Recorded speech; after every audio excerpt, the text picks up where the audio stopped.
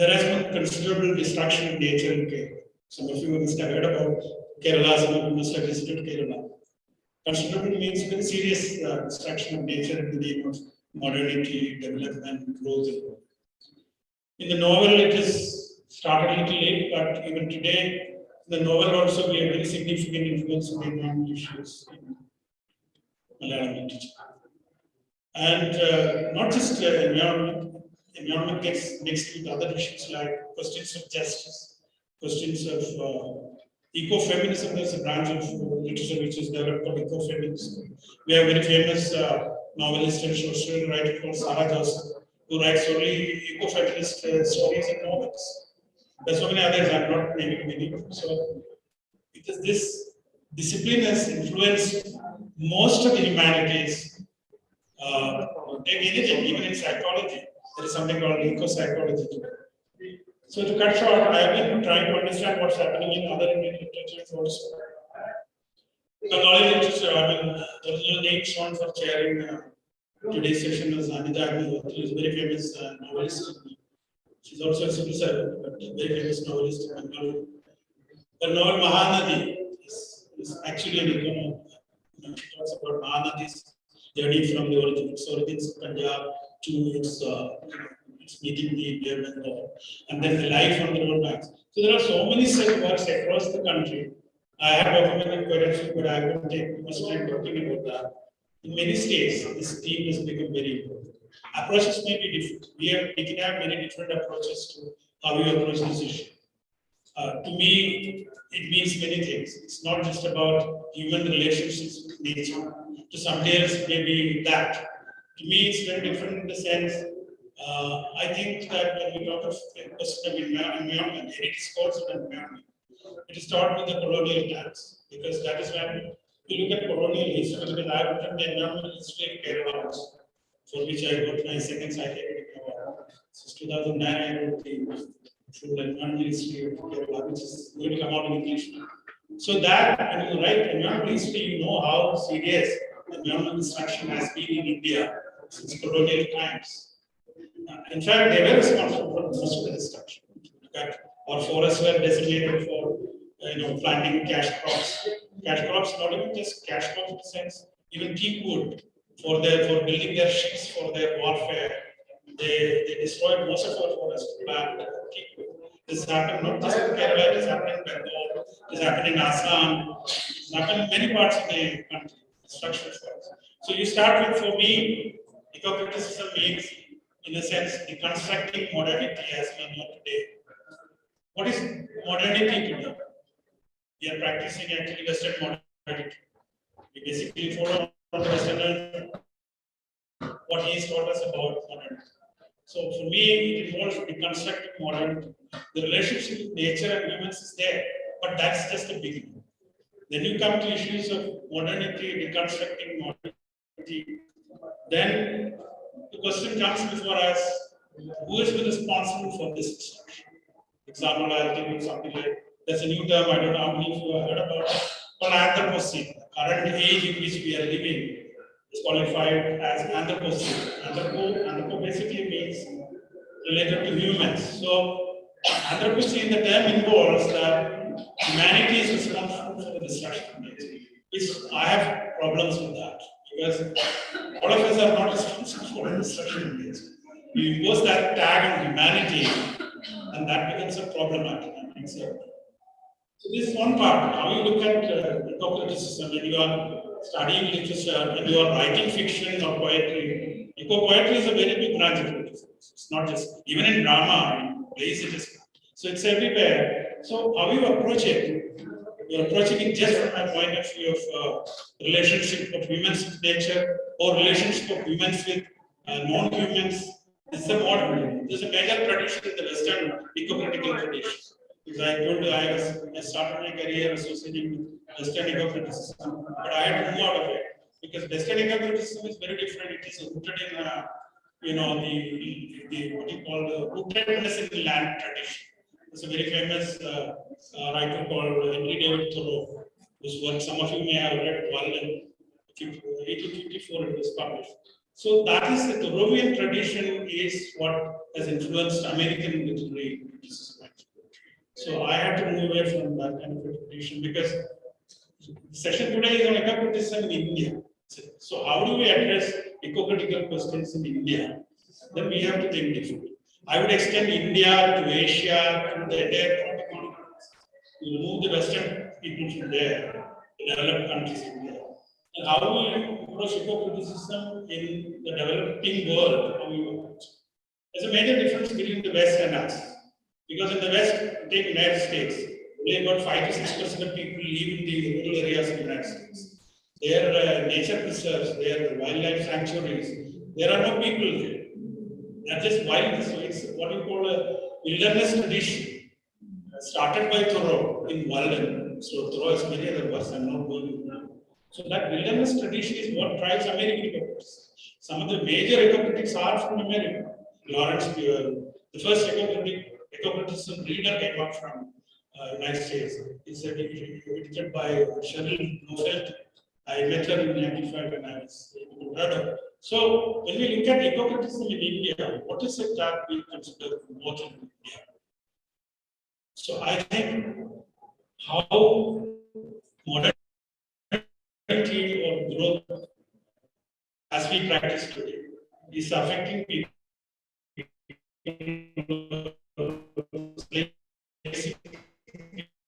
people, destroying their livelihoods, their habitats, because we have areas, Adivasis across the country, across the province, across the developing world, everywhere. You look at colonial history in Latin America, complete wanton destruction of the indigenous population when the Westerners came. Millions were killed, massively. I mean, I've read colonial history, so I can say this with some authority. So when you talk, I want to place it in the larger context of the developing countries, not just India. So we look at the wilderness, we move away from the wilderness tradition and look at the people, our people living in these wilderness areas, indigenous people. Then the second thing we will have to relate to is how women are treated in a patriarchal society like ours. And I don't agree with the equation of women with nature because that becomes a point for oppression of women. Because you're oppressing nature. So if you compare women with nature, that means you can oppress women also. It's a patriarchal. So you got eco-feminist traditions in a very different context. How women are affected. For example, I served my initial young years. I spent in Maharashtra's interior areas as a district officer. So I know I served in the most backward part of Maharashtra. This is Marathwada. When there are droughts, there are serious water problems. So when drought happens, the first affected in a patriarchal society, women are the worst affected. They have to walk kilometers to fetch water, for example. So these kind of issues need to get, and they are getting reflected in literature. Not just women's relationship when nature is destroyed, but within the family to across the social spectrum how women are treated. So this becomes very important. So in a sense, feminist movement has advanced towards ecological issues also by relating to how ecological issues affect women and also how a patriarchal society becomes a space for oppression. The other thing I would mention is as a starting point. Other panelists would have their own point of view. I'm just presenting mine and I request them. Generally, the critical idiom is you generally base it, some people base it on racial issues. You look at American critical tradition, there's a lot of racial issues come up because of people of color living in the United States, the physical oppression. There have been many writers writing on this. Then there is a question of class based by Marxist intellectuals. That's another tradition. So there are different kinds of idioms in literature. Western hypocritical tradition brought in place as a new issue in this place, relationship, place, rootedness in the soil, that is the basic. We, as I said, we move away from, we look at larger issues, how modernity as a practice is affecting our people. Then you can look at our traditions also. That is why Dr. Dhananjay said, what we're talking about, our Indian traditions. I myself written on how Sanskrit literature has been very environmentally rich. Vedas and Upanishads. I've written, in fact, I spoke in a seminar in English, I've written on that. I also written on, for example, Christian eco-theological tradition. Generally, it's believed that Bible is anti-nature, Christianity is anti-nature. But there has been a tradition started from 13th century within Christianity. Something like green theology started developing in 13th century itself. So there are traditions within our Hindu tradition, within Christian tradition. I have not looked at other religious traditions, so I cannot say authoritatively. So there are different perspectives possible in eco-criticism. In fact, the famous American eco-critic Lawrence Buell says eco-criticism is an umbrella for a diversity of approaches. How to approach it. So, but for a critic, as a critic, I need material fiction poetry to write on that.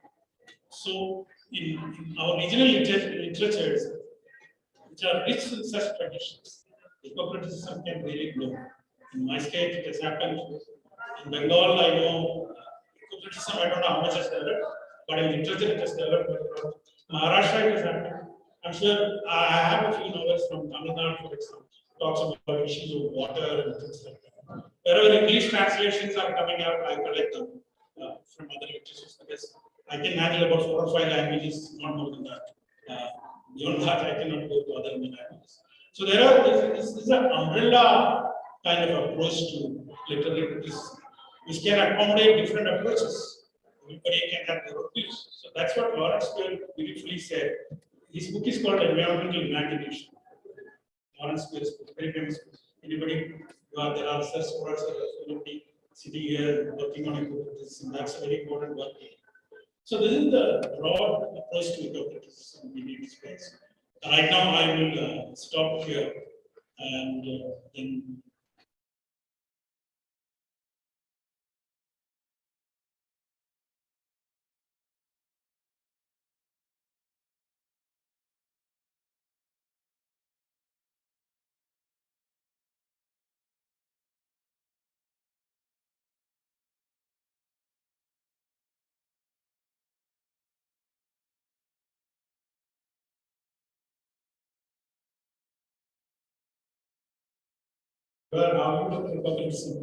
Then we can discuss it and I'll express my views.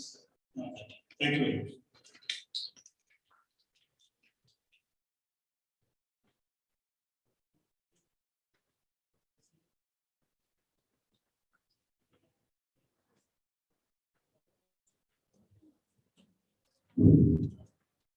much. Thank you so much,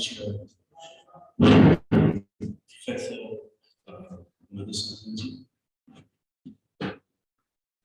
Sumati, the audience, and the Science Academy, gratitude for this opportunity. And in a way, take my cues from many of the ideas shared by the chair.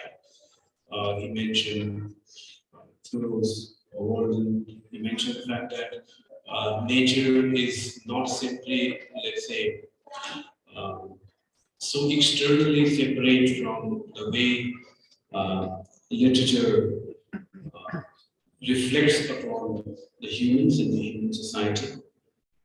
And my perspective comes from the classical Indian traditions. Amitabh Ghosh, in his book The Great Derangement, 2016, which in contemporary times after that,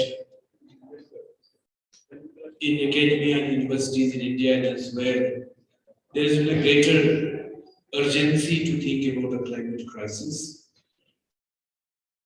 He makes one key statement in the book, and my guru, Professor Kapil Kapoor, is here, so seek his blessing. So the key statement that he makes in that book, The Great Derangement, of course, is that the 18th, 19th century modernity that you refer to is responsible for not only the climate crisis, but the sense of amnesia which affects us, that we don't think that it's coming to us, don't think that it's that serious.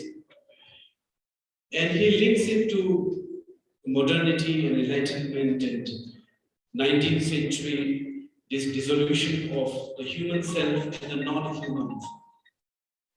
And an interesting argument he makes is this, that therefore literature post-modernity, post-19th century, and literary thinking and reflection has caused this schemism, or that inseparable separation between the human and the non-human, which can be restored by going back to the classical, whether Indian classical Sanskrit and Tamil, or the Western classical Greek. So, of course, Tamil classical tradition, the rich tradition that I talk about, of course, we all know who are in the literature department, at least about categories of Akam, Puram. To reiterate, I come from the classical Sanskrit, of course, tradition, and seek to argue that the very idea of the self, of being the human as such, and in literature and literary thinking and critical thinking, being human in terms of how we reflect about speech, language, how we reflect about critics and writers reflect about creativity, about what is understood as pratibha, which is imagination, about what is reflected as abhinay, performance, about what is reflected as reception of literary meaning and performance. All are imbued with what can be termed as ecology of understand today, the context that we're talking about. Rajshekhar Kavyamimamsa is a 9th-10th century critic and poet. He comes up with a category called Pravritti. Is a category that he borrows from Bharatanatyam Shastra, and he uses it in the context of poetry. The Bharatanatyam Shastra is primarily a text of performance, where he makes an observation which is important for us to explain today, where it says that every word and object, so you see a connection between word and object, every object, in whatever context, primarily in environmental context, non-human obviously, has an ability and tendency to create meaning or to incline an agent towards an action.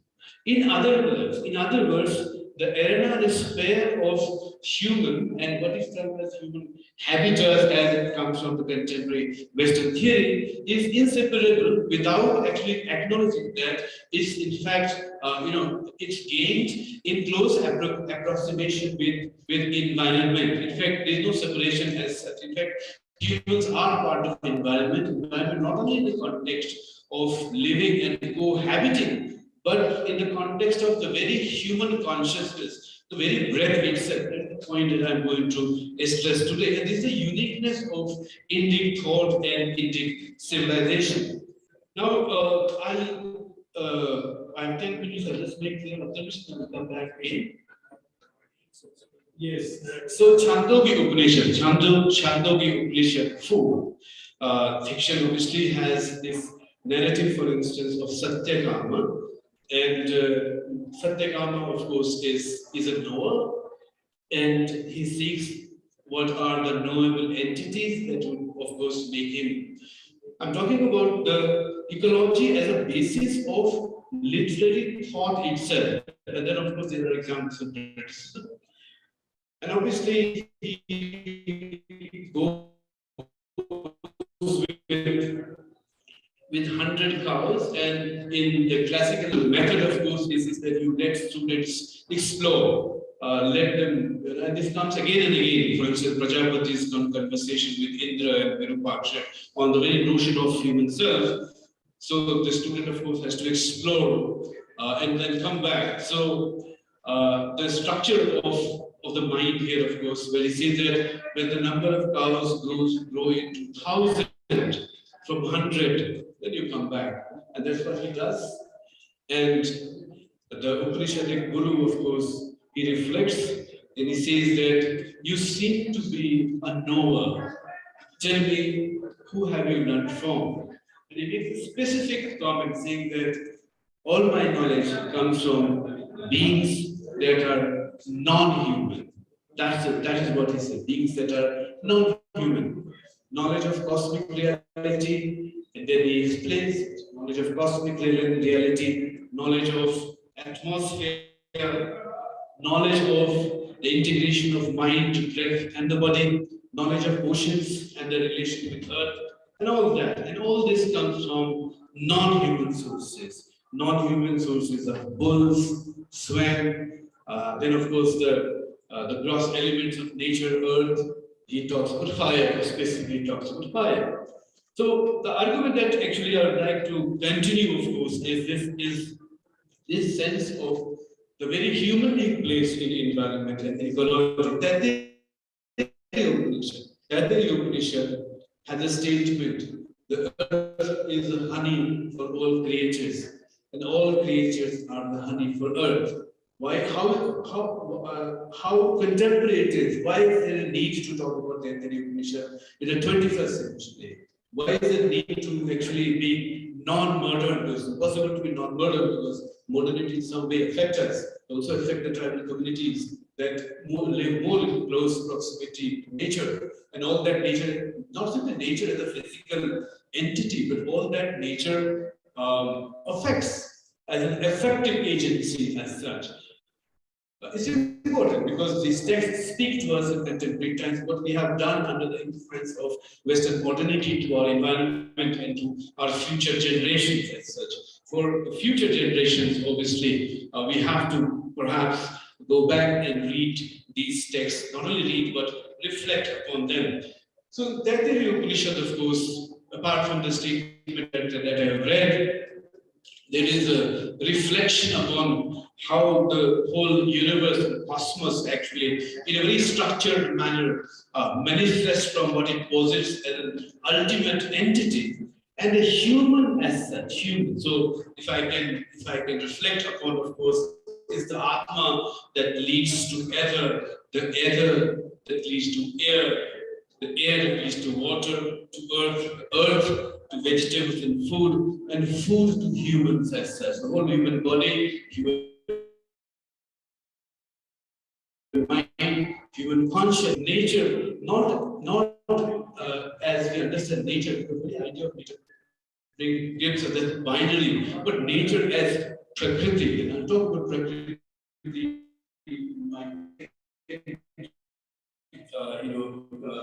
when I have the as such of critical thought itself is rooted, is rooted in this inseparableness.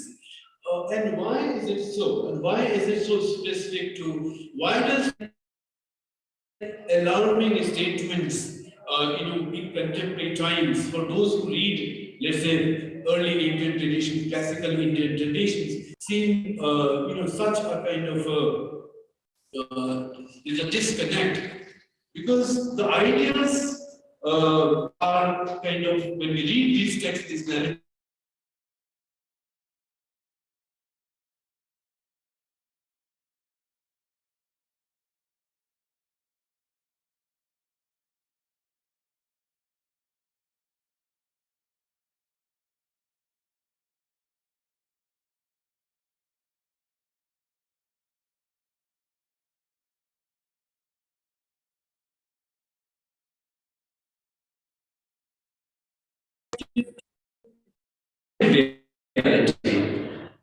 all that has the Western modernity lead to us, and all this, the environmental disaster is a cause of the fact that the intellectual faculty has superseded the imaginative and the sensitive as such.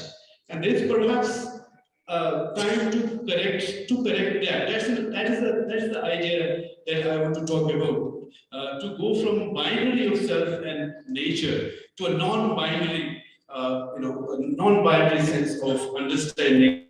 And another point that I would like to express here, and that I'll end this my opening remarks, is an orality. And all early Indian traditions, the primarily oral traditions, the tribal traditions today existing are all primarily oral traditions.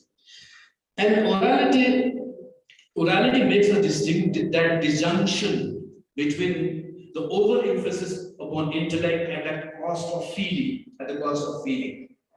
And orality, the whole idea and performance of orality has intrinsic properties for ecological preservation.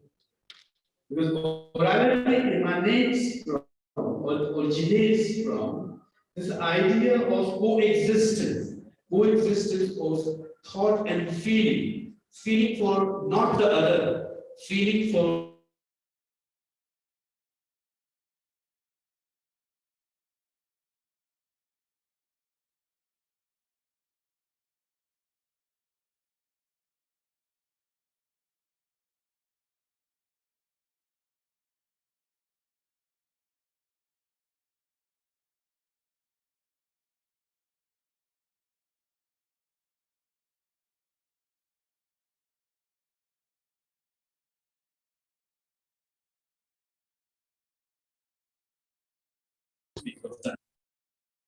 performance.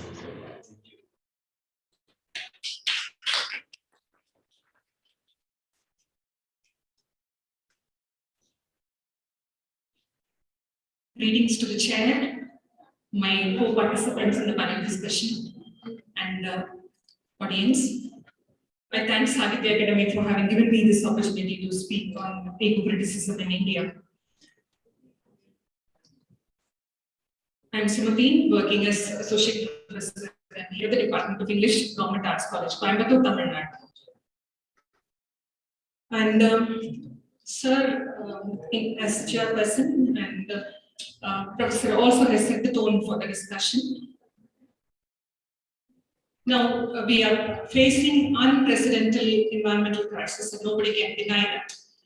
And we have to look at more solutions from social, political, and scientific spheres alone are not enough. We have to accept the fact that we need philosophical and spiritual avenues to look for solutions. So when we do that, we have immense potential in India. What both the speakers who have spoken before me have underlined. And for example, the ancient Vedas, I cite one example, Prithvi Sutta Atharva Veda. It's a beautiful environmental invocation. Mata Bhumi Putroham Prithviyat. Earth is our mother and we are the children. It's really a allegiance of man towards Mother Earth. And now in this part of my talk, I wish to tell you how the many isms, the theories would have come from the West. Those labels have come from the West, but we have it in our Indian traditions from time immemorial. So for that, in my research, I had taken the sacred book of 4000, that is, in Tamil you call it as the Nalaira Divya Prabandham, where you have the hymns of the 12 altars of the saint poets. So I would like to cite certain theories and how they are present already there in the 20th century. Theories are already embedded in the works written by 8th to 9th century poets. The first one is the theory of the goddess Gaya, the Gaya theory formulated by James Lovelock. He says that Earth is a living organism which is capable of sustaining itself. And has come, the term Gaya has been taken from a Greek primordial, it refers to the Greek primordial goddess. Now, one Tamil poet called, the saint poet called Tirumangai, has written one hymn where this Gaya is present there. Okay, the earth is imagined as a dame. The dame, Mother Earth, has got the mountains in her bosom, and she has got the tresses on her hair. That is, the dark clouds are her tresses, and the oceans is the dress that she wears, and the streams are the veins that run through her body, and the sun is the radiant jewel that she wears on her forehead. So you see the image of 20th century Lovelock theory present in our 8th century poet. The next one, people talk about what you call as the deep ecology principle brought about by Anne Nace, a Norwegian philosopher. There, they say that the intrinsic worth of each creature is important, whether it is useful for man or not. Each creature has got its intrinsic worth and it has its immense right to live in this world.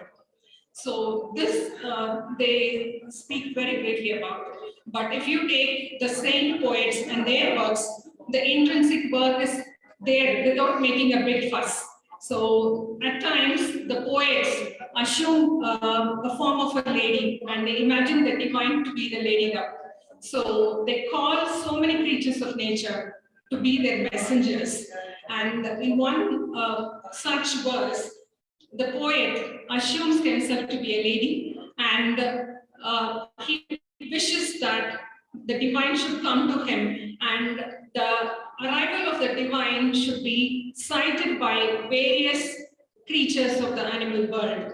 The first creature is the crow pheasant, and next he addresses the crow, and then he addresses the parrot, then he addresses the cuckoo, then he does not even leave the lizard.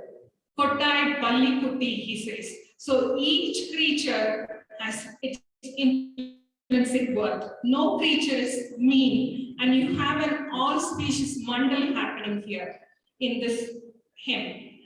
And so what you call as interspecies communication or intrinsic worth of each creature, everything gets spoken about without much fuss in all these poems. And then the next is ecosophy. In Anne Nace's philosophy, there is something called as ecosophy, that is where the self transcends and it's able to identify with the higher self, that is the higher self with a capital S. So here in the poets, the higher self is the ecological self, and transcending happens in a matter-of-fact manner. Automatically it happens, and they're able to identify themselves as a part of this biocentric whole. So that is what they are able to achieve. And another ism which I want to highlight is bioregionalism. Braun Taylor speaks about bio. Every bioregion has its own intrinsic life is sustainable in that particular bioregion. So here you have a poet in the Tamil tradition called as Thirumangai Alvar. Thirumangai is his name, and he has traveled from north to south.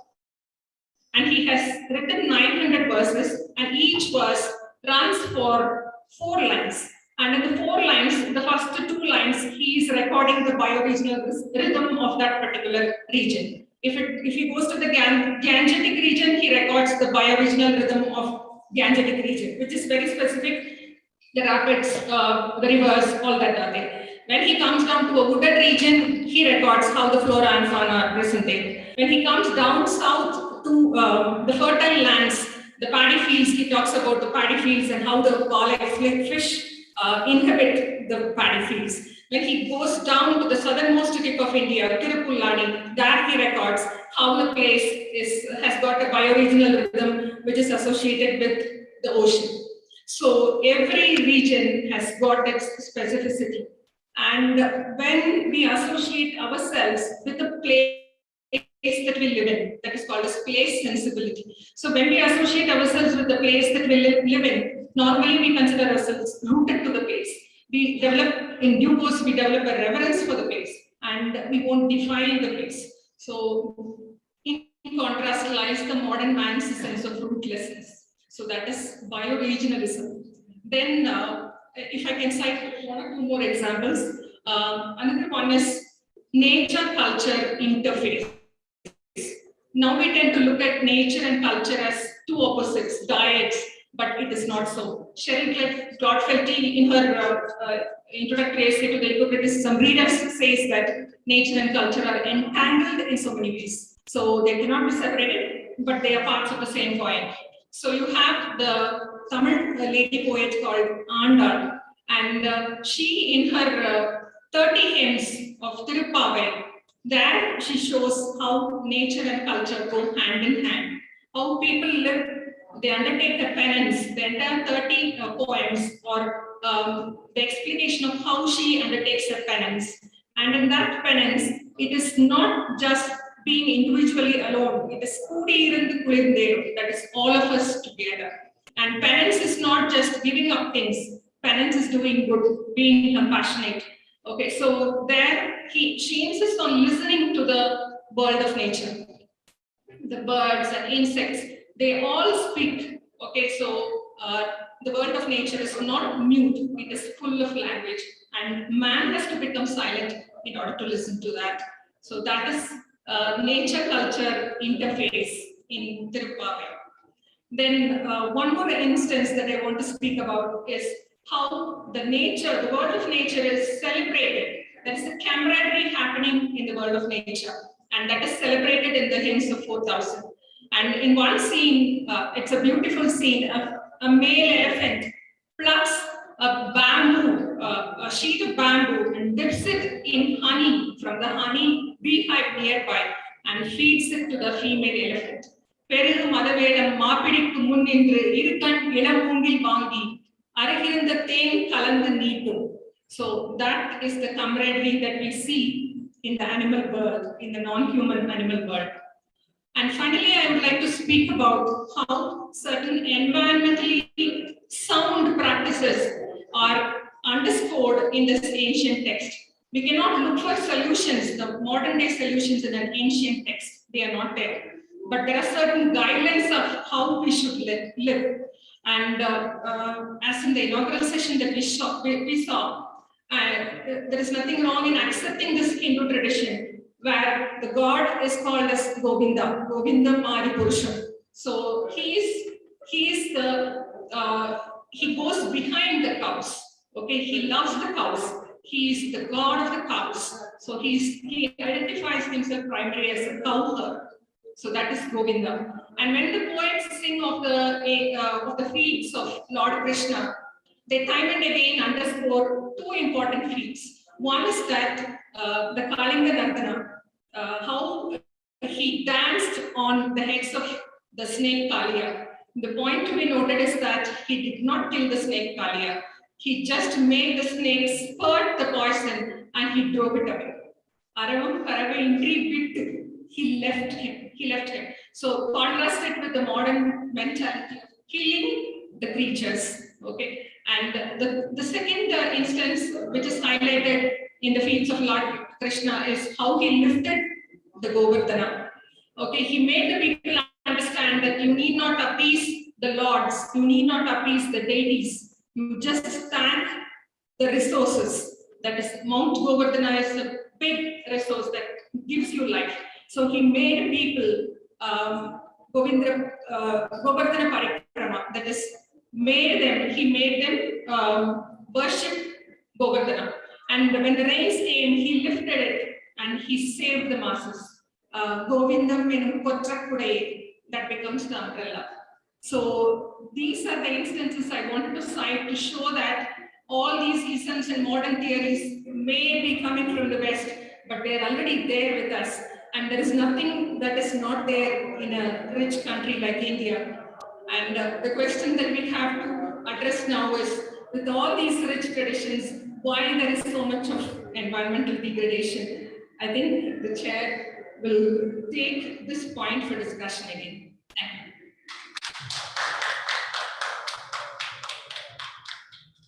Start from where Sindhi story.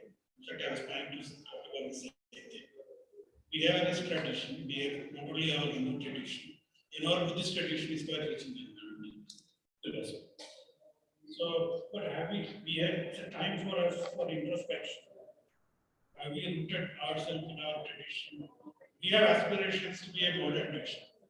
Certainly, we cannot lapse into primitivism. That's not an option for us.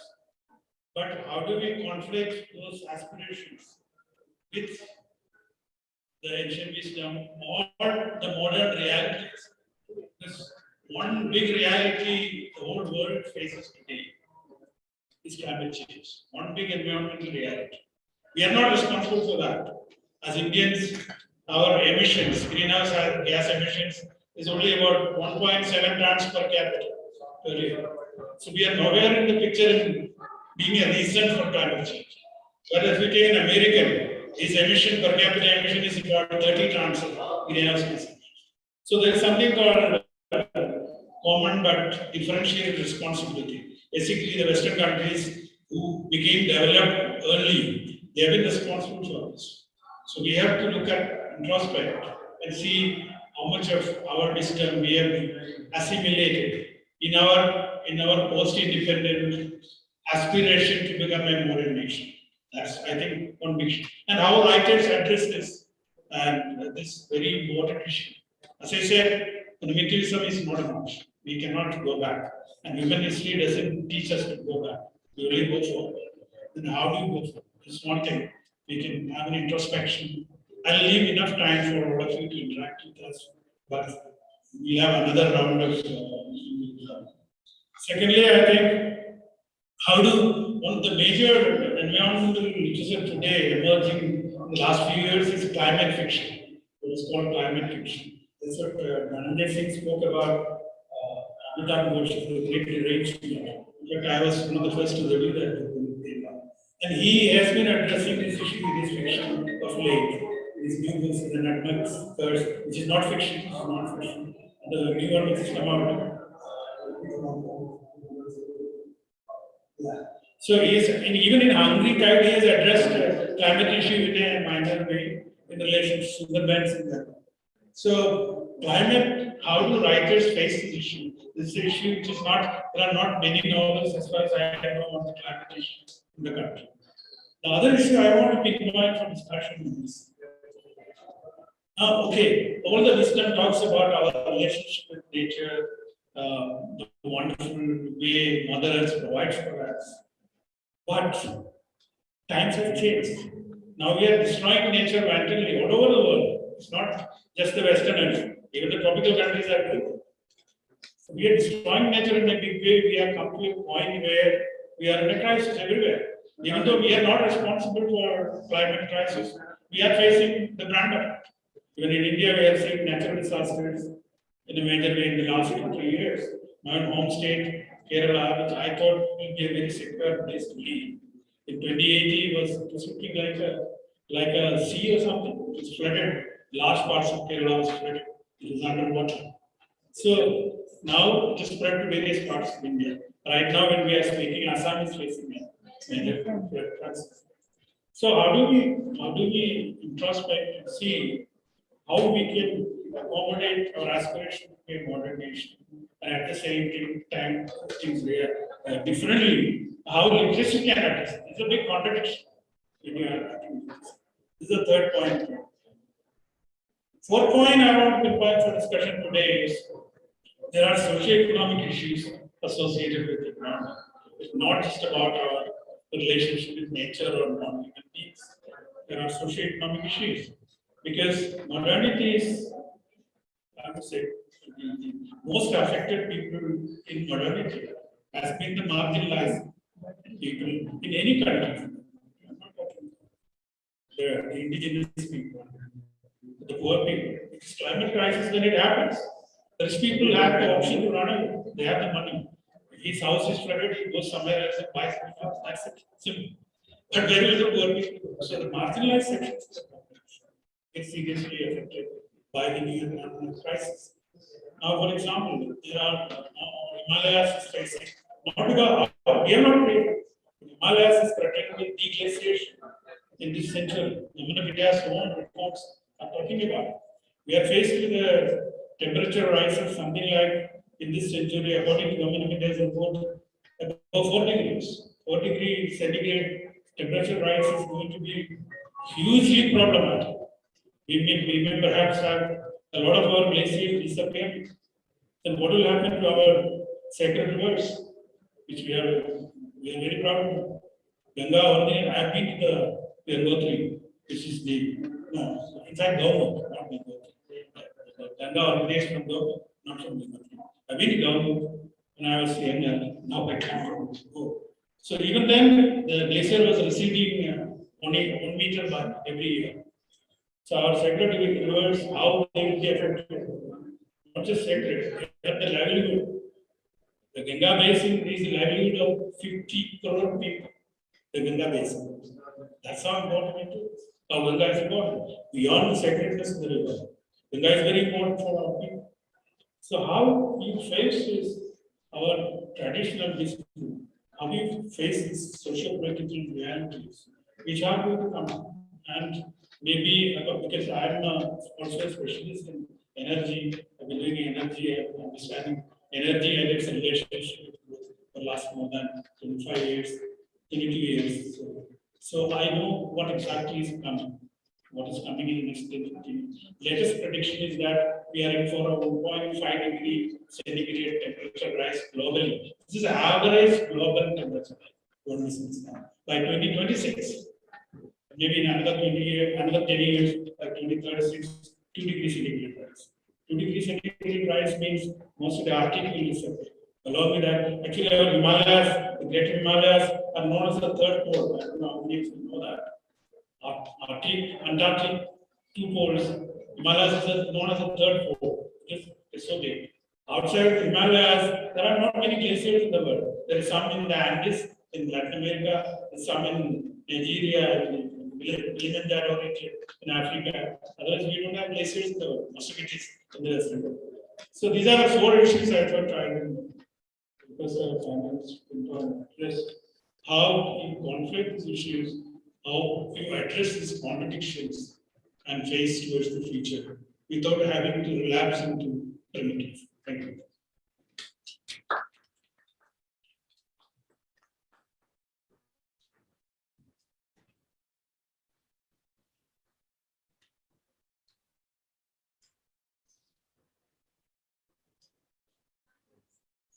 Thank you, Chair, for these rather provocative ways to important area of discussion. Obviously, there are literature increasingly now in the last, especially in the last 2-3 decades, earlier addressed the issue of environmentalism, including the text that you mentioned, the Hungry Tides about Sundarbans and the animals and the crisis. But let me begin with this idea of how to move forward, because in my personal, of course, considered view, is this unless and until we decolonize our canons of thinking about literature. Literature itself is, because I'm sure you agree with you, focus. So it's not simply literature with written in English and sort of narratives, but literature written and composed in all roughly 1,600 languages in India, including languages that do not have, let's say, writing at all essential. There are modes of expression that are oral. And these are societies, for instance, the Khazis in Meghalaya, they have a tradition called Kha tradition. These are the major concepts, and I have an opportunity to work with Professor Kapoor, Captain Kapoorji on Encyclopedia of Indian Poetry. We collected literary forms and expressions from all across India, and all major languages, on what is called major languages is still problematic. They have literature, they have compositions, they have anvayas. And the whole question of moving forward, to me personally, is like, it's impossible to forget memory, otherwise you get demented. There's always a sense of dementia, we forget. And also this whole idea of time, whether it's a Buddhist tradition, early tradition, or a tradition that lives among the tribals now, it's the cyclical tradition, of course. Cyclical tradition. And that is also there ingrained in our many concepts. Anuvad itself is this whole idea that the original and the translated, hierarchy depends upon a temporality which questions linearity. So, but question is extremely important, is that we read literature in English and other languages, but can we reflect upon what categories and concepts do we use, do we formulate that we can call eco-critical? And these concepts and categories are, they transcend time and they transcend space. For me personally, why I say that in all different disciplines of knowledge, in literature, it's important to decolonize the canon properly. Since that, and since I come from, of course, I can talk about other literatures as well. Categories that are used in poetry, that are used in performance.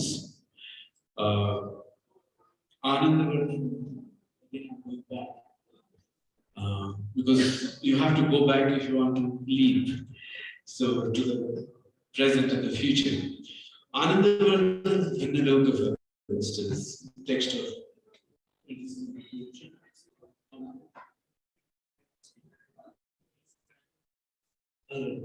Thank you. So what I'm trying to say is this, that these texts, it's important text. How many of us know that these texts on poetry and poetry criticism exist? It has innumerable categories that can be used to analyze and read poetry and narratives that reflect upon that thematic focus on the relationship of human and ecology. For instance, the category, I'm just giving one category from Anandavardhana. Asamlakshikam Dhvani. Dhvani means symbolism, suggestion. In the same way, we have symbolism aesthetics in the West, 20th century. So, a certain category where the literal meaning, the transfer from the literal meaning to the symbolic meaning does not admit of a perceptive or a perceptual transition is Asamlakshikam Dhvani, for which, of course, he goes to, Prakrit.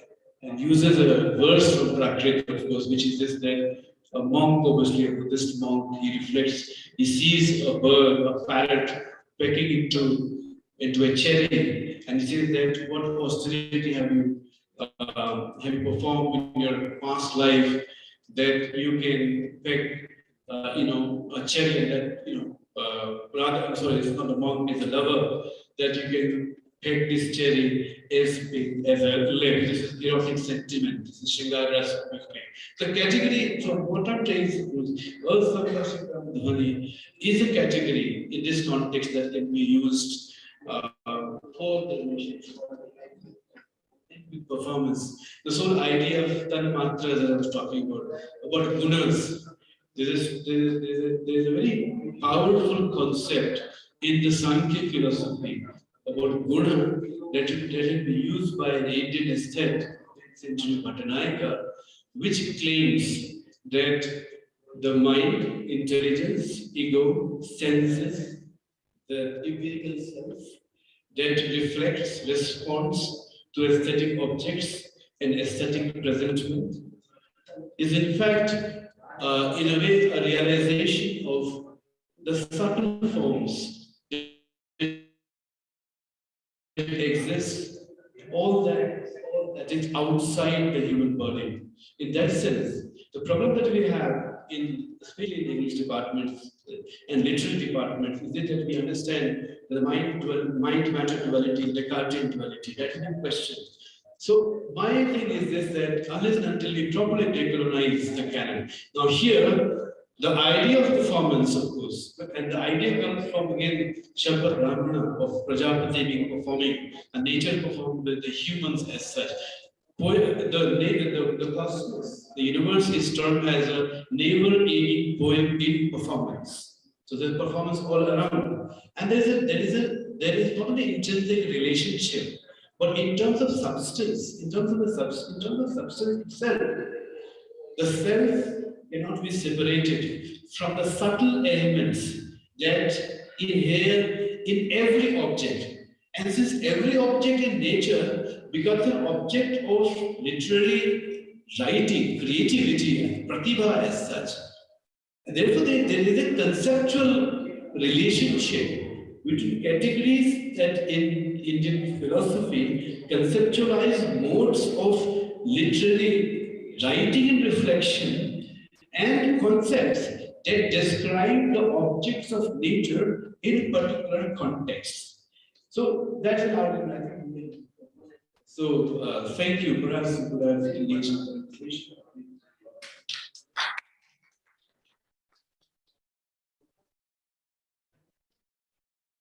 I'll pick up the threads from what the two professors have already left. The first, Professor Madhusudanan spoke about climate crisis, and Professor Dhananjay Singh spoke about the decolonizing and how dualisms have led to all these problems. I absolutely agree with that. That's an undeniable fact. When you divide and divide, and there are going to be more and more problems. So man as opposed to nature, man opposed to woman, and day opposed to night, this structuralist habit of dividing everything has led to the division of man and nature. Man opposed to nature, so man is there to conquer nature. So this is a colonial mentality because colonists only looked at nature as something that had to be conquered. And whereas in ancient Indian traditions, we did not have that. We knew that we are a part of nature and the man is just embedded in this grand scheme called cosmos and he's just a speck. So when you understand that we are just a speck in this cosmos, then there is no place for anthropocentric arrogance. We understand that we are a part of this biocentric whole. That is one thing. And another thing is when we look at Indian environmental literature, we have to consider Amitav Ghosh and his latest non-fiction text, The Nutmeg's Curse, where he says how the nature, that is nutmeg here, stands as a representative of nature, the spice, and the indigenous people, the Bandanese people who have been driven away from that particular island, and how the spice that brought them fame had become their source of curse also. So this is a trend that we see in modern literature that is related to the environment, whether it is Indra Sinha's Animals People or Mahashweta Devi's we have many water, for example, Mahashweta Devi's Water. There is another long short story called as Pterodactyl Pirta, Puran and Pirta, where she says how the indigenous people, toxicity is prevalent everywhere and how people don't realize even that because they are so indigenous and that is not in their consciousness.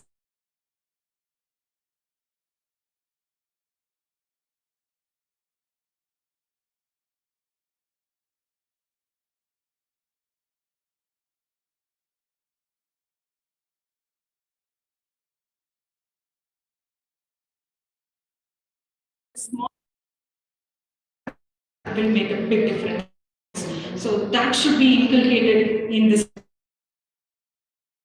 in the children. And as an English teacher, I have come across sentences where changing active to passive. We give sentences like that to students. A generic Rama or Ravi or somebody killed a snake.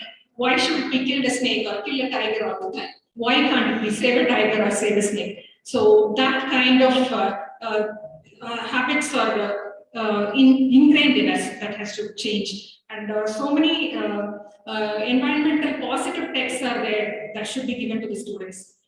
There is so much of, there are so many narratives where game hunting is celebrated. That should be, I think that should be removed from the school syllabus and the college syllabus. So these are some of the lead points that we as teachers and professors can do and researchers can.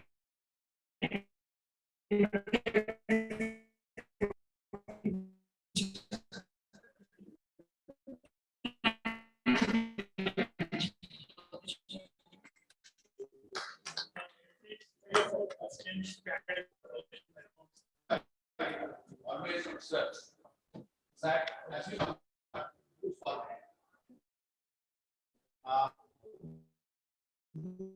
forward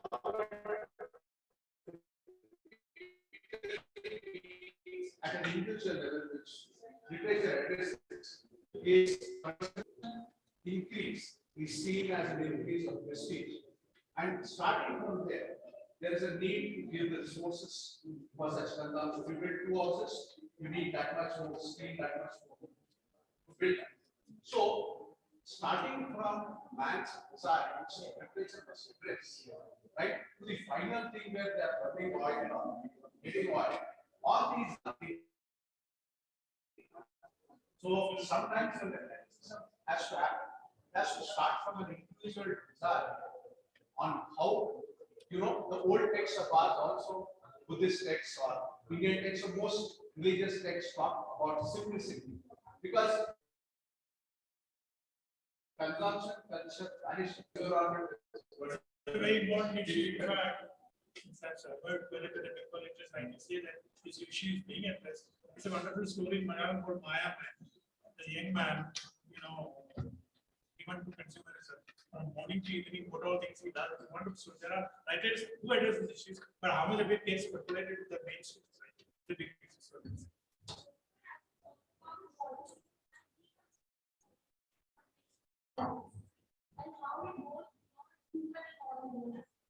But to modern man, he's better on the fascination and to the fact himself. I would be sorry, somebody had already said so. I'd say my point of view that is that I don't want to exclude humans from the environment because there is a famous saying that animals and plants are not environmentalists. The earth is not bothered about what happens to the earth. It will go on. The cosmos will go on. Why environment becomes a point of conflict is because we are there. We think. So we think about environment. It's more about our survival as well as for the non-human survival. But we think, we act. They don't. That's the difference. So I don't want a human, a system where humans are excluded. Phobia. I don't agree with that. I'm against anthropocentrism. That's fine, but I don't exclude humans. Anthropophobia is not a solution. They want to differ.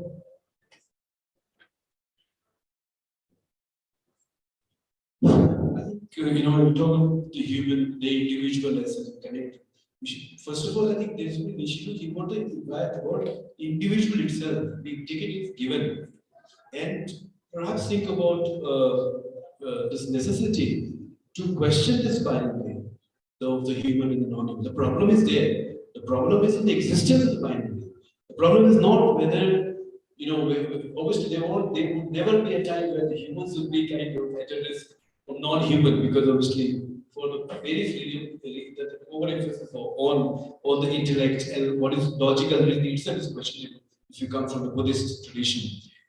But the binary is a problem. That's what it is, and we need to go beyond the binary as such. So, Manish ji, कुछ कहना चाह रहे हैं? Sir मेरे पास प्रश्न नहीं है, मेरे पास थोड़ा सहयोग है आपके लिए उत्तर है। मैं सबके साथ 2 मिनट में बस 1 मिनट में जैसा कि सुमति जी ने बताया लास्ट में और पहले उन्होंने बताया उन्होंने कहा कि बच्चों को बच्चों को सिखाना चाहिए कि बाप को मारो, सांप को मारो, उसको बचाने वाला काम करना चाहिए। तो मैंने कहा कि मैं सोल्यूशन की तरफ से हूँ, मैंने किताबें कुछ पढ़ाई है, ये किताबें पढ़ो। मैंने किताबें से मैं ये चाह रहा हूँ, ये जो अभी आपको ये जो भी आप ये करेंगे ना आपकी तरफ से, उसमें काइंडली ये कहिए कि जो विभिन्न भाषाएं क्योंकि जंगलों के आसपास रहने वाले लोग जो छोटे-छोटे संख्या में रहते हैं, उनकी भाषाओं में ये संरक्षण की चीजें जानी चाहिए। सिर्फ अंग्रेजी में करने से नहीं होगा, हम लोग कितने लोग समझ पाते हैं जो बाहर में जो ये के आसपास में लोग हैं, उन लोगों के पास Thank you, Manish. शब्द में शक्ति है और वैचारिक मंथन बदलाव की रूप पैदा करते हैं। एक बहुत ही दिलचस्प सेशन रहा। हृदय से आभार हमारे आदरणीय अध्यक्ष महोदय जी का, मधुसूदन जी का, धनंजय जी का और स्मृति जी का कि आप तीनों यहाँ आए। और चूंकि स्मृति जी को little late in joining us और हम आपका फॉर्मली आपको वेलकम नहीं कर पाए, तो मैं अंकुम तिवारी जी से आग्रह करूंगी कि आपका मंच पर अभिनंदन करें। तो तो आप सभी प्रतिभागियों का आपने यहाँ पर कंट्रीब्यूट किया, सुना, आप सबका भी आभार। ये सत्र हम यहाँ समाप्त करते हैं और अगला सत्र 2:30 बजे शुरू होगा ललित कला गैलरी में ही, जिसका विषय रहेगा Indian classics and world literature. So आप सबकी मुलाकात होगी। धन्यवाद।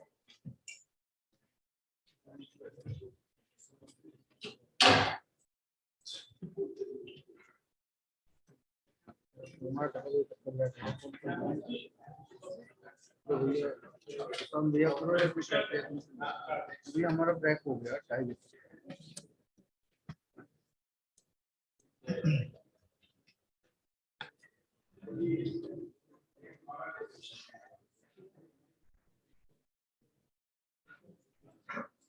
Yes.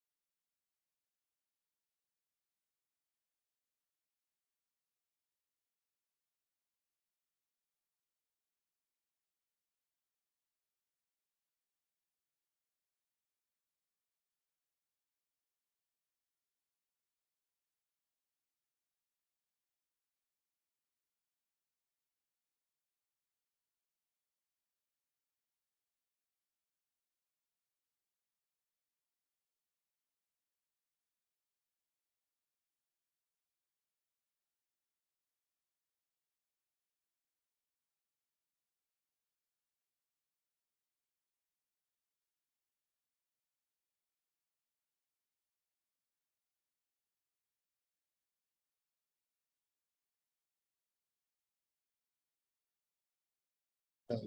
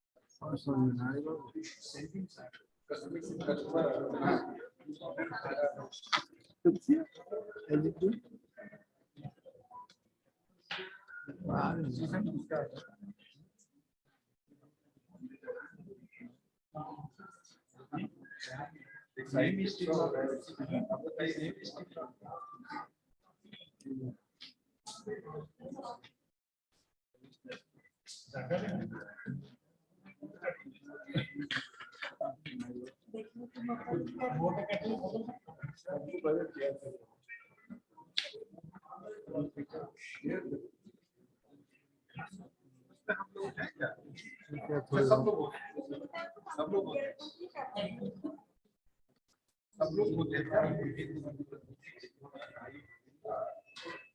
ऐसा मुझे नहीं पता, मैं नया नया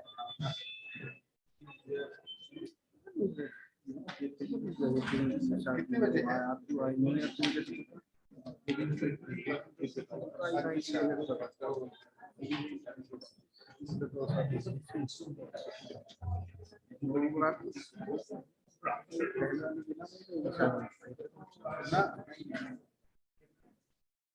हम दूसरी की तरफ पहले क्या होगा कैसे ना हो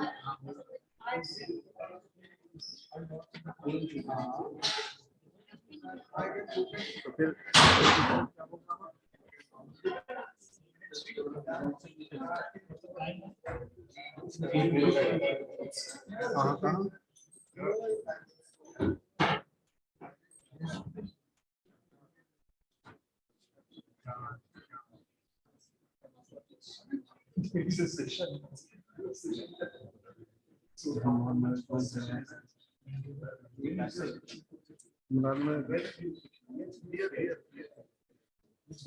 मोटा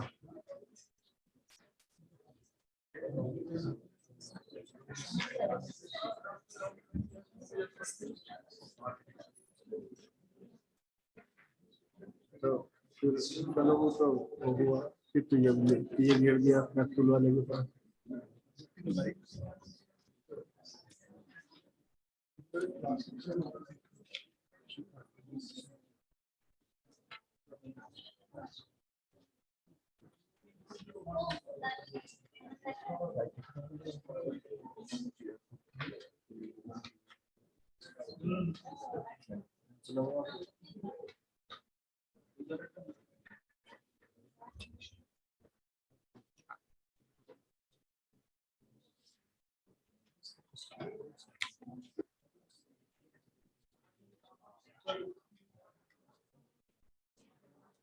उन्होंने क्यों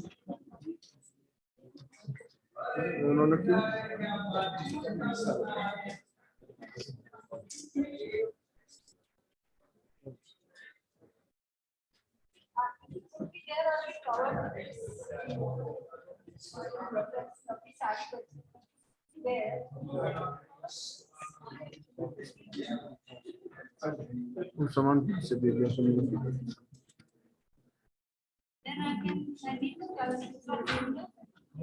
सामान पे दे दिया सामान पे दे दिया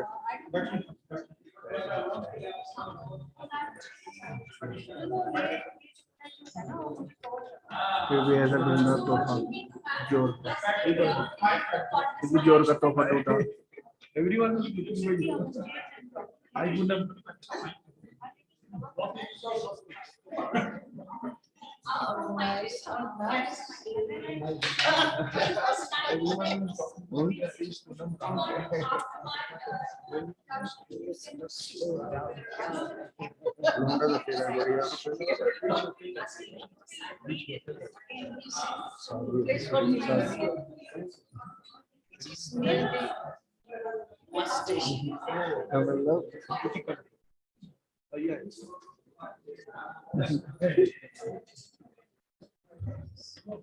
पर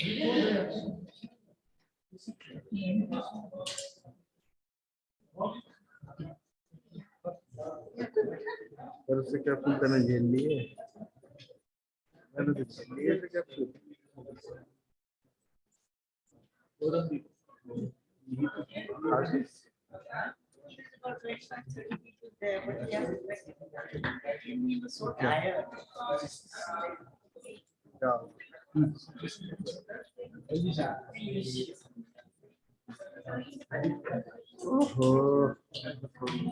गुड आफ्टरनून। आप सभी का स्वागत है उन्मेष में यानी अभिव्यक्ति का उत्सव फेस्टिवल ऑफ एक्सप्रेशन। भारत सरकार का संस्कृति मंत्रालय और केंद्रीय साहित्य अकादमी हिमाचल प्रदेश सरकार के भाषा संस्कृति विभाग की ओर से आयोजित कर रहा है अंतर्राष्ट्रीय साहित्य उत्सव। ये उत्सव आजादी के अमृत महोत्सव के तहत आयोजित किया गया है। साहित्य के इस उत्सव उन्मेष में साहित्यिक और सांस्कृतिक अभिव्यक्ति को प्रभावशाली ढंग से जीवित प्रस्तुत करने का प्रयास है। इसमें लगभग 60 भाषाओं का प्रतिनिधित्व करने वाले 400 से अधिक लेखक, कवि, अनुवादक, समालोचक और विभिन्न क्षेत्रों के प्रतिष्ठित विद्वान भाग ले रहे हैं। इस समय हम ललित कला गैलरी में उपस्थित हैं और इस सत्र का शीर्षक है Indian classics and world literature. Indian literature in many languages has inspired many thinkers in many countries across the world, from the ancient classics like Bhagavad Gita to the modern classics like Gitanjali of Rabindranath Tagore. इन कालजयी रचनाओं का विदेशी भाषाओं में अनुवाद होता रहा है, जिससे बहुत से विद्वानों और लेखकों को प्रेरणा भी मिली है। और ये प्रेरणा मिली है कि वो भारत आए और यहाँ के इतिहास और संस्कृति और भाषाओं को जाने। दूसरा सत्य ये भी है कि इस आधुनिक काल में, मॉडर्न पीरियड में, विश्व के लिटरेरी क्लासिक्स ने भारत के लेखकों को भी प्रभावित किया है। This session is a discussion on the relationship between literary classics of India and the world literature. Session की ड्यूरेशन रहेगी 90 मिनट्स और इस सत्र की अध्यक्षता करेंगे हरीश त्रिवेदी जी से। हरीश त्रिवेदी जी, आपसे अनुरोध है कि कृपया मंच पर अपना स्थान ग्रहण करें। Harish Trivedi, former professor of English at the University of Delhi, was visiting professor at the University of Chicago in London. He is the author of Colonial Transactions, Indian Literature and India, and co-editor of Interrogating Post-Colonialism, Post-Colonial Translation, Theory and Practice, The Nation Across the World, and Kipling in India, India in Kipling. He is a contributing editor of Literature, A World History, that is going to be published in 4 volumes by Wiley Bagwell, New York, in June 2022. Sir, आपका हृदय से अभिनंदन, आप मंच पर हमारे साथ हैं। अब मैं आपका परिचय कराना चाहूंगी इस सत्र के बाकी स्पीकर से। हमारे बीच हैं Esther David. She received the Sahitya Akademi Award for Book of Literature in 2010, and her book, Bon Appetit, The Cuisine of Indian Jews, has received the National Jewish Book Award, USA 2021. She is an Indian Jewish author and writes about the Jewish experiences in India. She is the author of The Walled City, By the Sabarmati, Book of Esther, My Father's Zoo, Shalom India Housing, Bombay Brides, and Ahmedabad, City with a Past. She has received the Hadisa Brandeis Institute Research Award, USA. Her novels have been translated in French, Hebrew, Marathi, and Gujarati. We would gracefully request you, ma'am, to kindly take the stage.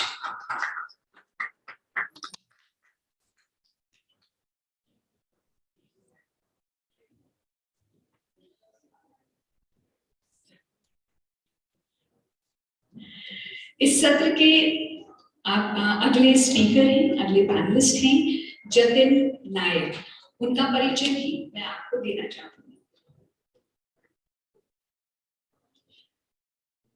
Jatin Naik is retired as Professor of English from Utkal University, Odisha. Jatin Naik has co-translated into English Fakir Mohan Senapati's classic Uriya novel Cha Mano Adha Kuntha and Senapati's autobiography Atma Jeevan Charita. He won Katha Translation Award 1997 and Hutch Crossword India Fiction Translation Award 2004. He is also a member of Sahitya Akademi's English Advisory Board. Jatin Nayak sir, आपसे अनुरोध है कि कृपया मंच पर आकर अपना स्थान लें।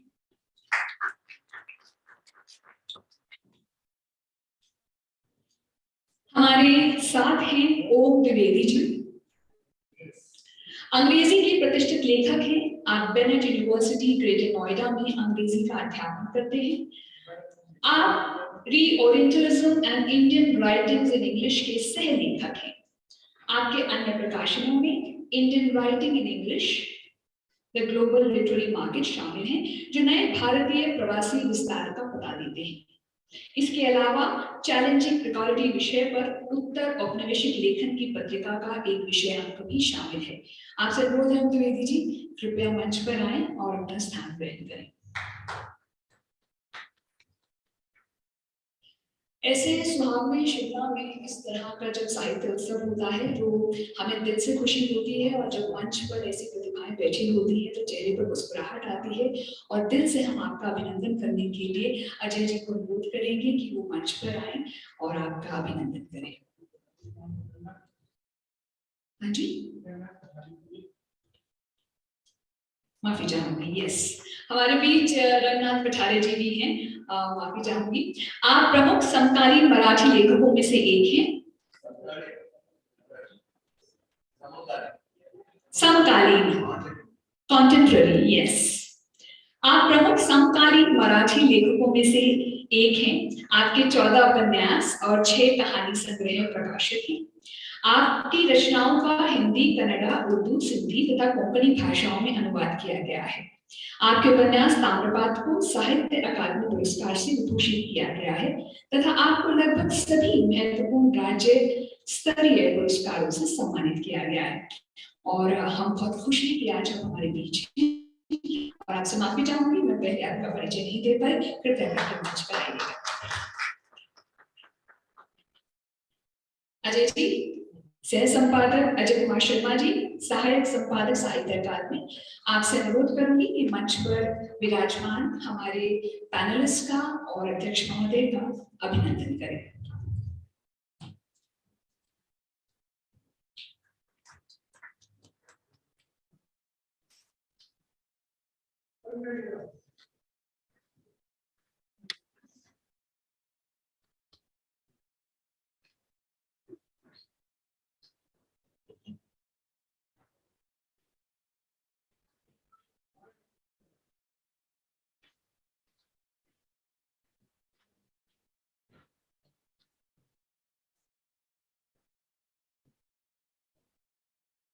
And I must tell you, it's a good time to clap. अच्छे से मैं तस्वीर लेने का है, अगर हम अपने सभी पैनलिस्ट और सर्टिफाइड का हमें ग्रुप फोटोग्राफ में ले पाए।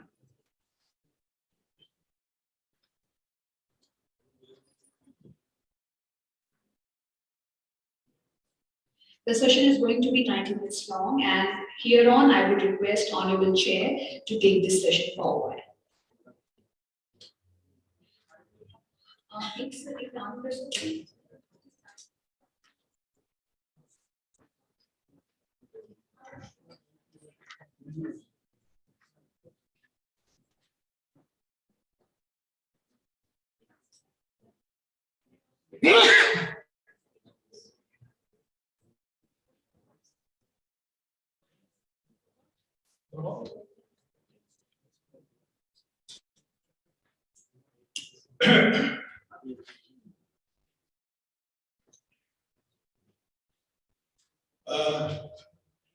Before we start the session, There's something sad to share with you.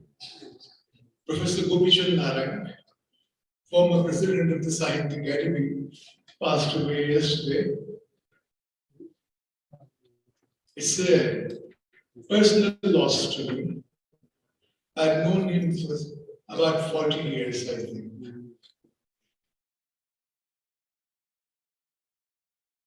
He was an outstanding Urdu scholar, a mesmerizing speaker, combined the magic of Urdu with the subtle wit that we associate, perhaps wrongly, with languages like English.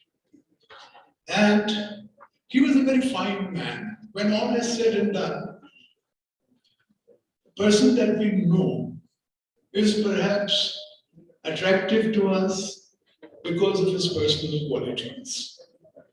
He was also a great administrator. I mean, I have, in my own mind, there is no hesitation that he was probably the most outstanding president of the Science Academy that I have known, and I have known about 10 of them coming. He had a particular gift of taking all his colleagues along with him in a huge body like the Science Academy. Everyone who worked with him in that huge institution was happy for him. And he knew exactly the true worth in the most positive sense of everyone he came across. It is said that the old Mughal emperors had a gift of of recognizing immediately what a person was worth on first sight, and therefore employing him, therefore working with him in the most productive manner. Gopichan Sahab was one such person. Those of us who know him have been thinking of him constantly ever since the news came. He made a lasting contribution to the Science Academy. It is today what it is because of tremendous efforts that he put into making it what it is. This is the Amrit Mahotsav, the 75th anniversary of our independence. It is also my Amrit Mahotsav, as it happens. And maybe that's why I'm here. That's why I've been asked to come here. I have two qualifications. It is my not yet Mrita Mahotsav. It is certainly not Amrit Mahotsav. I am as old about as Indian independence. I was born in 1947, but I've never ever identified myself with Midnight's children. That's a very unfortunate phrase. Foreigners love it. We have no reason to love it. I identify myself as a child of the dawn that followed that midnight. The dawn that made so many things possible for us, and which we have seen grow and prosper in these 75 years. I have one other qualification for being here today, which is that, as was mentioned in the introduction, I was one of the 7 coordinating editors of a history of world literature, which is about to be published in 4 volumes in London and New York, late this month or early next month. I myself wrote the section on South Asia, South Asian literature from the beginning up to the year 2000. It was sheer presumption on my part. No one man should have done it, but I have done it and survived to tell the tale. We shall see when the book is out, when you have read it, we shall see what music I have to face.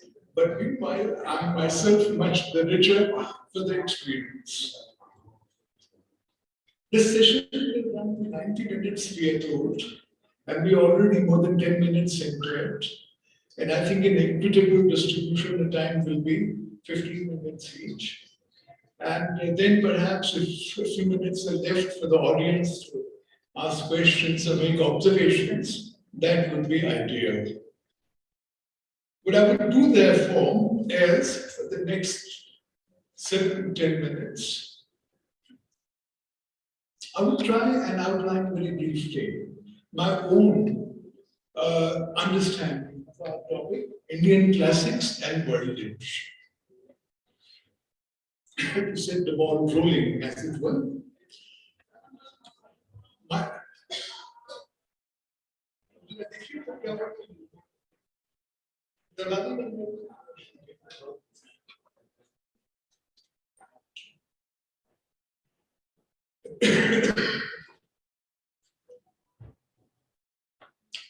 First thing to say about Indian classics and world literature is, naturally, out of a sense of identification with anything Indian, with anything classical even more, all of us want the Indian classics to occupy a very high position in world literature.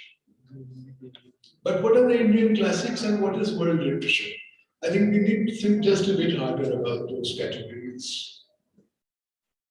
It is said now, not always reverently, that India in the past was the Jagat Guru. In fact, it's often said mockingly. This only began in the last century. This is not a claim that we made in ancient India. There is no evidence of that at all. I believe, from what I know, that this began with the Arya Samaj. And this began as a claim which would undermine the cultural hegemony of British rule. It was an act of protest for us to say to everybody, including the British, we were once upon a time on top of the world, even if you may be so now. But more than the Arya Samaj, I think it's a popular expression of the sentiment that we are the best in the world, which we can ascribe to the poet Muhammad Iqbal. In 1904, I think it was, he wrote, Taranaye Hind, Taranaye Qawmi, Sare Jahan se acha, Hindostan Hamara. And we all take it for granted that this is exactly so, that this is the literal truth. I would have liked to ask Iqbal Sahab, give us 3 reasons why you say so, of any kind. It's nice to hear, especially when it's music, and especially when you sing it, but Sari Jahan se acha, Hindostan Hamara. Another thing about Iqbal Sahab, Muhammad Iqbal, is that only a few years later he changed his mind. He wrote a Taranaye Milli. He'd been to Europe meanwhile and he'd seen how the Muslims had ruled part of Spain and then been driven out and butchered or converted, the same as they had done when they had conquered Spain. And this made a lasting impression on him. And he came back and he wrote another version of the same anthem. And this anthem was, Chino Arab Hamara, Hindostan Hamara, Muslim hai hum, Batan hai Sara Jahan Hamara. Not Hindi hai hum, Batan hai Hindostan Hamara, but Muslim hai hum, Batan hai Sara Jahan Hamara. Pan-Islamism.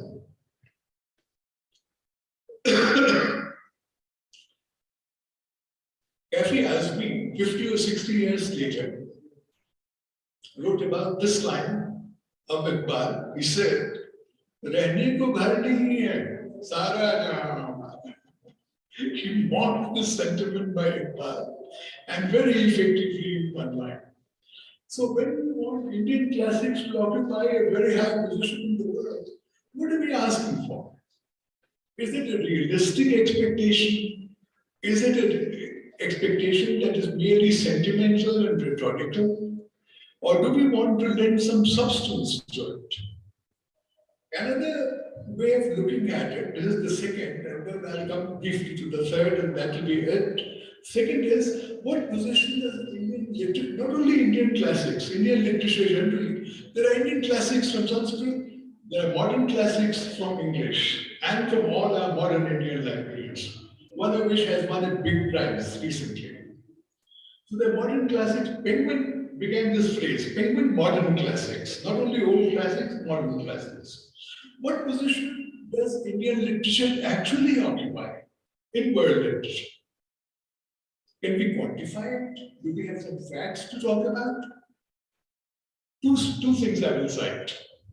There is a Longman anthology of world literature edited by David Damrosch, Sheldon Pollock, and a number of other editors.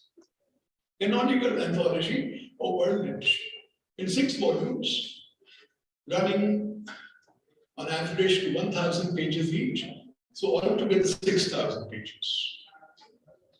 I've had it on my shelves for a very long time. I've used it in many different ways. And one day I decided to quantify this question that we often ask, what is the place of Indian literature in world literature? And I found that over the 6 volumes, Indian literature occupies 5.7% of the total volume of world literature. Most people, when they hear this, are heartbroken. Most people, when they hear it, are totally disappointed. Not me. 5.7% still means we are, if there were only 20 languages in the world, and it was divided, the space was divided equally, that would be what we get. There are 6,000 languages in the world. So we are not doing badly. There are some big claimants in the literary field. One cluster is Greek and Latin. Another is Arabic and Persian. Another is Chinese by itself. And of course, in the modern world, there is English and other European languages, beyond Greek and Latin. These are what we are up against. This is the world that we live in. The world contains all this as well. And I've named only 6 or 7 languages. The remaining 6,000 languages as well. In the history of world literature that we have just completed, I was aware of this. And I thought that if possible, through negotiation, through cooperation with my fellow editors who represented different regions of the world, let me try and see whether we can maximize what we have, the place that we have in world literature. And through all kinds of negotiations and strategies, the space that South Asian literature, which is exactly what was Indian literature until 1947, the space that it occupies in my narrative of it is now 9%. From 5.7% to 9%.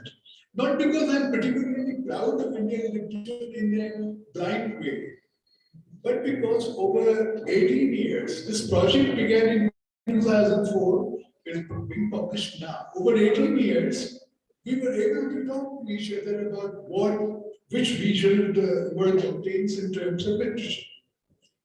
The last point that I wish to mention is, why are we dependent on the world to give us 5% or 9%? What is this world? Where do we find it? Is it not the West and our colonial dependence on the West, which makes us say Indian classics should have a larger place in world literature? Why can't we validate ourselves? Why can't we have a conception that is Indo-centric of world literature? That would be true liberation. That would be truly enabling. And here, I'll finish with a little extract from a poem that I found some years ago in Kuvempu. Kuvempu was a great Kannada writer, a poet. In the 1940s, I think, late 40s, he wrote a book called Sri Ramayana Darshanam, which is an epic. It's amazing. You know, Indian classics were not only written and read 2,000 to 3,000 years ago. They are still being written and read under the same title with what would to unappreciative persons seem to be the same content, except that it is the original content. It's been remade, it's been renewed. So in Shri Ramayana Darshana, we have a canon of world literature in the invocation by Kuvempu, in which he bows his head to his great predecessors. He says to Homer, to Virgil, to Dante and Milton, to Naranappa, to Pampa, to sage Vyasa, to elders like Bhasa, Bhavaputi and Kalidasa, to Narahari, Tulasidasa and Krittivasa, to Naranaya, Firdausi, Kamban and Aurobindo, to the old, to the new, to elders and to young, without considering the differences in time, space, speech, and caste, to all the masters of the art of literature in the world, seeing divine greatness wherever the light is, I bow down with folded hands. Look at this idea of world literature. There are 4 Western writers, there is 1 Persian writer, there are 4 Kannada writers because it's being written in Kannada. There are 4 Sanskrit writers, and there are 2 writers who have written the Ramayana in the modern Indian languages. And this is also one kind of idea of world literature, an indigenous idea of world literature. So we should keep all these 3 considerations in mind, I think, I suggest. Why should we ask for everything as if nobody else existed in the world? Why should we look at a realistic assessment of the kind of space that the great literatures of the world should share together? And why should we not constitute a canon of world literature which is our own? Thank you.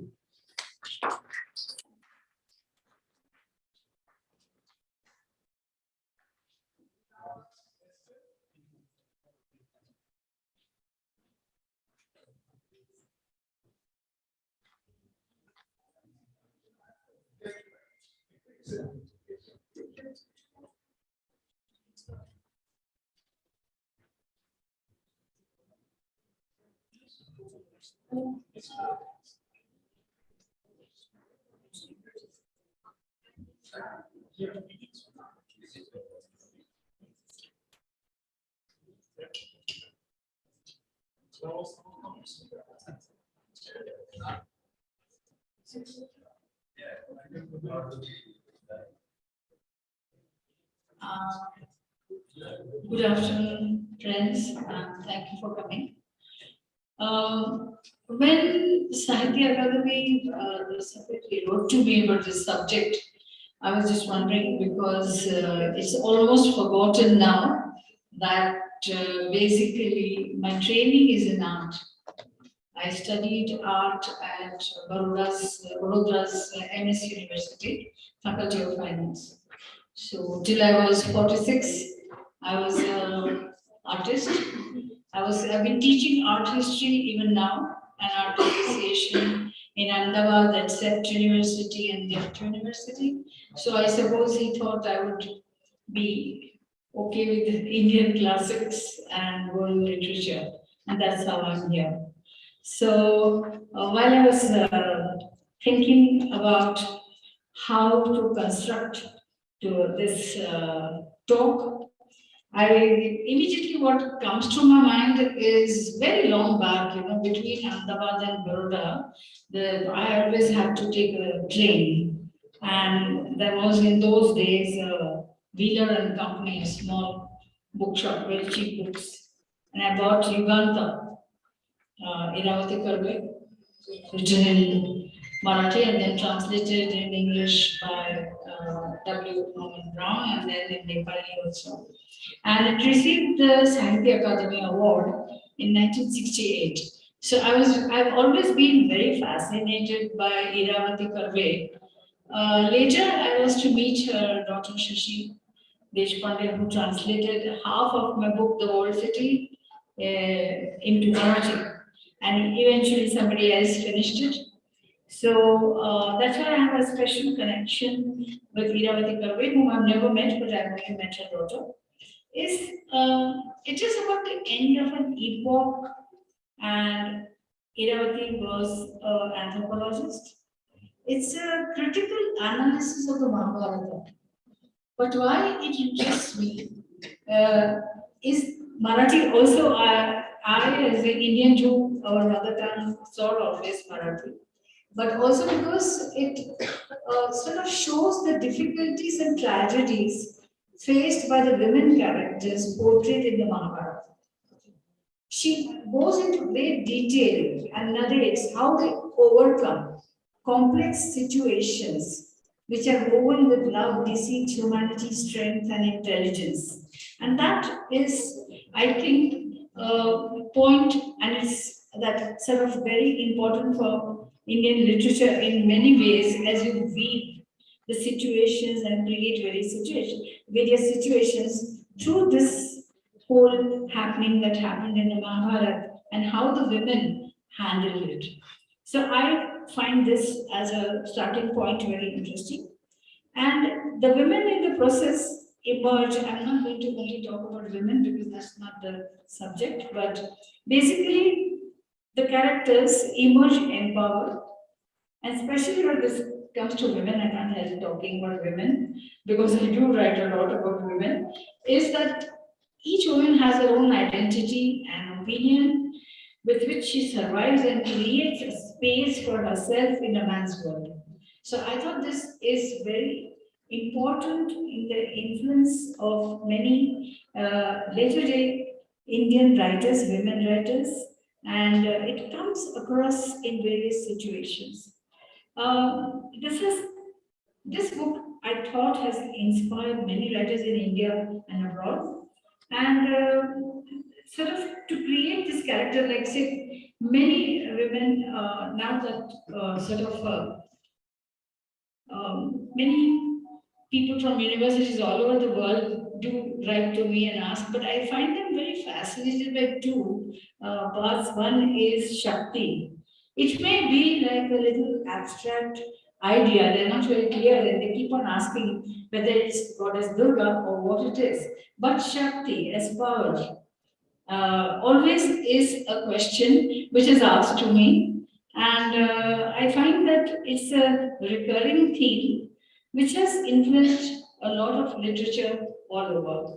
There may be a little, what you call, difference, the characters may have a little difference here and there.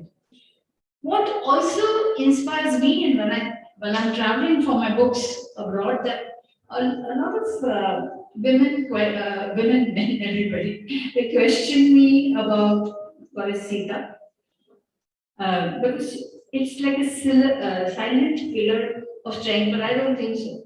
I don't think so.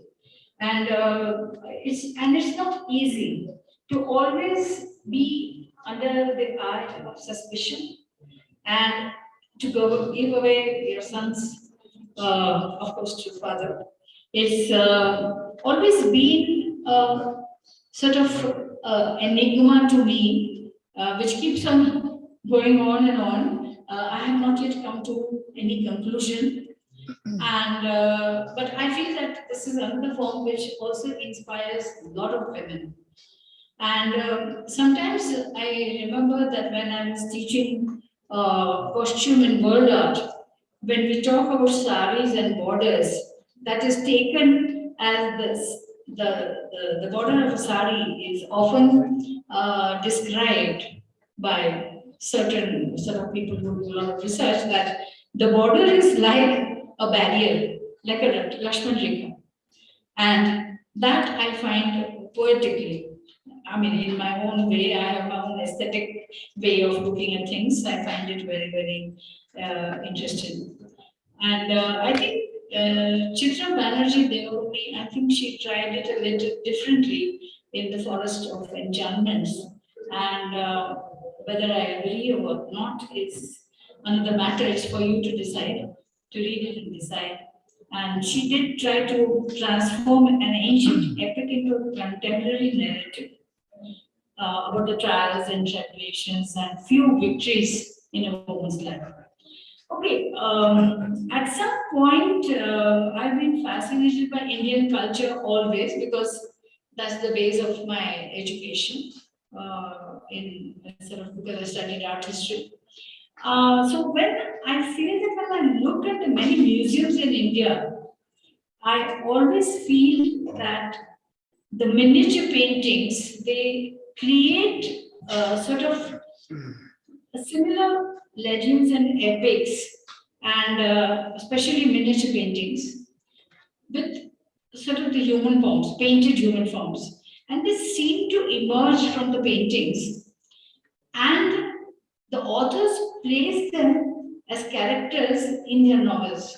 I find this method of using art and literature very, very effective and beautiful.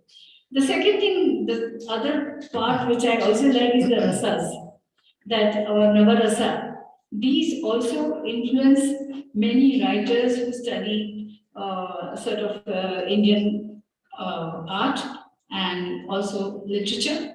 Like one was Stella Gramrish, who was at Shantiniketan for many years. Like Hasya, Karuna, Raudra, Veer, Bhayanak, Adbhut, Vivasta, Shanta. And then Ritu Samhara, the change of seasons. These also come through a lot of sort of in different forms in our literary work.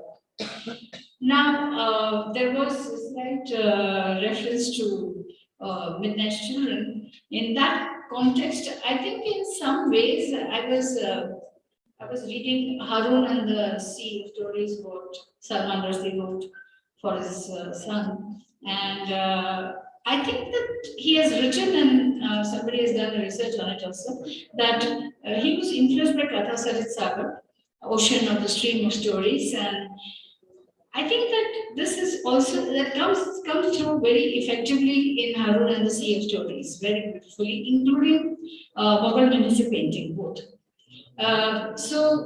This is how sort of legends and folk tales have a unique way of entering the literary world all over the world, I think, and it creates a very unique sense of literature. Just going back, okay, so I also want to give you another introduction to myself that I am an Indian Jewish author. I belong to the Bene Israel. There are 5 communities in India. I belong to the Bene Israel Jewish community of India. And when I was very young, I was very influenced by the poet Nissim Ezekiel, who was a distant uncle. All of us Bene Israel Indian Jews are related to each other, so that's how it was somewhere. And I met him much later in life, not earlier. But he was also an art critic. I was also an art critic, but he was a poet. So this is how I discovered. We mostly live in Maharashtra and Gujarat, and there are special prayers for Prophet Elijah, and this is my way of looking at this subject. Is that I find that the use of Prophet Elijah in Jewish what you call classics and the Bible and the prayer books and everything, all the literature, especially the old form, it's like, it resembles to me like a flying Gandharva. And very interestingly, this Prophet Elijah is worshipped mostly only by Indian Ben Israel Jews. This is not worshipped. There are many, many Jews all over the world, including 4 other communities in India and all over the world, Ashkenazi world, which is the Western world, where Prophet Elijah is not worshipped the way Indian Jews we worship. So I was thinking about it, and at one point there is a prayer where he enters our homes, and I was comparing it with Goddess Lakshmi, how during Diwali she enters our homes, and Prophet Elijah enters our homes also during one festival. So I take it in 2, 3 forms, in my own way of how I use Indian, Western Indian classics in my literature. Prophet Elijah appears in the Book of Kings, and he was a miracle worker, and he existed during the times of King Ahab as a messenger of God. Most prophets were taken into heaven, but he was allowed to fly around like a flying trumpet. Well, that's my interpretation. And he returned back to earth.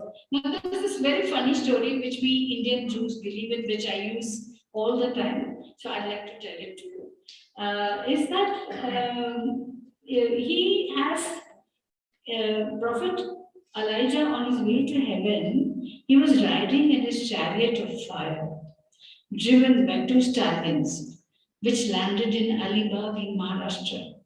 And both his horses' hooves and chariot's wheels left a dent on a rock at village Sagao. And in India, we have a saying that in any stone, God can exist. So we also believe in something like that. And so the rock has become a pilgrimage site for us Jews. And the prophet is evoked during special occasions on a special offering of fruits, dressed rice, that is poha, and a pratter, and it's almost like a prasad. And this is how we believe in. I would like to say that in Israel, 2 scholars have written a book, Shalva Well and David Schulman, which is called Karmic Passages, on which they have done detailed studies of all Indian religions and how they have influenced Israeli literature. Thank you.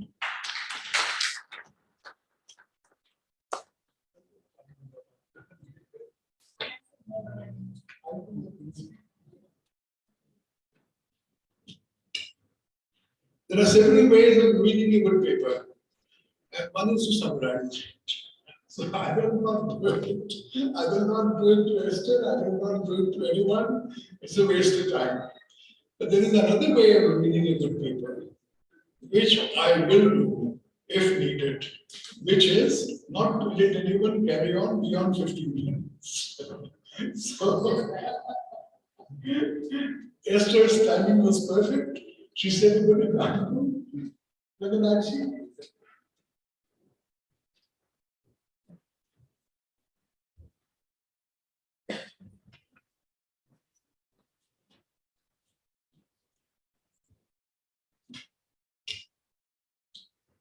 Friends, I have been feeling rather uncomfortable in the company of 2 English scholars at least, who teach English, who have taught English for years, and 2 practicing writers who write in English. I'm a humble Marathi writer, sharing the dais with you. It's rather taxing. In anywhere, your mother tongue is Marathi, which is good. You mentioned Iravati Tarve, which is very pleasant, very pleasing. I respect her as an anthropologist, as a social scientist, both. And you have named Shashi Deshpande. It must be Gauri Deshpande, who might have translated it. Yeah, Shashi Deshpande is a Kannada English writer. Yeah. Actually, 10 to 12 minutes more. Actually, when I encountered this subject, as the custom is or the normal practice is, I scrolled the internet for the references. And after going through 4 or 5 references, I saw a repetition everywhere. One particular reference or a note caught my attention, and that was from Encyclopedia Britannica, and that was on Indian literature. And this has been revised very recently. And as far as the normal custom of the British is, they call our languages the vernaculars, which I detest. Because Varna means Sir Gulam. They are not vernaculars. They are big languages. They are ancient languages. They are major languages. For example, if I take a case of Marathi, 130 million people use that language. And it is among the first, say, 10 to 15 languages of the world. So, I think This is somewhere. Then they quote the list of Indian languages. Sanskrit, Prakrit, Pali, Bihari, Bengali. Bihari, I haven't heard a language named Bihari. But there is no mention of Marathi. There is no mention of Marathi. I thought, well, it must be Prakrit. Prakrit must be Marathi because in ancient times, the Maharashtrian Prakrit was the major language of the subcontinent. There is a book of grammar by, I think it must be this Prakrit Prakash. Prakrit Prakash written by Vararuchi, who was contemporary of Panini, who wrote Sanskrit grammar. And in Prakrit Prakash, every rule, whatever rule of the grammar is, it ends with a formal sentence that Shesham Maharashtriya. Shesham Maharashtriya. And even Marathi was never called Marathi till very recently. Even in one of the poems of the medieval saint poet Eknath, he has once said, Sanskrit Vani Deve Keli and Prakriti Kai Chora Pasuni Zai. If God has created Sanskrit, has the Prakriti been created by things? So I said, okay, it's all right. This Britannica encyclopedia says Prakriti my language, so it doesn't matter.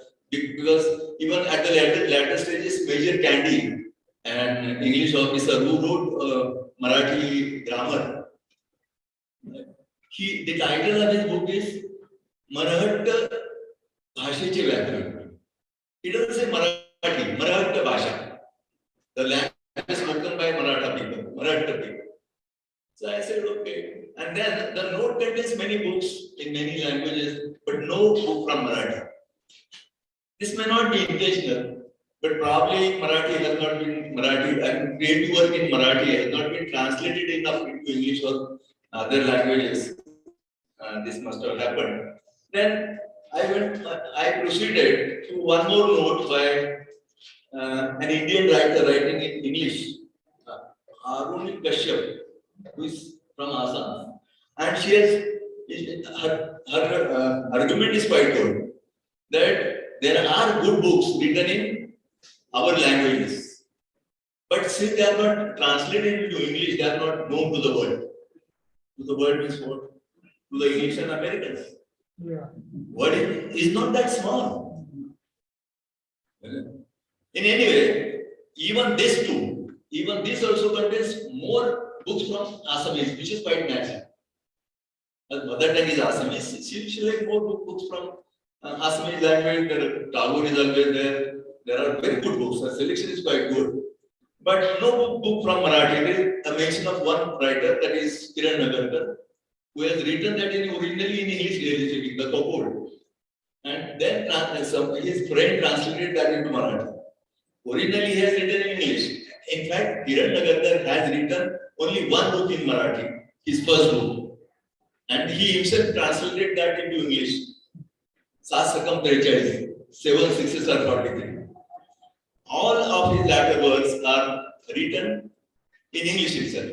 They have been translated into German and other European languages. And he's a celebrity. He was a rather, or he's a celebrity, I should say, because writer never dies easily.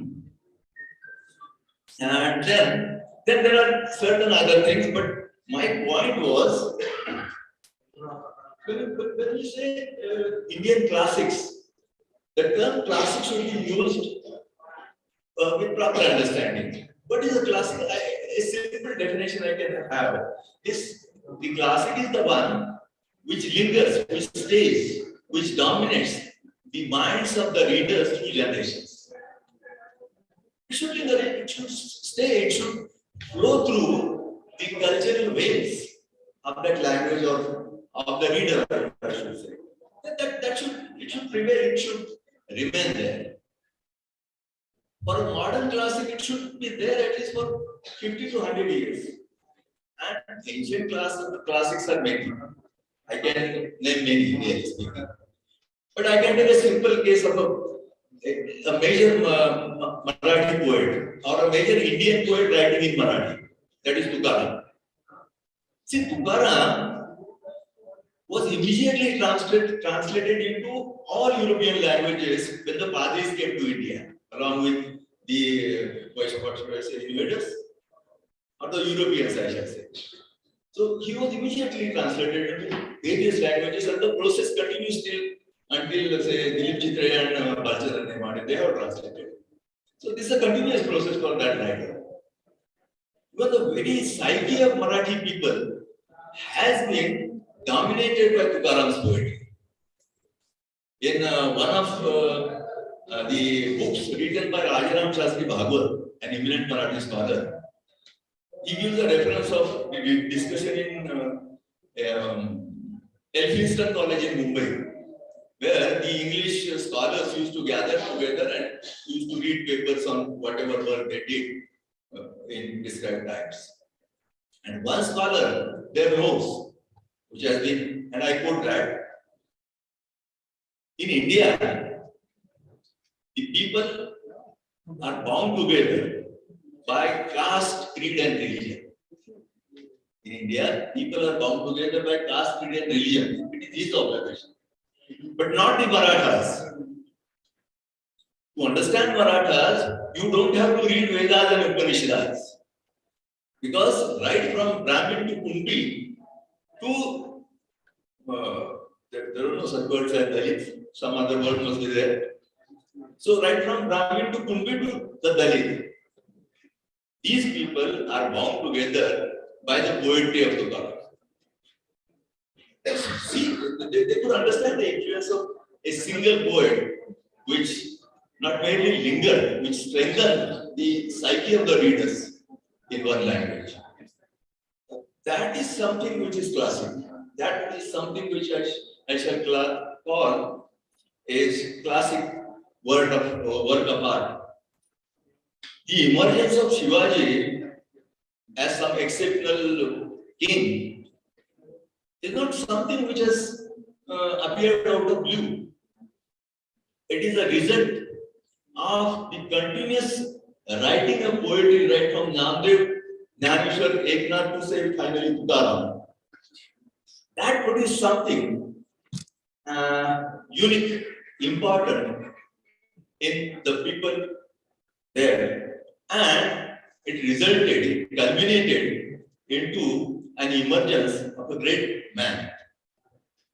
So I think, and you see, actually, I am not speaking out of any lingual patriotism.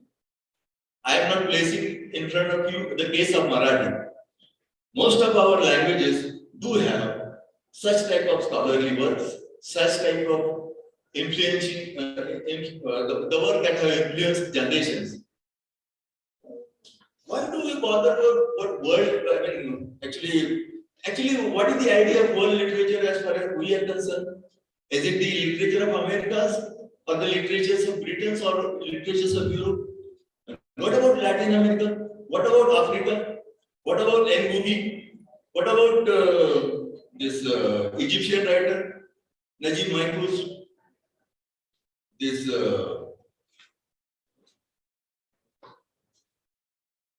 I said I don't remember the first name, but the Taur, Indonesian. So first name I don't remember.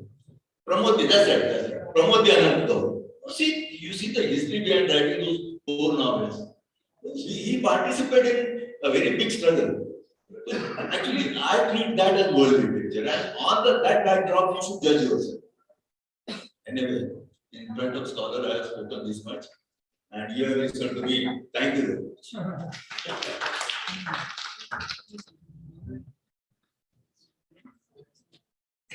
You know, in India, we have only one way of referring to scholars, and that is sarcastically.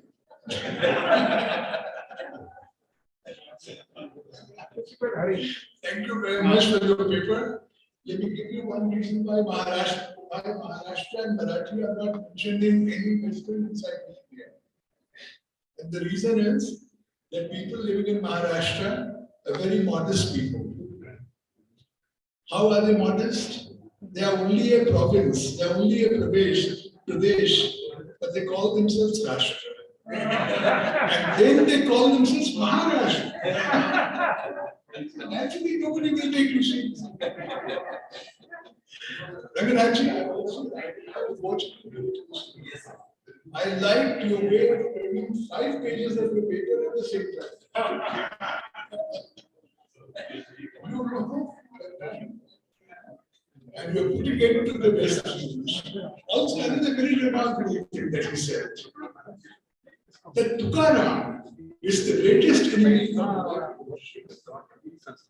You know, Tukaram is, if I were asked to name my favorite Bhakti poet, and I have read 85 of them in the different Indian languages in connection with writing my history of South Asian literature, Tukaram would definitely be in the top 3.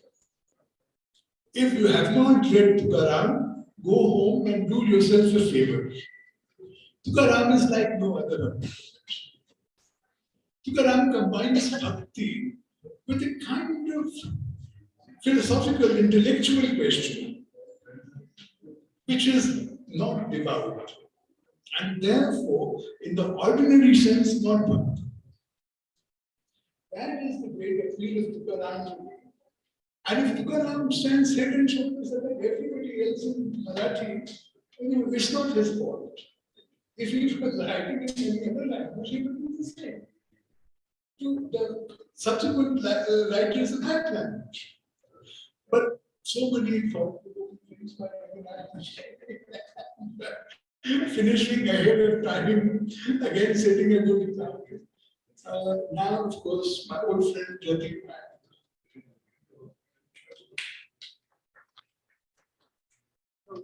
Thank you, Professor Trivedi. I have very little to offer. Whenever Professor Trivedi chairs a session, he speaks for all of us. So, in fact, I requested him to give me permission not to speak at all. That would have been better. Long ago, when I was teaching a course in world literature at the university, I discovered that most of the authors, included, I think all the authors were writers who wrote in English. Chino Ajimi, V.S. Naipaul, Patrick White. So I got the impression that world literature is something that is written only in English. So, like Ramanayakji said, the world is defined in terms of the language it speaks, and in this instance, it's English.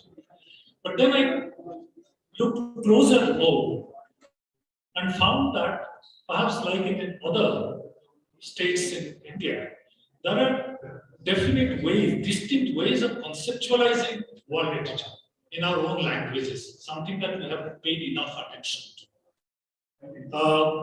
1907, Tagore talks about Vishwa Sahitya. Before that, of course, Gaya had talked about world literature. But in India, I think Tagore talks about Vishwa Sahitya. And in 1919, in Odisha, in a very famous literary magazine, a professor of English says, from now on, we can't confine ourselves to or content ourselves with local literature.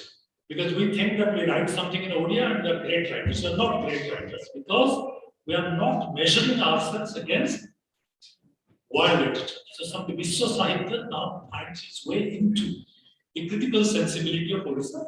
And soon after independence, I think with the beginning of the Cold War, 1945, an attempt is made to create something like a vernacular world literature.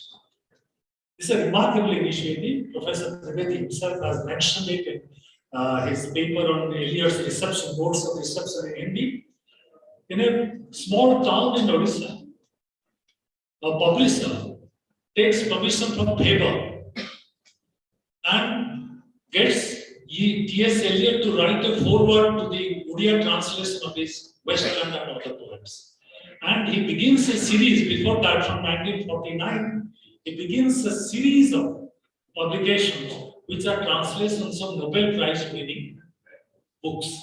So we have something called Vishwa Sahitya Mahabharata, which actually comprise Nobel Prize winning books. But again, all these books, and nearly all these books, except Tagore and one or two authors, they are all Western writers, translated into English and then translated into Urdu. And something very interesting happens. Up to this point, translation was a rather amateurish activity. Sometimes even writers would mention if their work was a translation or not, that would be presented as an original. But now, not only was our Nobel Prize winning work translated into Odia, the author would send a foreword exclusively for that edition. Sometimes the author is unable to send a foreword, like Boris Pasternak, he wasn't allowed to. Then another Nobel laureate like Halldor Laxness, Icelandic Nobel Prize winner, will write an introduction exclusively for that Odia translation. So this went on from 49 to maybe 60, some 70 books, most of which were Nobel Prize winning books. But again, the idea that world literature is something that is produced in the West, that was the idea, and that was part of the Cold War. Because around the same time, after 45, the Soviet Union also pays a lot of Odia writers money to translate Russian writers, Russian propaganda books, and USIS also, the Americans cannot be left far behind whenever Russians are active. So they also started paying money to Odia writers to translate Edith Wharton, of all people. John Steinbeck. Lots of American authors also get translated into Odia. The authors get handsomely paid, but it's very doubtful if people actually read those books. This continued. This continued for about 25 years, but then something happened which changed the very idea of world literature in English in Odisha, at least, or maybe in India, I don't know. That is, once American literature was introduced at the postgraduate level in 1970, American government stopped paying any money to Odisha authors or Odia authors to translate American classics into Odia. So the Cold War played this key role in crystallizing this concept of world literature as basically Western literature and Anglo-American literature. But around the same time in Odisha, around 49, 50, if the translation program failed, something else, two groups struck very deep roots and continues to remain popular. That's what I call vernacular concept of world literature. Lots of Western classics or world classics, most of them are Western classics. Very few of them are, in fact, written by Asians or Indians. Out of 206, there are only 5 or 6 which are written by Indians, like for the Monsananapi, Tagore or Premchand, but otherwise all them. So all these works are adapted by Odia authors, and these are called Vishwa Sahitya Granthamala. So 2-3 publishers get involved in this project, and even today some 206 such books were adapted in Odia by one particular publisher, and they have gone into several editions. And another publisher also followed suit, and they also published books under this Vishwa Sahitya Granthamala. So as adaptations, they succeeded. But as translations, or unabridged translations, they didn't gain enough popularity. So there exists, in spite of obsession with the idea of world literature as something written essentially in English and something that pertains to the Anglo-American world, there exists a vernacular, conceptual, like vernacular is another word, I think I should use that word now. The local way of, indigenous way of conceptualizing world literature and making great works of world literature available in regional languages. I'm sure in other states, other parts of India, similar processes must have unfolded. But this is something that I thought I must mention, I must talk about while talking about world literature. And in all this, we don't find Indian literary text. Even today, we think that if it's a classic, it must be a Western classic. So something in our education system, something in our the inheritance of the colonial inheritance must have predisposed us to look at literature in a certain way and the world in a certain way. That the world speaks English, the world doesn't speak other languages. Beyond English, there doesn't lie a huge literature or leadership. So now that we're approaching another world war and a new Cold War must be on its way, let's now rethink and reconceptualize world literature in indigenous languages and I think redefine the game. Thank you.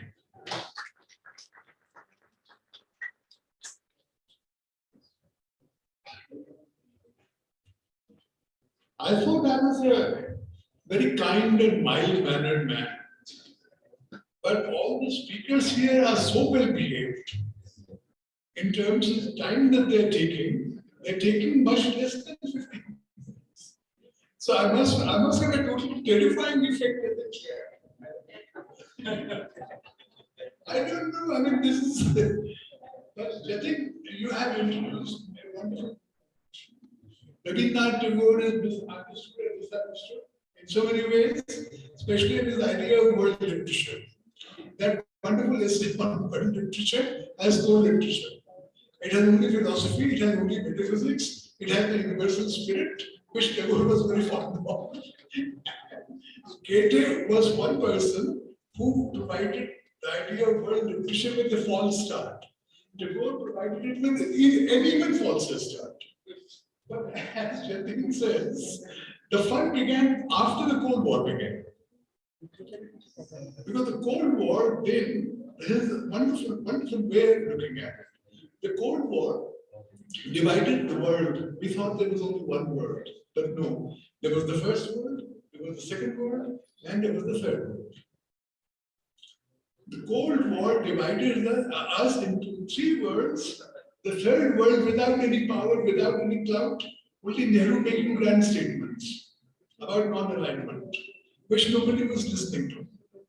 But the first world and the second world, the Pentagon and Moscow, they actually fought every inch of the way for the cultural hegemony of the world. And there was the Soviet land Nehru, one doesn't know where it has gone. It was the most prestigious in the world. There were progressive writers, left-wing writers, who, when they sneezed, were taken straight to a Moscow hospital. We haven't written that cultural history of ours. And most interestingly, as you know, in America, because they're a free country, meaning a capitalist country, there's private enterprise. Soviet Union, as Jatin knows better than I do, there was a very strictly curated body of world literature that they translated from many languages of the world to constitute a library of world literature, so-called, through very industrial, systematic translation. Except that they decided, the state decided, which author would be translated, which translator would translate it, how many copies would be printed, and whether it would be reprinted or not, strictly on ideological grounds. It's a marvelous story. There is a book called Translation and World Literature. Came out 3 years ago, in 2019, edited by Susan Bassnett of Warwick University in UK, in which the Russian contributor has a fascinating how they constituted their own world literature in not only as this difference from, but in opposition to the constitution of world literature in the US. And when the book was ended in 1989, in 1990, the Americans shut shop. In India, at least, they just wound up and went away. Even the American Center, the Research Center in Hyderabad and the library. The Soviets were even more. So they had PPH as their name is, People's Publishing House. The kind of publishing house. I'm proud to say that one of my books was published with the People's Publishing House. They had two things. Very fine, almost glossy art paper, such as was not to be found in India in those days. And number two, with those production values, half the price. Because it's subsidized. So we have a chapter of cultural history to write. And if we can persuade this man, he should be right.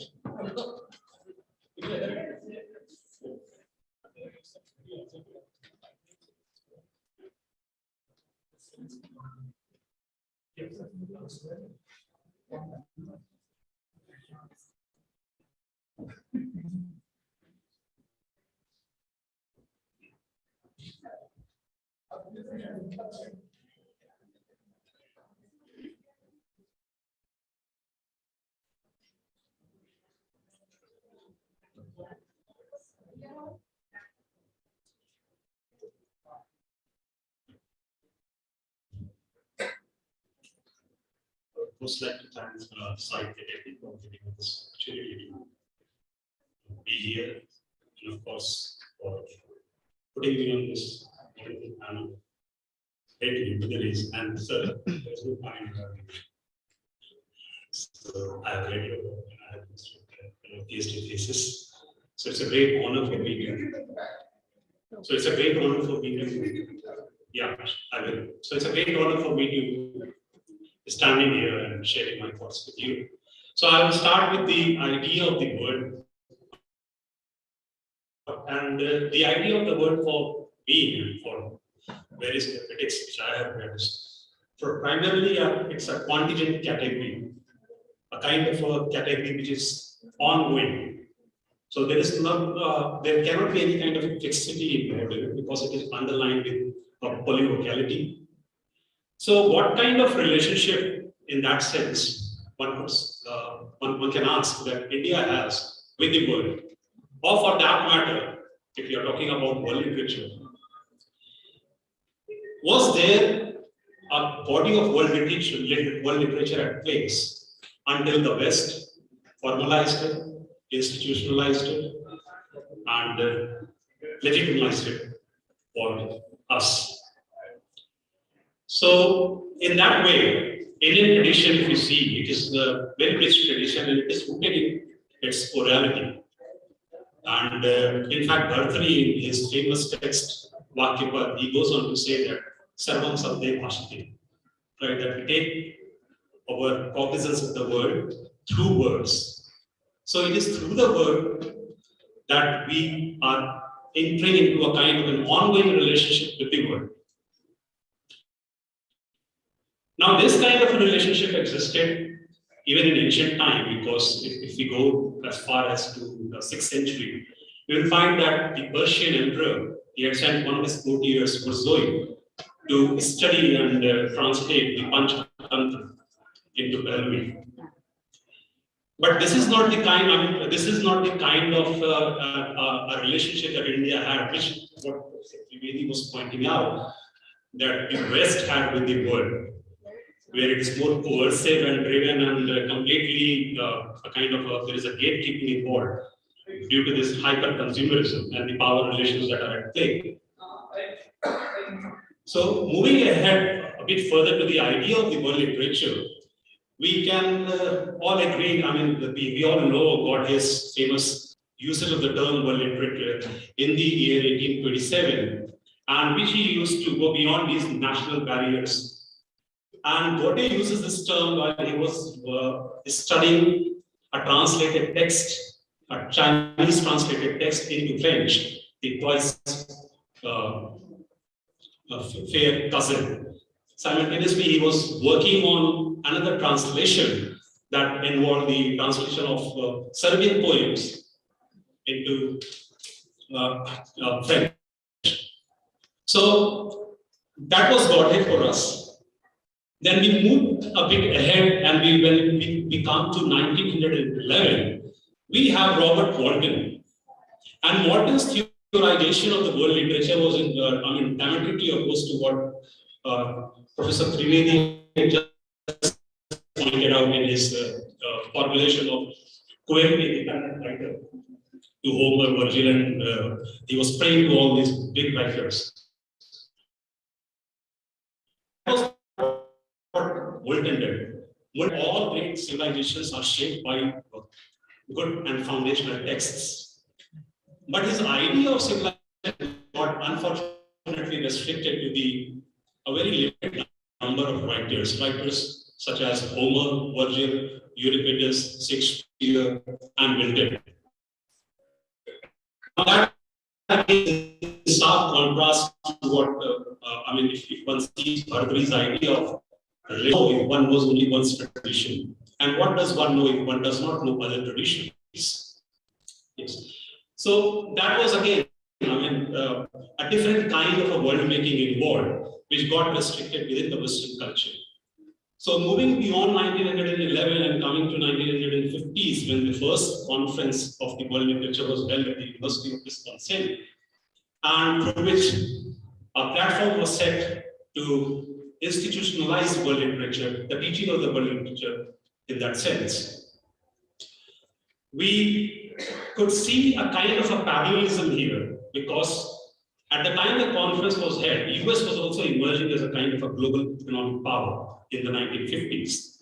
And from 1950s, we move a bit ahead and we arrived at the 1990s. There is a sudden outburst of articles and books on world literature. So it was completely and very rigorously institutionalized. For example, it starts with Franco Moretti's article on conjectures on world literature.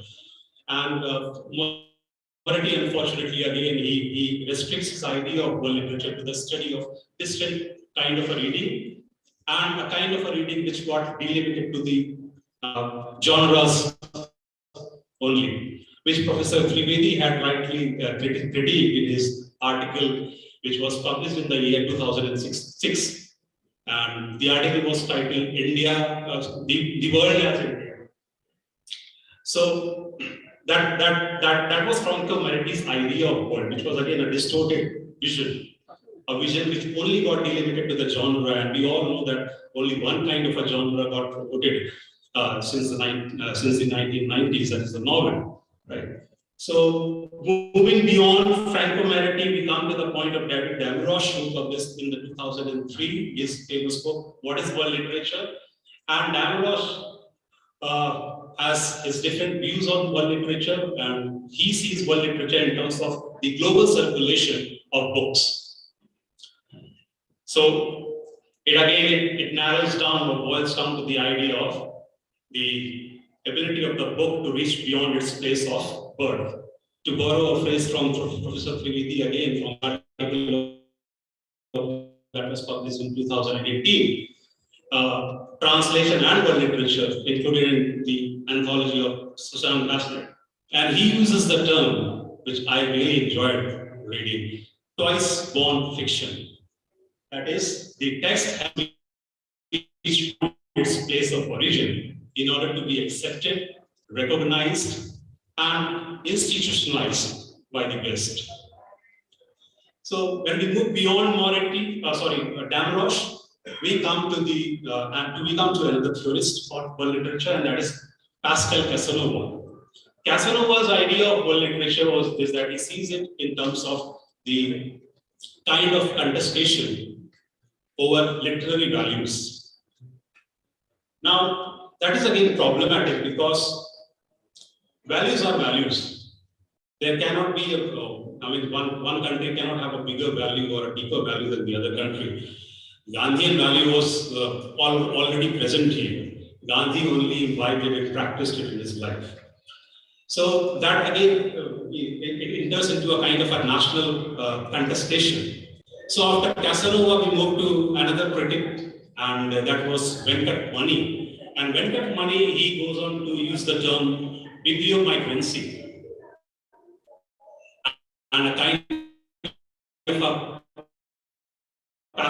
global pact with books, that is, will travel more, who had a better relationship with the public publishers. No wonder we can see a kind of a divergent relationship when it comes to Indian diaspora writers and Indian writers who are doing fairly well within India. And then if you move beyond Venkat Mani, we come to another famous critic, Devjani Ganguly. Unfortunately, what Devjani Ganguly does is his entire, she had just published a recent volume. It is a 2-volume book. And this entire volume of 1,028 pages has only 3 references to Indian writer. and that is done by David Amrosh, and that reference is given to Kalidas, Abhijan Sakuntala. There is absolutely no place given to any Indian critic or not to any Indian text for that matter. And she sees world literature only in terms of the global catastrophic events and, of course, the capitalist relationship. So that is the kind of theorization that we have about the world literature at place right now. And it is, more of a contestations that are going on that whose culture is superior, rather than trying to enter into a kind of a unifying pact and trying to imbibe and promote a kind of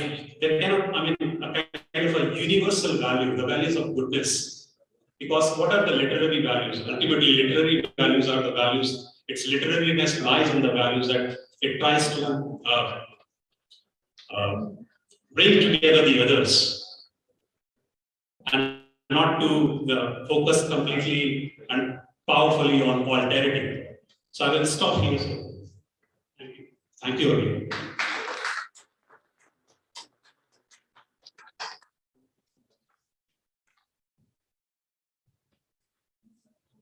You will see very clearly that Om Dwivedi belongs to a younger generation and a younger kind of discourse. He is a true scholar of world literature. He has grown up reading things that come out year by year, and he's kept up, and he has his own views of the matter. Now, this is the kind of discourse that's being formed today.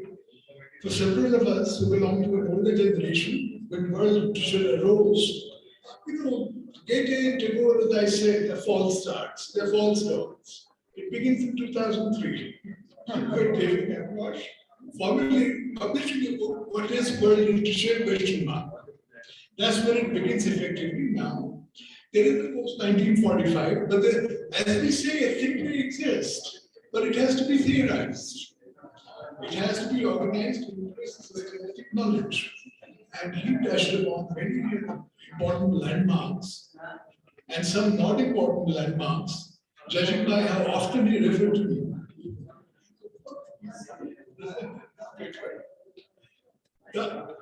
Two things, maybe I'll pick up. The present idea of world literature, as formulated by Amrosh, by Moretti, by whoever, it is literature in English. Nobody says it openly, but because they write about it in English, it's assumed. It's literature in English, either originally written in English or translated into English. Now, what is it that you translate into English? How do you decide how to translate from other languages? Literature that will do well in translation. How do you decide that? How do you circulate? Literature that will circulate well in translation is what people pick up. Of course, there's no formula, there's no guarantee. Will the exotic do well in translation? Or will something already do the taste of the West do well in translation? At the same time, trends have started. Something does well, and a number of things follow along the same lines. Is the herd instinct? It happens everywhere. So the formulation of world literature by David Amrosh and by others who come up is actually following the randomness of the canonization of world literature, following the market action. The market decides what has done well and what will next do well. The market decides what to publish. Translators decide what to translate, keeping in mind the potential of it doing well in the target language. So there are wheels within wheels in all this as to how world literature is formed. There's not much predictability except this, that it must be doing well, it must be circulating widely. Second, there are three kinds of literature. Each one came to a different degree of unity. World literature is the latest. Before that, more than one literature brought together was called comparative literature. And before that, when even comparative literature was not really doing well, or had not been invented as an academic practice, there was what now people call single language literature. Now, single language literature, comparative literature involving more than one language, but not too many languages, not all the languages of the world, and then world literature. Some people feel that in each of these, as we progress, the idea of literature and the faculty with which we are required to read literature, to imbibe literature, is being diluted bit by bit. But this dilution is only for the purists. If world literature becomes more and more popular, the idea and the works that constitute world literature, it will rule the roost. I think the last thing that I wish to mention is about translation. World literature is constituted mostly of translation. So translation assumes a role that it is never before had in the world literary system. When I was writing my history of South Asian literature, I realized it's useless to complain that not enough Indian literature has been translated. That applies only to the modern period. In the modern period, a lot has been translated. But I would say that between 1500 BC, which is roughly the date of the Rig Veda, up to 1200 AD, 2700 years, and 1200 because of Jayadeva, Gita Govinda, the last major literary work in Sanskrit.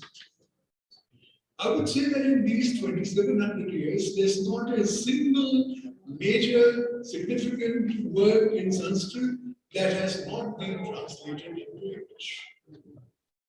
I was very pleasantly surprised to find this. But what are those translations? What are those 19th century translations? What are those Orientalist ideological translations? They are done by one scholar for half a dozen other scholars. They're not done for the general reading public. The sacred books of the East, a series of 50 volumes, edited by Max Miller from Oxford. Harvard Oriental series, which is still going on, 90 volumes or something like that. The Murthy Classical Library recently started. The Clay Library, Clay Classical Library, which was the predecessor of the Murthy. There are big enterprises going on of translation. The problem is that a scholar assumes that a certain kind of pedantic accuracy is the highest value in translation. And the general reader could not care less than that. In fact, how do we judge translation? Translation is meant for the monumental reader. It's not meant for the languages, because he does not need that translation. He'll read the original. He reads the translation only to find faults in translation, only to show that he's better than the translator. So, when a monolingual reader reads translation, when somebody who knows only English reads a book from India, how does he judge translation? I should not be saying he all the time. From time to time, I should say she. But that's the accepted practice now. We should take care of both the genders. How does she judge translation? It is the question on which I wrote a paper about 35 years ago, and I haven't yet published it, because I have a feeling that I do not know the answer. I have many hunches, but they can be moved. The specific answer to it in my own mind. He judges it by a number of factors. And I'm ashamed to say, I'm embarrassed to say, on behalf of all the translators and all the readers of the world, that he judges it, he or she judges it mainly by how well it reads. And how well it reads means whether it, for many people, whether it reads like a translation or does not read like a translation. If it does not read like a translation, for many people, that's the best translation. What a huge paradox.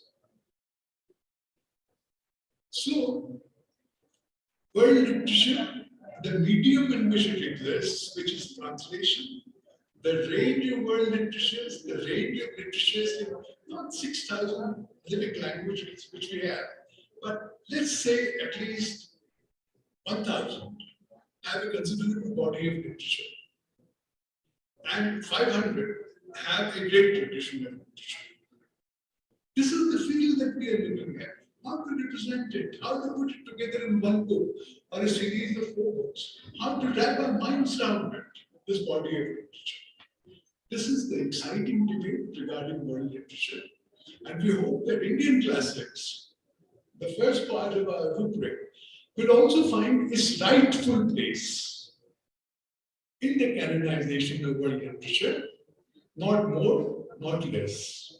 So far, we have a feeling that it has been underrepresented in a terrible way. It can be overrepresented only if India becomes the supreme power of the world. All those factors are tied together. Your political clout, your economic clout, even that doesn't help. It hasn't helped China. China has not become much bigger in world literature. The Chinese have their own canon of world literature. So I hope that after all these papers, wonderful papers, each one of them, and entirely different from each other. That was totally exhilarating for me.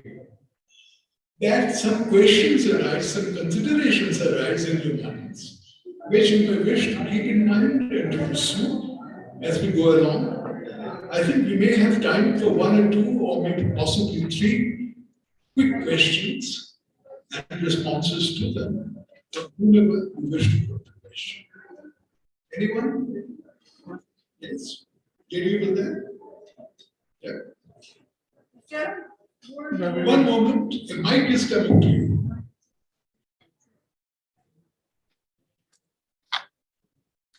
Is there a word in any of the other Indian languages other than English which corresponds to the English word classics?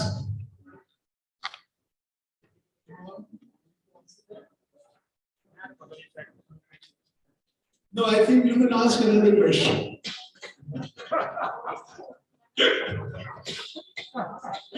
You don't like that question? No, nobody can answer it. Yes. Anyway, that's kind of interesting. The whole discussion is posited on a basic term, which you can't answer what it is in some other Indian language, which is interesting. It's not an accusation, it's just interesting. You ask me a question that you know is an open-ended question. It is a question for the possibilities of how to answer it. And at the moment, our panelists think that discussion is the better part of valor. So, anyone else ask a question?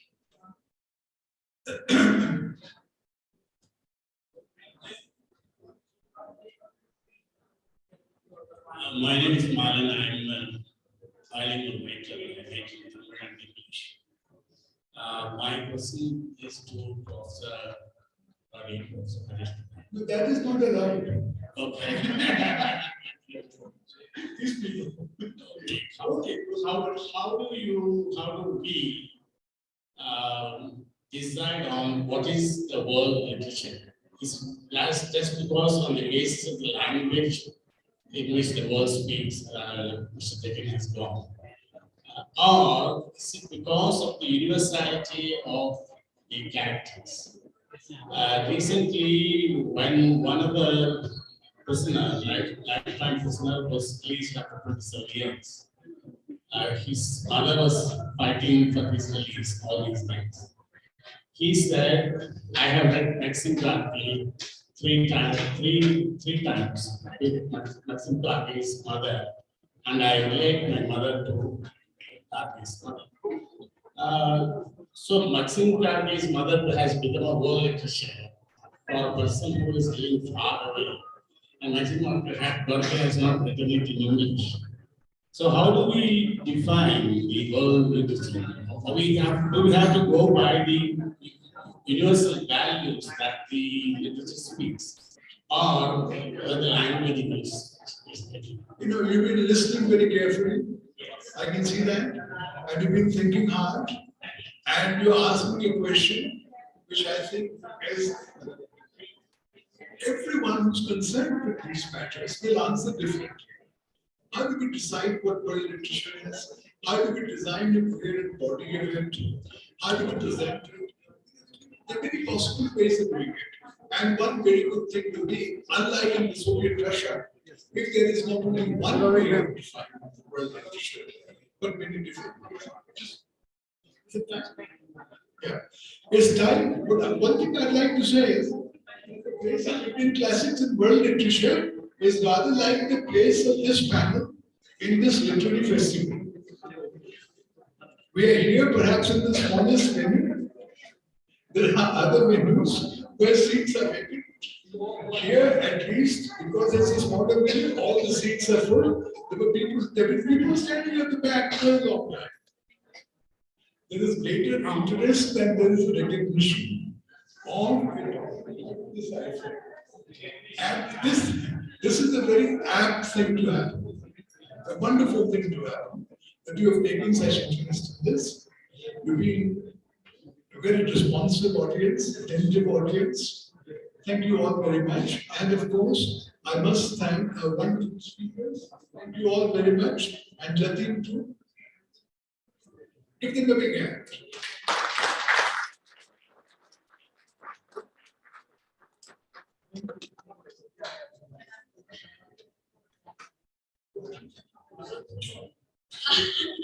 आपने वैसे सभी का शुक्रिया अदा कर दिया है. It was definitely an encouraging and enriching discourse. We would like to extend our heartfelt thank you to our chair, Harish Trivedi ji, our panelists, Esther David, Jatin Nayak, Om Trivedi, and Rangnath Vathari ji. आप सभी का इस बार बहुत बहुत शुक्रिया. With this we conclude this session, and our next session begins at 4:30. That means now. We'll begin in next few minutes. आज के लिए आप सभी से माफी. आज हमारा जो उद्घाटन सत्र था, inaugural session, that was a little delayed, but tomorrow we promise we should begin on time and end on time. Thank you very much.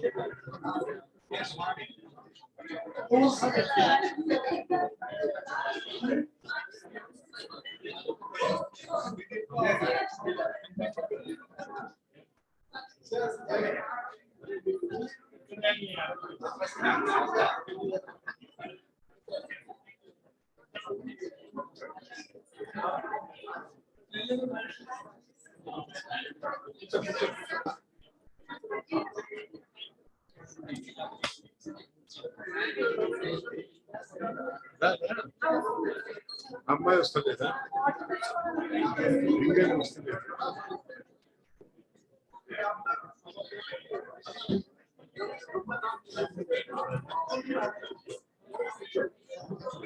ముందు కదా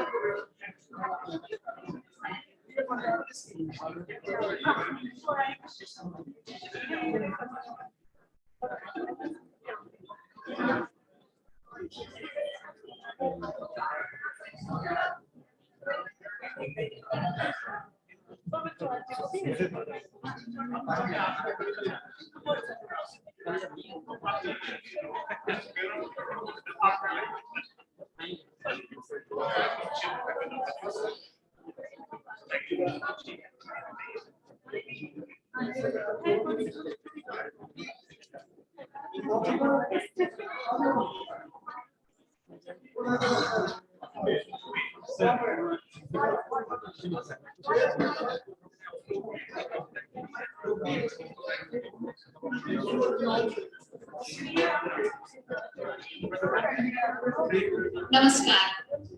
आपसे अनुरोध है कि अपना स्थान ले लें ताकि हम ये सत्र आरंभ कर पाए।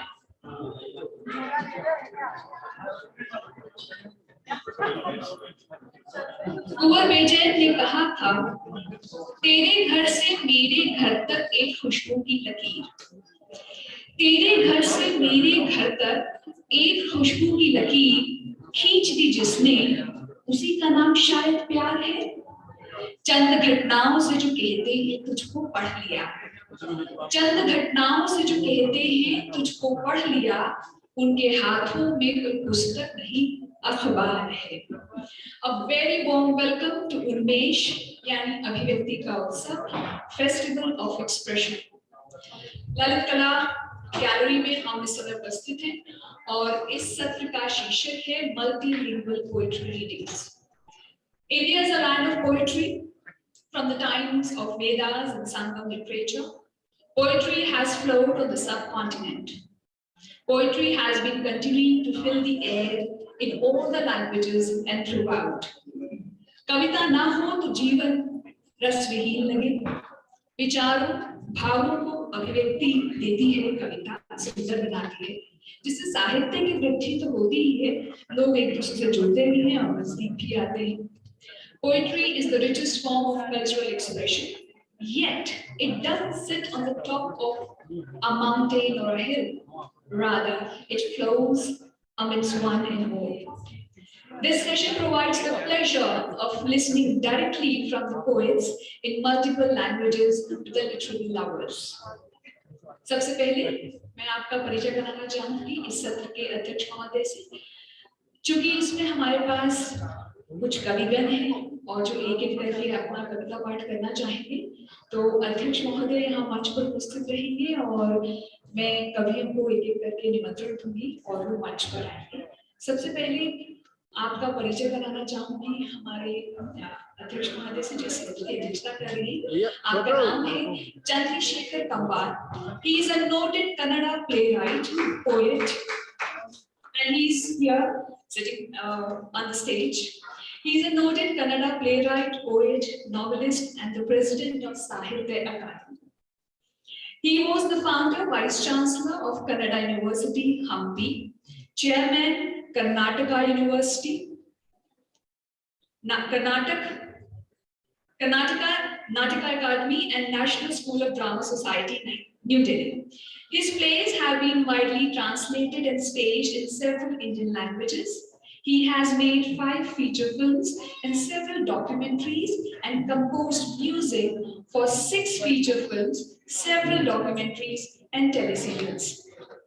He has received a number of awards and honors, including Padma Shri, Jnanpith, Sahitya Akademi Award, Sangeet Natak Akademi Award, Kabir Samman, and many others. We are honored to have you with us on stage, sir, chairing this session.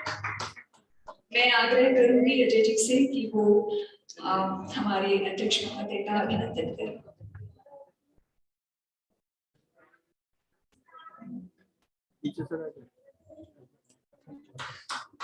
Please join me in welcoming our chair for this session. अब मैं न्योता देना चाहूंगी हमारे आज के पहले कवि, जिनका नाम है अजय। आपकी पहली कविता 2000 में प्रकाशित हुई थी। आपकी कविताएं कई प्रतिष्ठित हिंदी पत्रिकाओं में प्रकाशित होती आ रही हैं। दैनिक भास्कर जैसे राष्ट्रीय दैनिक समाचार पत्रों में भी प्रकाशित हुई हैं। आपकी कविताओं का आकाशवाणी से प्रसारण हुआ है और उनका अंग्रेजी, नेपाली, मराठी, मलयालम में अनुवाद भी किया गया है। आप पहली हिंदी कविता वेब पत्रिका क्रिया की संपादक भी हैं और आज हमारे बीच उपस्थित हैं मंच पर। कृपया इनका हम स्वागत करेंगे तालियों के साथ और अजय जी से अनुरोध करूंगी कि मंच पर।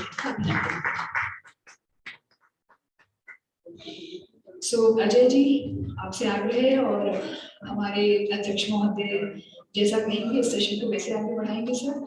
सो जैसा आप कहेंगे वैसे सत्र को आगे बढ़ाएंगे। सो आइए सर।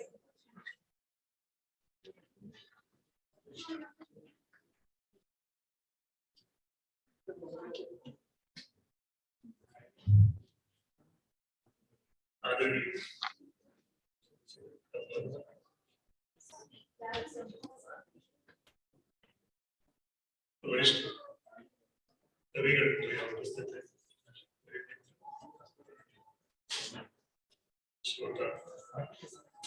सबसे पहले साहित्य अकादमी का धन्यवाद करना चाहूंगा कि अवसर मुझे दिया कविता पढ़ने का।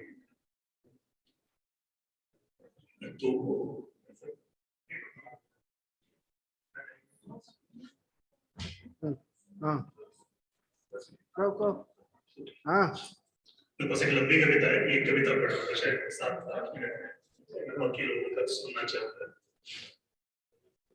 कविता का शीर्षक है एक बुद्ध कविता में करुणा ढूंढ रहा है।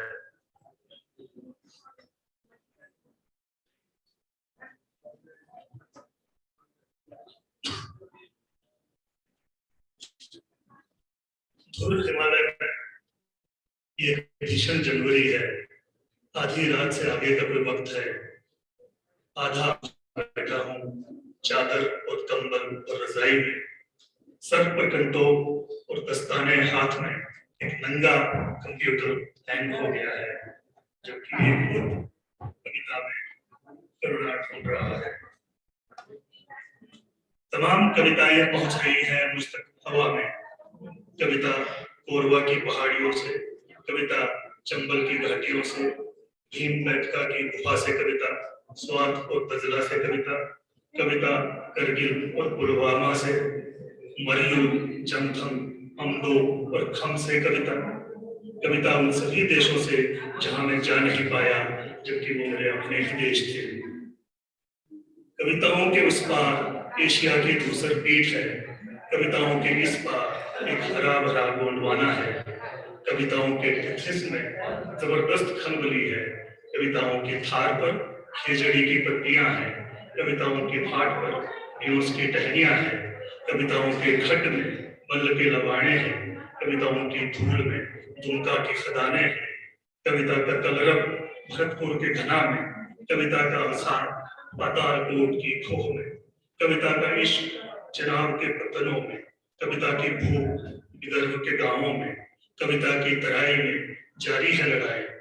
पानी पानी चिल्ला रही है वैशाली, विचलित रहती है कुशीनारा रात भर। सूख गया है हजारों इच्छरावतियों गजल, जबकि कविता है सरसराती आम्रपाली। मेरा चेहरा डूब जाना चाहता है उसकी संदन मानसल गोद में, कि हार कर स्खलित हो चुके हैं मेरी आत्मा की प्रथम पंक्ति पर तैनात सभी लिच्छवी योद्धा, जबकि एक कविता में करुणा ढूंढ रहा है। सहसा ही एक ढहता हुआ बुद्ध उन्हें अधलेटा है। हिमालय के आर पार फैल गया है भगवा जीवन, आधा कंबल में आधा कंबल से बाहर सो रही है मेरी दे कंचनजंगा से हिंदू कुश तक। पामीर का तकिया बनाया है, मेरा एक हाथ गंगा की खातिर में कुछ टटोल रहा है, दूसरे से नेपाल के भाव से ला रहा हूं, और मेरा छोटा सा दिल बहुत जोर से धड़कता है हिमालय के बीचों बीच। सिल्क रूट पर मेरा तन दौड़ रही है कविताएं, गोभी में पोलो खेल रहा है केसर खान, तत्साकों और खूनों की कविता में लूट लिए गए हैं जिनका दिल खुशमिजाज जिप्सी। यार कंद के भोले वाले घोड़े क्या कुछ लाद लिए जा रहे हैं बिला उज़्र अपनी पीठ पर, दुआबा और अमृतसर की मंडियों पर न ये संग तराश बल्दियों का मालसवा, न ही फॉरबिडन सिटी का रेशम, और न ही चंपा घुमंतों का मक्खन और ऊन और नमक है। जबकि पिछले एक दशक से या हो सकता है उससे भी बहुत पहले से कविता में सुरंगे ही सुरंगे बन गई। खैबर के उस पार से बामियान की ताजा रेत आ रही है कविता, मेरी आंखों को छू रही है। कराकोरम के लुकीले खंजर मेरी पसलियों में फूब रहे हैं। कविता में दहाड़ रहा है कोरा बोरा, एक मासूम विदाई चेहरा दिल्ली के संसद भवन तक पहुंच गया है। कविता का सिर उड़ा दिया गया है, फिर भी जिंदा है कविता। सियाचिन के बंकर में बैठे एक सिपाही की आंखें धो रहा है। कविता के उन्माद में धर्म है नफरत का, कविता के हिम्मत में मर्म है पर्वत का। कविता के काबुल और कश्मीर के बाद तुरंत जो नाम आता है वो है तिब्बत का। कविता के पठारों से गायब है शंगरीला, कविता के कोहरे से झांक रहा शंभाला। कविता के रहस्य को मिल गया शांति का नोबेल पुरस्कार, जबकि एक बुद्ध कविता में करुणा ढूंढ रहा है। अरे नहीं मालूम था मुझे हवा से पैदा होती है कविताएं, कतई नहीं मालूम था कि हवा जो सदियों पहले लंदन के सभागारों से और मैनचेस्टर के कारखानों से चलनी शुरू हुई थी, आज पेंटागन और ट्विन टावर्स से होते हुए बीजिंग के तहखानों में जमा हो गई है। कि हवा जो अपने सूरज को अस्त नहीं देखना चाहती, आज मेरे गांव की छोटी छोटी खिड़कियों को फटका रही है। हवा के सामने कविता की क्या विशाल, हवा चाहे तो कविता में आग भर दे, हवा चाहे तो कविता को राख कर दे, हवा के पास ढेर सारे डॉलर है, आज हवा ने कविता को खरीद लिया है, जबकि एक बुद्ध कविता में करुणा ढूंढ रहा है। फजा पट्टी से आती है जब एक भारी भरकम अरब कविता कंप्यूटर के आभासी पृष्ठ पर तैर जाती है, सहारा की मरीचिकाएं शह शह करता मणिकर्ण का खोलता चश्मा बन जाता उसका सीपीयू के भीतर मदरबोर्ड पर लेट रही है एक खूबसूरत अधरंगी यहूदी कविता, पीली जटाओं वाली कविता की नींद में भूगर्भ की तपिश, कविता के व्यामोह में मलाड़ा की क्रीम, कविता के कुंड में देसी माश की पोटलियां, कविता की पठार की ओदरे की नमकीन मोटी रोटियां, कविता की गंध में आहा ये कैसा अपनापा, कविता का ये तीर्थ कितना गुनगुना, जबकि धुर हिमालय में ये ठंडा और बेरहम सरकारी क्वार्टर है कि जिसका सीमेंट चटक गया है कविता के तनाव से, जो मेरी घुटनियों पर शिशिर गांठ सा तना हुआ है, एक माँ के बगल में एक बच्चा चुपचाप सो रहा है और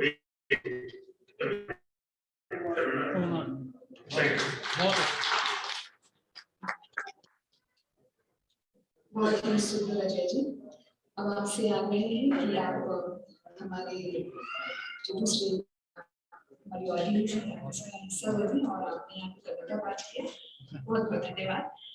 हमारे बीच चंद्रशेखर कम्बार जी हैं जो इस सत्र की अध्यक्षता कर रहे हैं।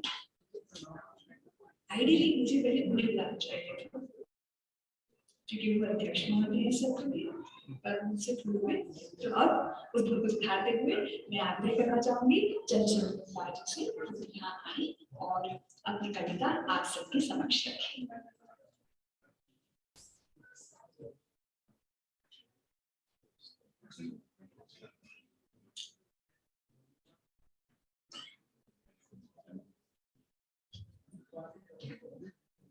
Friends, I'll read two words. One is a little boy, twins. He looks into the mirror. He doesn't know whether he is looking at the mirror or his brother. And he talks to the mirror. Mirror, oh mirror, you do have eyes,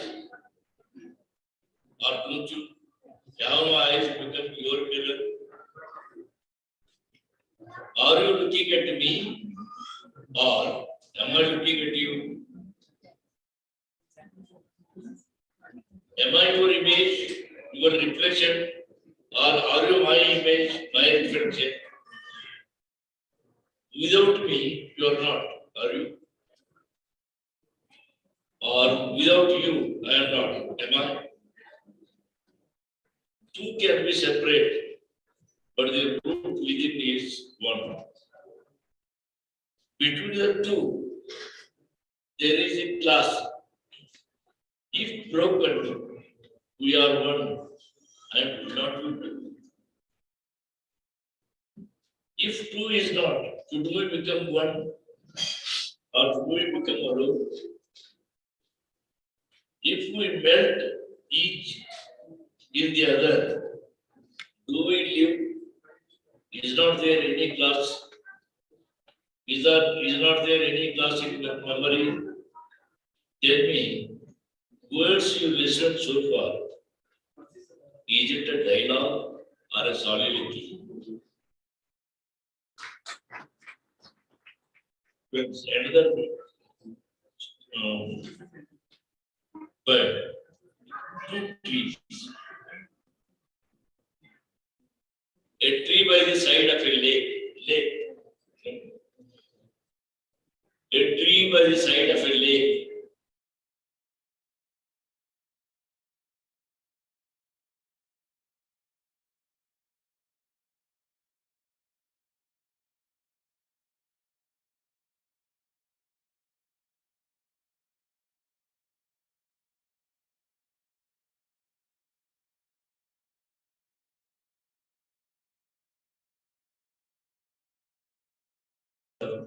The tops are two, and yet the root is one for these two trees. As you climb up the one, you climb down the other. Your head will be held high as you climb, and you turn down as you climb down the other. The blue field above, its reflection below, and the silence in both of them. Think that you will become thin air as you climb up. But remember, you are just trying to come down. Going up with your decision. Coming down is not something beyond you. Those who climb up will reach the heaven, it is said. We are not sure. But those who try will reach down, it is certain. Wait. It is certain. The point of merging of the real tree and the tree reflected has vanished. And that is the tragic law of this story. That is why I tell you, my friend, even if you climb up, you cannot help hanging your head downwards, jump, reach the bottom, and search the vanished man. Search and live. Thank you.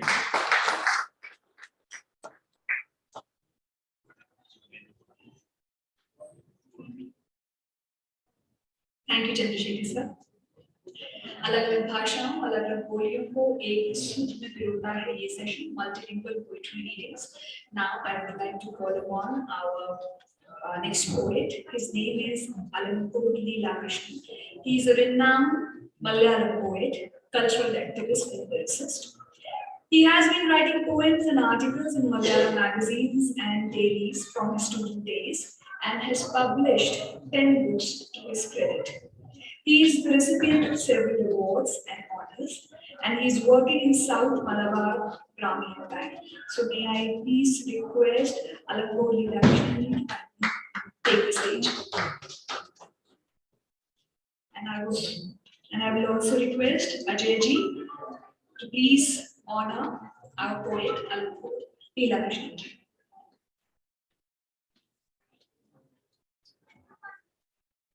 Sir, आप वहाँ बैठकर कविता पाठ करना चाहेंगे या मुझे sit there in the side or here?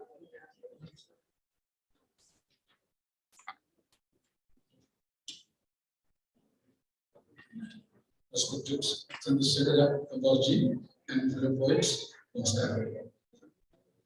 I will recite 2 poems. First in my mother tongue, Malayalam, then the translation in English. The first poem, Kashi. Kashi.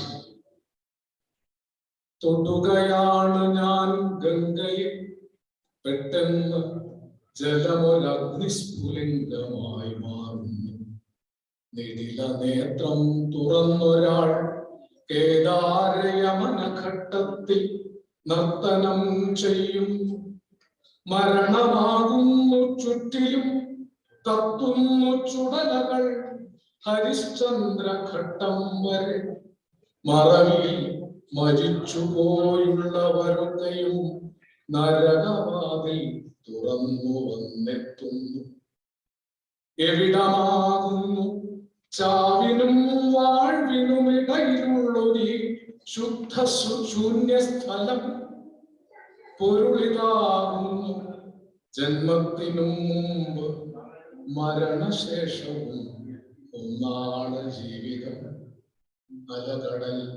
കടലാകാശമൊക്കെയും ഒടുവിലെത്തുന്ന ശുദ്ധ ശൂന്യസ്ഥലം അവിടമാണ് ശിവം അത് സുന്ദരം മരണമാണതിൻ സത്യബോധോദയം വിദൂരകാശി ഗംഗയെ തൊട്ടു ഞാൻ വിദൂരകാശിയിൽ ഗംഗയെ തൊട്ടു ഞാൻ അഖില ബോധാന്തരങ്ങൾക്കും അപ്പുറം നിഖില കാലവും അസ്തമിക്കുന്നിടത്ത് അറികയാണൊരു ശൂന്യബോധോദയം നിഖില കാലവും അസ്തമിക്കുന്നിടത്ത് അറികയാണൊരു ശൂന്യബോധോദയം.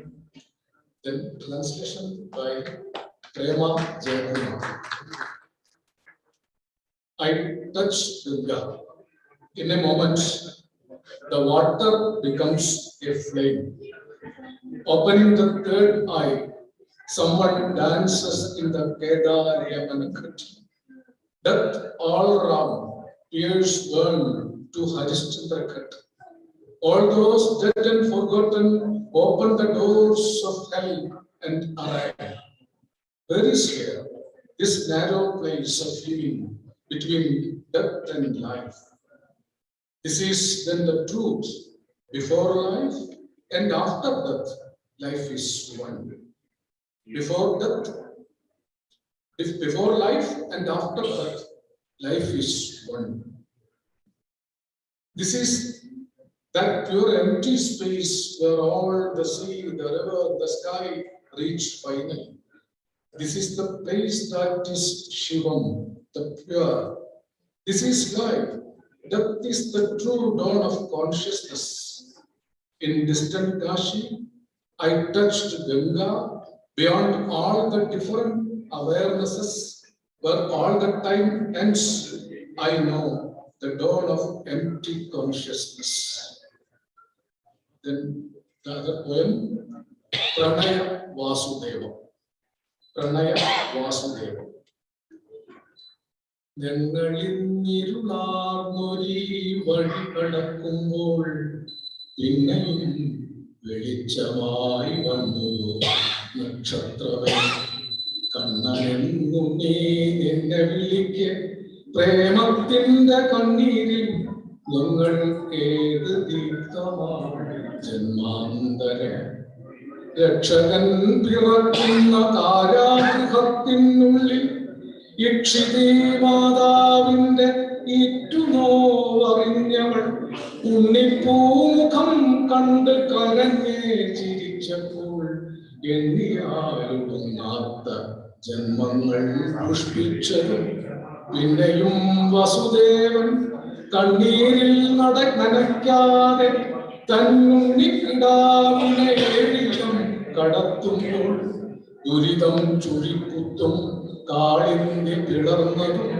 കുടയായി മണ്ണിൻ തപ്തകാരുണ്യം നിവർന്നതും കഥയല്ലല്ലോ ഞങ്ങൾ തപ്തമാം ജന്മത്തിന്റെ കഥന കടൽ കരെ കണ്ണനെ കണ്ടോരല്ലോ കംസന്റെ കാരാഗൃഹത്തിന്റെ കിടന്നാലും ഹർഷമാണ് അമ്പാടിയിൽ നീയുണ്ടെന്നറിയുമ്പോൾ ശകടാസുരൻ ചക്രവേഗമായി രമ്പുമ്പോൾ മുലപ്പാൽ നന്നാക്കുവാൻ പൂതന ഇറങ്ങുമ്പോൾ കാളിയൻ പുഴകളിൽ കാതോളം കലക്കുമ്പോൾ കാലത്തിൻ കരെ എന്നും കാവലായി നീയുണ്ടല്ലോ പിന്നെയും കുളിർക്കോരും ഹേമന്ത നിഷീധത്തിൽ എന്തിനോ ദാഹം പൂണ്ട് കാളിന്തി ചിരിക്കുമ്പോൾ കാതരം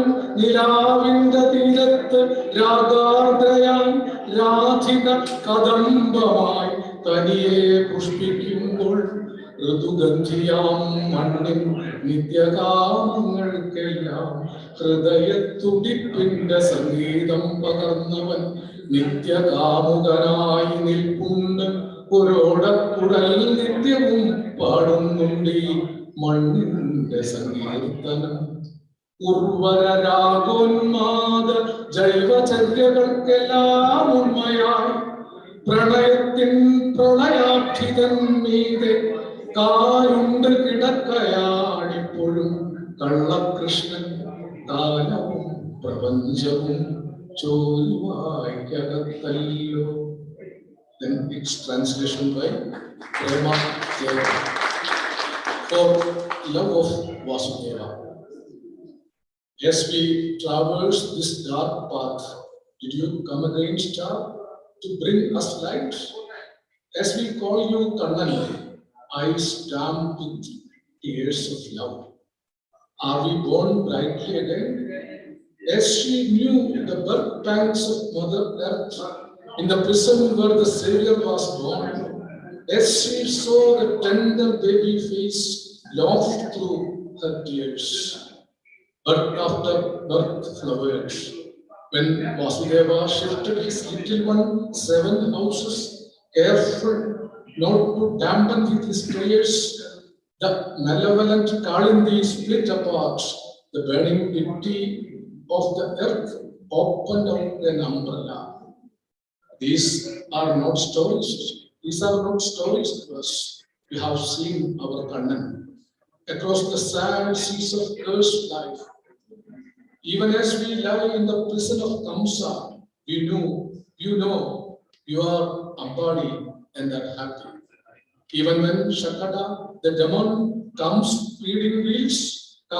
feeding wheels, when Pudana changes breast milk into poison, when Kaliya spews venom in the rivers, you are there at the edge of time, God and Savior.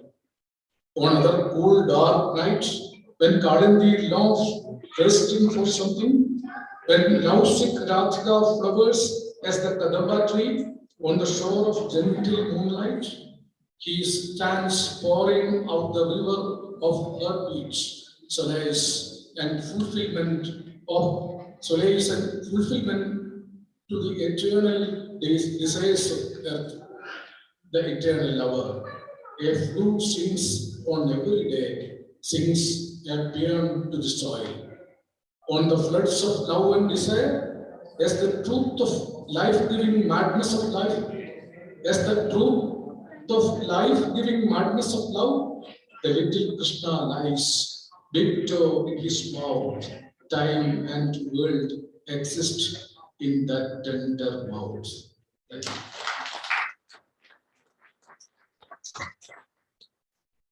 अनुभव जी बहुत ही सुरमई प्रस्तुति, बिग थैंक यू। अब मैं न्योता देना चाहूंगी अनुराधा पाटिल जी को। आप प्रतिष्ठित मराठी कवयित्री हैं। आपके 5 कविता संग्रह प्रकाशित हो चुके हैं। इसके साथ कहानियां, आलोचनात्मक लेख और अनुवाद भी प्रकाशित हैं। आपको साहित्य अकादमी पुरस्कार और साहित्य परिषद पुरस्कार के अलावा बहुत पुरस्कार प्राप्त हो चुके हैं और ये हम बहुत खुश हैं कि आज आप हमारे बीच उपस्थित हैं। आपसे आग्रह करूंगी मंच पर आएं और कविता पाठ करें। और साथ ही मैं अजय कुमार शर्मा जी, सहायक संपादक साहित्य अकादमी, आपसे अनुरोध करूंगी कि आप अनुराधा पाटिल जी का मंच पर अभिनंदन करें।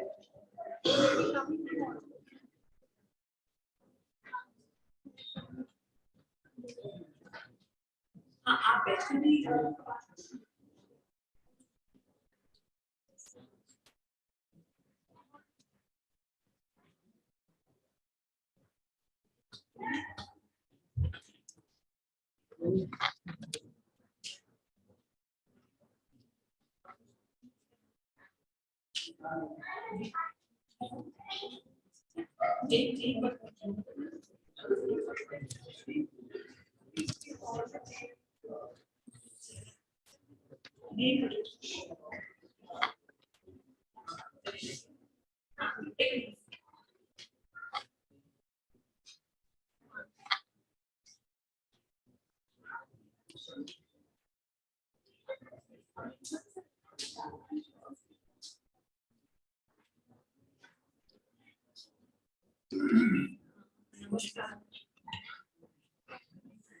नमस्कार।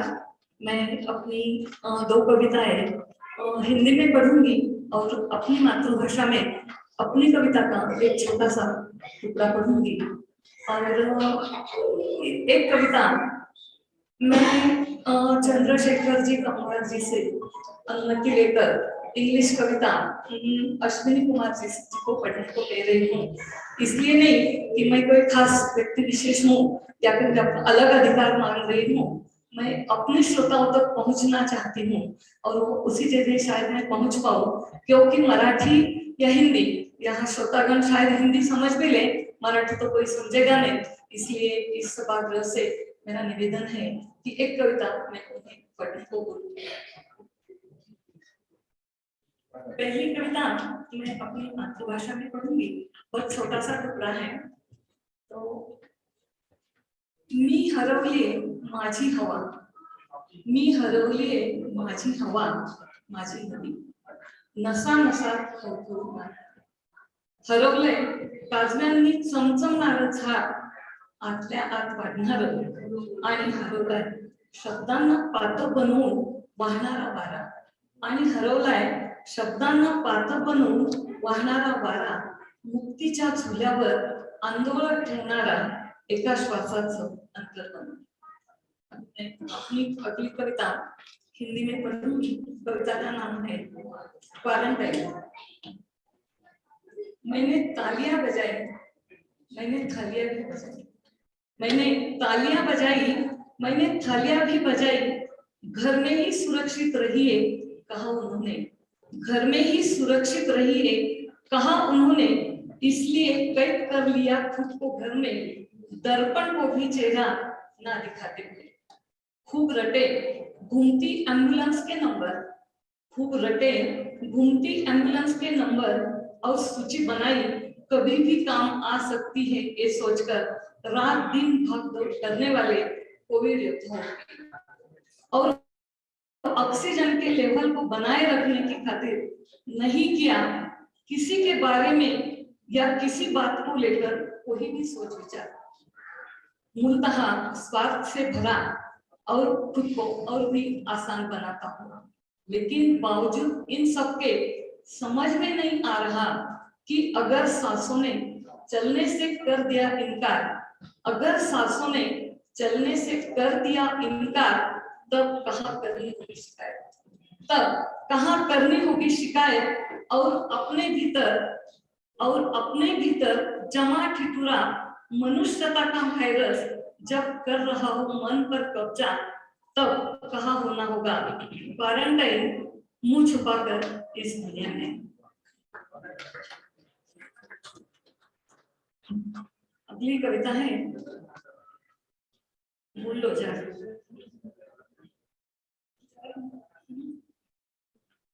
मैंने मेरे दरवाजे के सामने रास्ते पर किसी अशोक स्तंभ की भांति खड़ा है कलेजे को दहला देने वाला बुलडोजर. मेरे दरवाजे के सामने रास्ते पर किसी अशोक स्तंभ की भांति खड़ा है कलेजे को दहला देने वाला बुलडोजर. कोई नहीं जानता किसका लाया हुआ है गली में, बोतल में बंद ए दानव, बोतल से बाहर आने की राह देखता हुआ. रात बेरात नींद से जगती हूँ मैं, देख आती हूँ उसे, कभी चक्कर काटती हूँ उसके चारों ओर कि पता तो चले किस तरफ से धड़धड़ाती चली आती है उसकी बेलगाम ऊर्जा सब राख कर देने वाली. उसके रोने से रीढ़ की हड्डी टूट जाने वालों की गिनती नहीं लगाई जा सकती. उसके रोने से रीढ़ की हड्डी टूट जाने वालों की गिनती नहीं लगाई जा सकती उंगलियों पर, और नहीं जलता है कोई भी लट्टू ढेर में तब्दील धराशायी घरों की दहलीज पर. बिना हाथों के भी पत्थरबाजी करते हुए दंगा भड़काने का अभियोग लगा सकता है बुलडोजर, किसी आवाज को दबाकर, और निकाल सकता है प्रगति की नई ब्लूप्रिंट राजमान्यता की मुहर लिए. उसे घेर कर बैठने वाले होते हैं बड़े ही सावचेत, उसे घेर कर बैठने वाले होते हैं बड़े ही सावचेत, छुपी मंशाओं की तिली गिरने की घात लगाए हुए. और कोई चिंगारी ना गिरे उनके नए झगमगाते लाक्षा गृह पर, इसकी सतर्कता बरतते हुए दबे पांव चलते हैं हम, इसकी सतर्कता बरतते हुए दबे पांव चलते हैं हम अपने अपने घरों में, एक और दिन बीत जाने की उदास खुशी में. और विध्वंस की दहलीज पर सर को झुकाते हैं, और विध्वंस की दहली पर सर को झुकाते हैं आने वाले कल की खातिर करुणा की गुहार लगाते हुए नम आंखों से चुपचाप. मैं अश्विनी जी से विनती करूंगी कि मेरी ये कविता इंग्लिश में वो बने ट्रांसलेट का।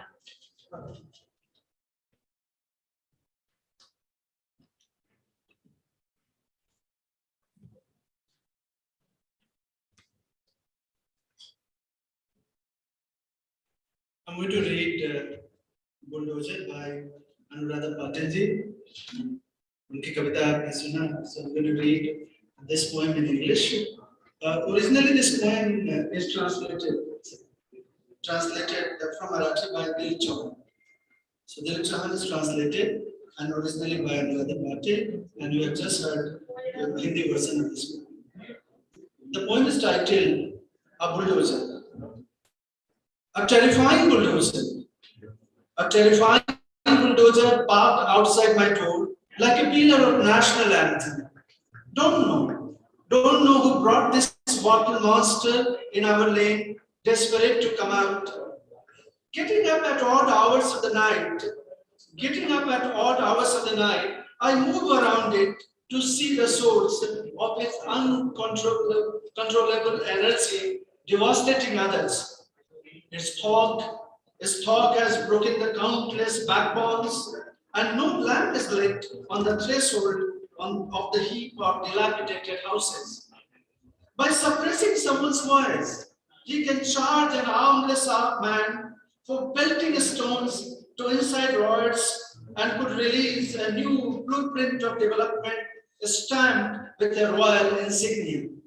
He is surrounded by an alert army of followers desperately waiting for an insinuation to burn, and we take an utmost care that even our footsteps don't make sound while waking in our homes, that nothing should cause a spark of fire disturbing the construction of their luminous luxury. Placing our head on the threshold of devastation, we mark our escape on each passing day on the pages of calendar. Thank you.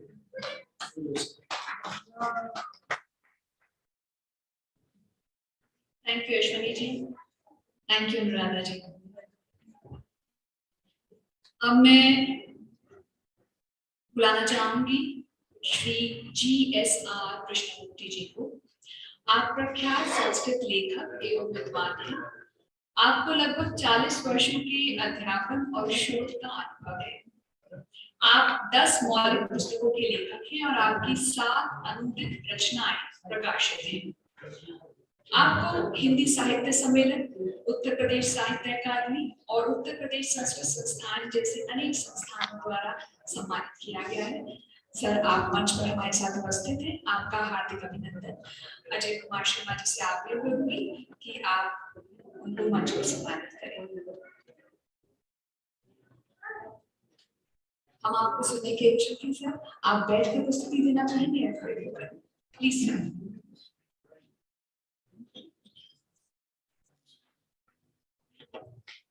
सरस्वत्याः तत्त्वं कविसहृदयाभ्यां विजयते अध्यक्षां सादरं वन्दे चंद्रशेखर सत्कवि सभ्याम् अन्यांश्च सहृदयां सादरं प्रणमाम्यहम्। मेरी कविता है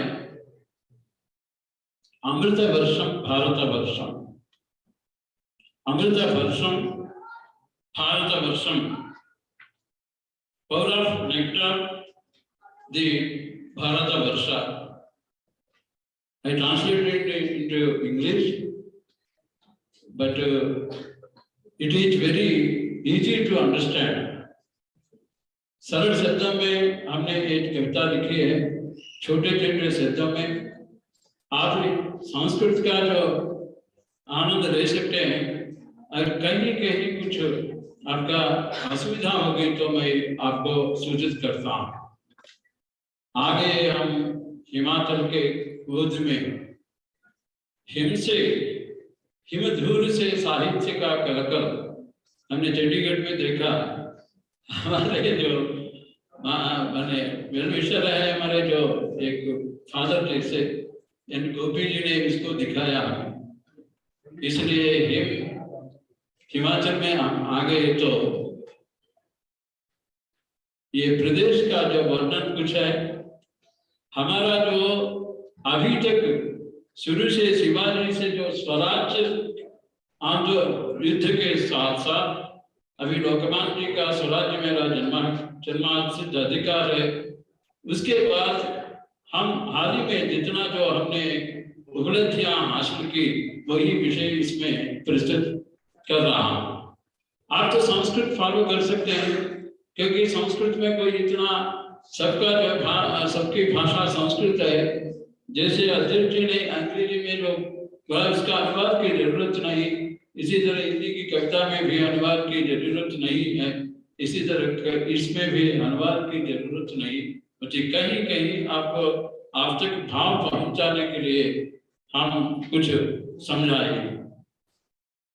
हिमानी हिमानी हिमानी हिमानी हिमानी हिमानी हिमानी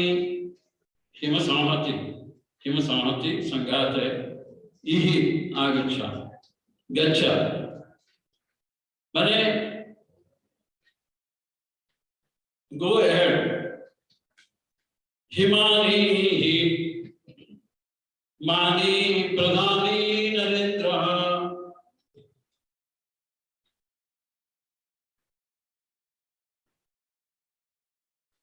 भवानी पितायं भवानी जनन्या भवानी पितायं भवानी जनन्या हिमानी हिवासः कुमारो गणेश। यहाँ के जो लोग हैं ये तो हमारा ननिहाल है, क्योंकि जगतः पितरो वंदे पार्वती परमेश्वर, परमेश्वर जी का ये ससुराल है और माता पार्वती के हम पुत्र हैं, तो यहाँ के जैसा है। और फलैर्वासुसस्यै नदी विप्लुतोऽयं भवानी प्रसादः शिवाजी स्वराज्यं शिवाजी स्वराज्यं पराधीन देशः स्वतंत्रो हि जातः महाराष्ट्रियोऽयं बुधो लोकमान्यः स्वराज्यं समेषां स्वतंत्राधिकारः निनादैः स्वतंत्रे स्वतंत्रो कृतः केवलोऽयम्।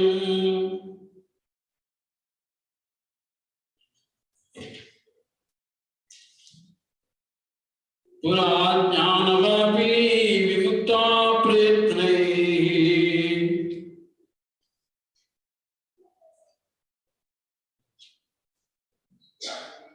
समस्ते प्रेषे महामार्ग सिद्धिः करोनातिता वा महामारी रोगः अतोऽयं हि देशो नागेन तुल्यः सचक्रे विशाले शिवावैः नरेन्द्रः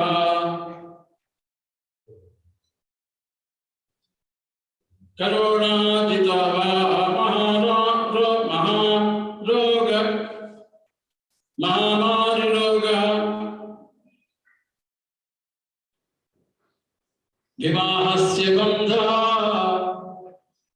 बुधो मुस्लिमानाम् अहोभाग्यमेतत् कृतः दृढकल्पितोऽयं स्वतन्त्रे सुराज्ये स्थिरं शाश्वतं च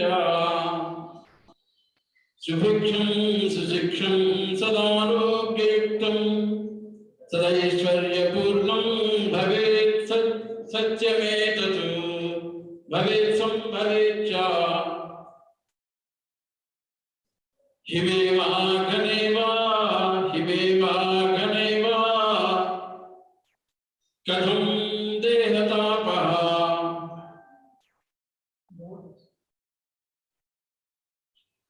नरेन्द्रे सुचित्ते कथं धर्महानिः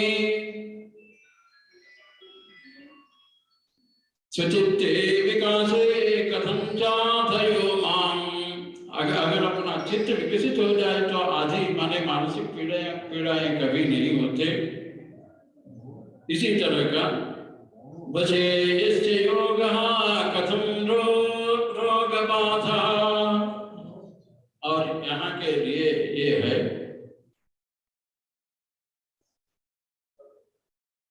महाभारतम में विशीर्णं कदापि न भूते भविष्ये न वा वर्तमाने, कभी अखंड राज्य ही होगा, इसी भावना के साथ ये कविता लिखी है।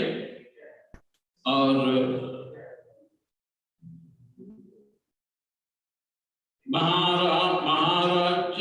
महाभारतोऽयं प्रभूतं विकासं समाप्नोति नित्यं न वा संशयोऽत्र, कोई संशय तो नहीं होगा।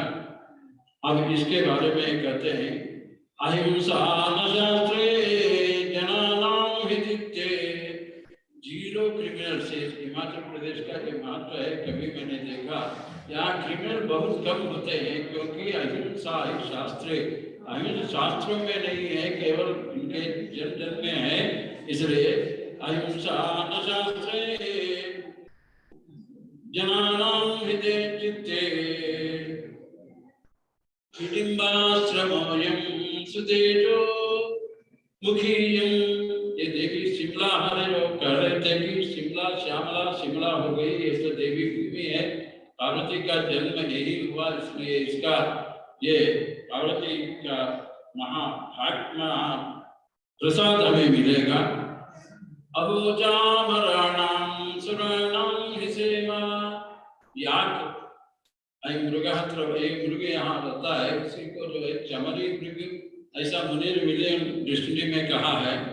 यहाँ के जो जंतु भी देवों के सेवा के लिए उपयुक्त होता है। इन्हीं भावना के साथ आज तक जो हमारे भारतवर्ष का जो अमृत वर्ष है, इसको हम इस छोटी कविता में आपके सामने प्रस्तुत किया। आपका आशीर्वाद।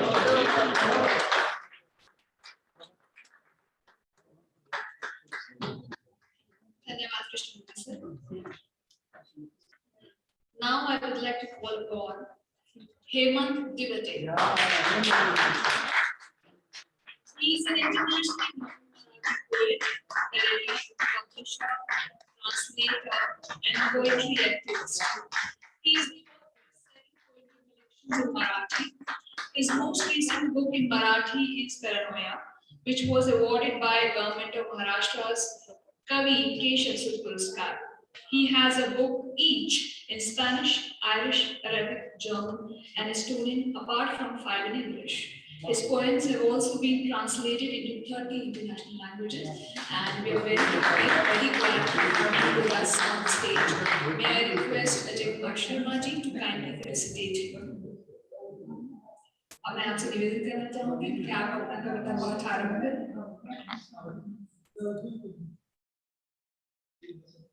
Thank you all of you for coming in large numbers, especially for my poetry because of the friendship I deserve maybe. Am I audible, right? Yes, I'm Buland Awaz? Okay. I write in the language of Mumbai. So, Mumbai is multilingual, and I also write in multilingual Marathi. भाषेचं काय झालं? थकेली सुकडी खाल्लेल्या भुकेल्या मुलाच्या भाषेचं काय झालं? थकेली सुकडी खाल्लेल्या भुकेल्या मुलाच्या भाषेचं काय झालं? काय झालं? टायर टायर खेळत गावभर भटकणाऱ्या मुलाच्या भाषेचं काय झालं? गोट्या तबू खेळणाऱ्या किरकोळ मुलाच्या भाषेचं काय झालं? सुरपारंब्या, विटी दांडू, लगोरी, भवरा, नवरा नवरी, डॉक्टर खेळणाऱ्या मुलाच्या भाषेचं काय झालं? काय झालं? जत्रेत उन्हाळ पिपाण्या वाजवत फिरणाऱ्या मुलाच्या भाषेचं काय झालं? चिंध्यांच्या गोळ्याने मारामारी आणि क्रिकेट खेळणाऱ्या मुलाच्या भाषेचं काय झालं? आपल्याच मित्रांशी बोलताना घाटी ठरलेल्या मुलाच्या भाषेचं काय झालं? भाषेचं काय झालं? I will read English translation for those who may not have understood the Marathi. What happened to language? What happened to the language of the boy sucking on sugarcane stick? What happened to his language? This vagabond rolling an old tire all over his village. What happened to the everyday tongue of this little boy playing tabu and marbles? What happened to the language of the child who loved Surparambya, Gilli Danda, Lagori, tops, mummy daddy, doctor? What happened to this free bird who lustily blew his whistle during the jatras? This brawling boy who played appa-rappi and cricket with a ball and rags? What happened? The same boy who spoke with his own friends later, self-conscious of his obviously ghati tongue. What happened to his language? Kai Dhara. This poem is actually rather, is translated by Mr. Dalvi, who is my current English translator. And now I read a small poem called Butterflies. This is, I'll read in English only. This is translated by Lalit Chitre, the great Lalit Chitre. Butterflies, strolling around in the garden of our complex, strolling around in the garden of our complex, I asked my friend casually, hey, how come we do not see those deep yellow, small butterflies these days? So he replied fully, oh, that brand has been discontinued.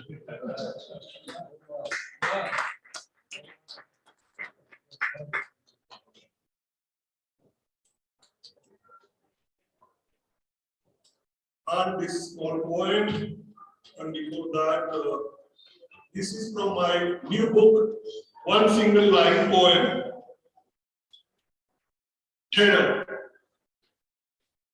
I seek to write. I seek to write, and those at home, quake in terror.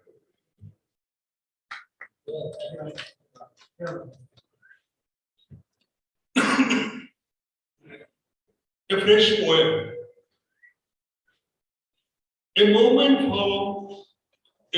from life is stuck between the teeth of a poem. A moment from life is stuck between the teeth of a poem. It lingers in the interstices like scraps of meat.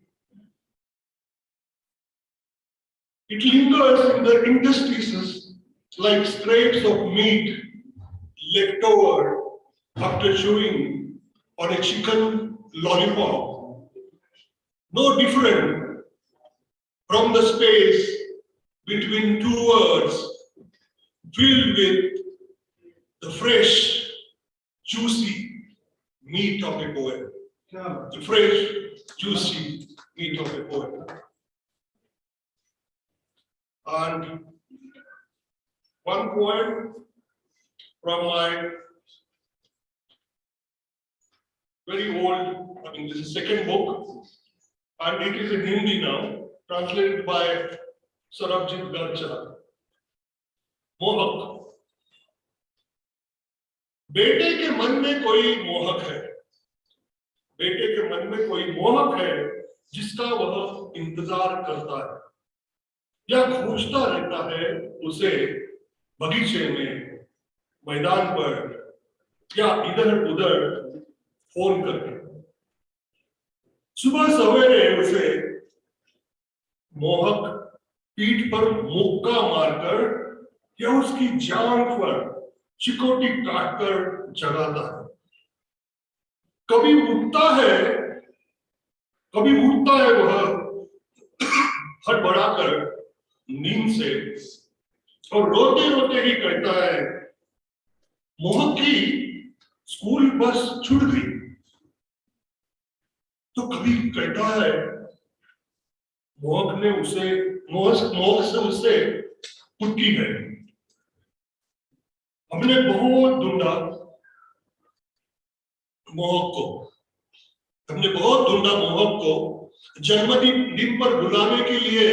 बीवी ने छान मारा सारा complex, चेता दिया security को भी। जन्मदिन पर बेटे ने पाँव को हाथ में बांधकर बहुत राह देखी मोहक की, पर मोहक आया ही नहीं। आखिर रुक कर मोहक का रिटर्न गिफ्ट और केक पीस टेबल पर रखकर वो सो गया। कार्टून नेटवर्क का प्रोग्राम देखा, उसकी टाइम लाइन की किताबें खोजी, पजल गेम खंगाल डाले, स्कूल में संदेश भेजा। सब कुछ कर लेने पर भी मोहक का पता नहीं चला। एक बार बेटे ने कहा, आज मैं और मोहक खेल रहे थे टीवी गेम और जब मैंने उसे 100 मीटर्स रेस में हरा दिया तो टीवी गेम के सॉफ्टवेयर ने खूब तालियां बजाई, मगर मोहक ने एक भी नहीं। अब मेरी उससे कुट्टी हो गई है। मां से पूछा, क्या मेरा कोई दोस्त आया था खेलने?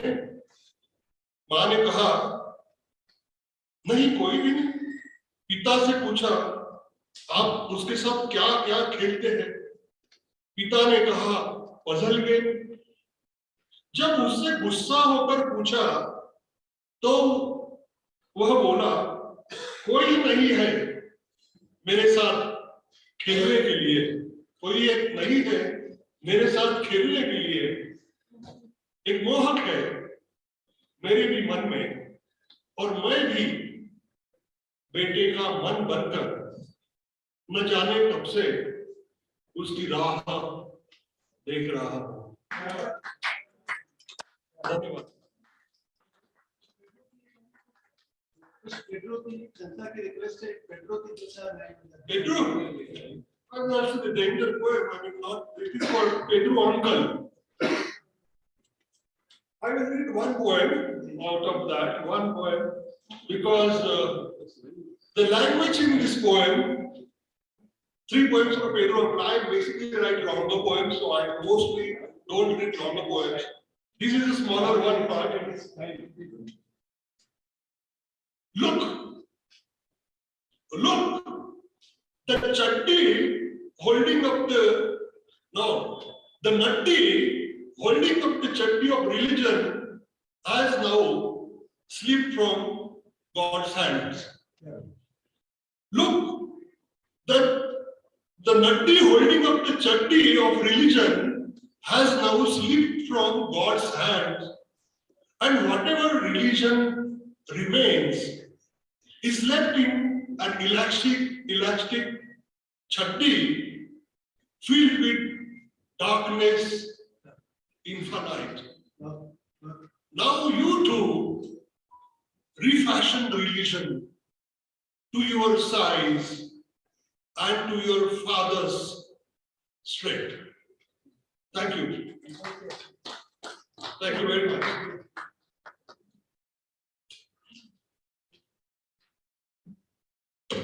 Thank you Hemant ji. अब मैं बुलाना चाहूंगी कुमार मनीष अरविंद जी को। आप हिंदी और मैथिली के सशक्त समकालीन लेखक हैं।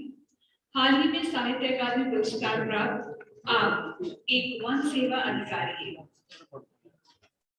आपकी बहुत सी प्रशंसित कृतियां हैं जिन्हें पुरस्कृत किया जा चुका है। कुछ का मेंशन, कुछ का जिक्र यहाँ करना चाहेंगे। और इतनी यातनाएं तथा क्यों जंगल स्तब्ध खड़ा है, ये एक कविता संग्रह है। आपके मैथिली में 3 कविता संग्रह प्रकाशित हैं। हमें बहुत खुशी है कि आप मंच पर हमारे साथ हैं।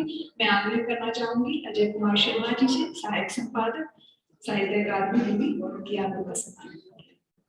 तो आप वहां बैठकर पाठ करना चाहेंगे? सबके लिए नमस्कार। आशा है मैं आप सबको कविता के माध्यम से आनंदित कर पाऊंगा। सबसे पहले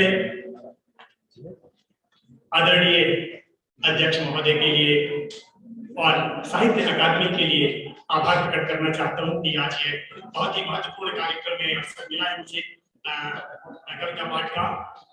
मेरी मातृभाषा मैथिली है, तो एक कविता है रूस की माता नदी कहनिहारी। I'm standing at the bank of Volga in Moscow, near Moscow, और उसके बाद वहां से मैं गंगा को स्मरण करता हूँ। ये इस कविता में है, आपका ध्यान चाहता हूँ।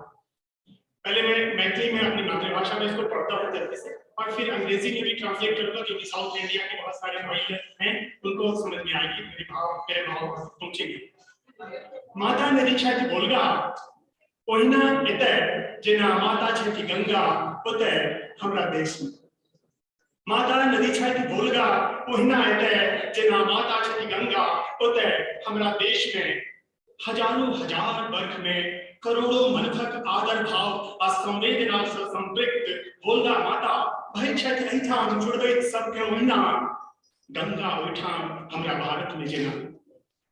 शिवक जटा सो इहो भेली निस्तृत आकि नहीं से नहीं ज्ञात। उद्धार भलन सगरक से पुत्र के तब आकि नहीं से नहीं ज्ञात।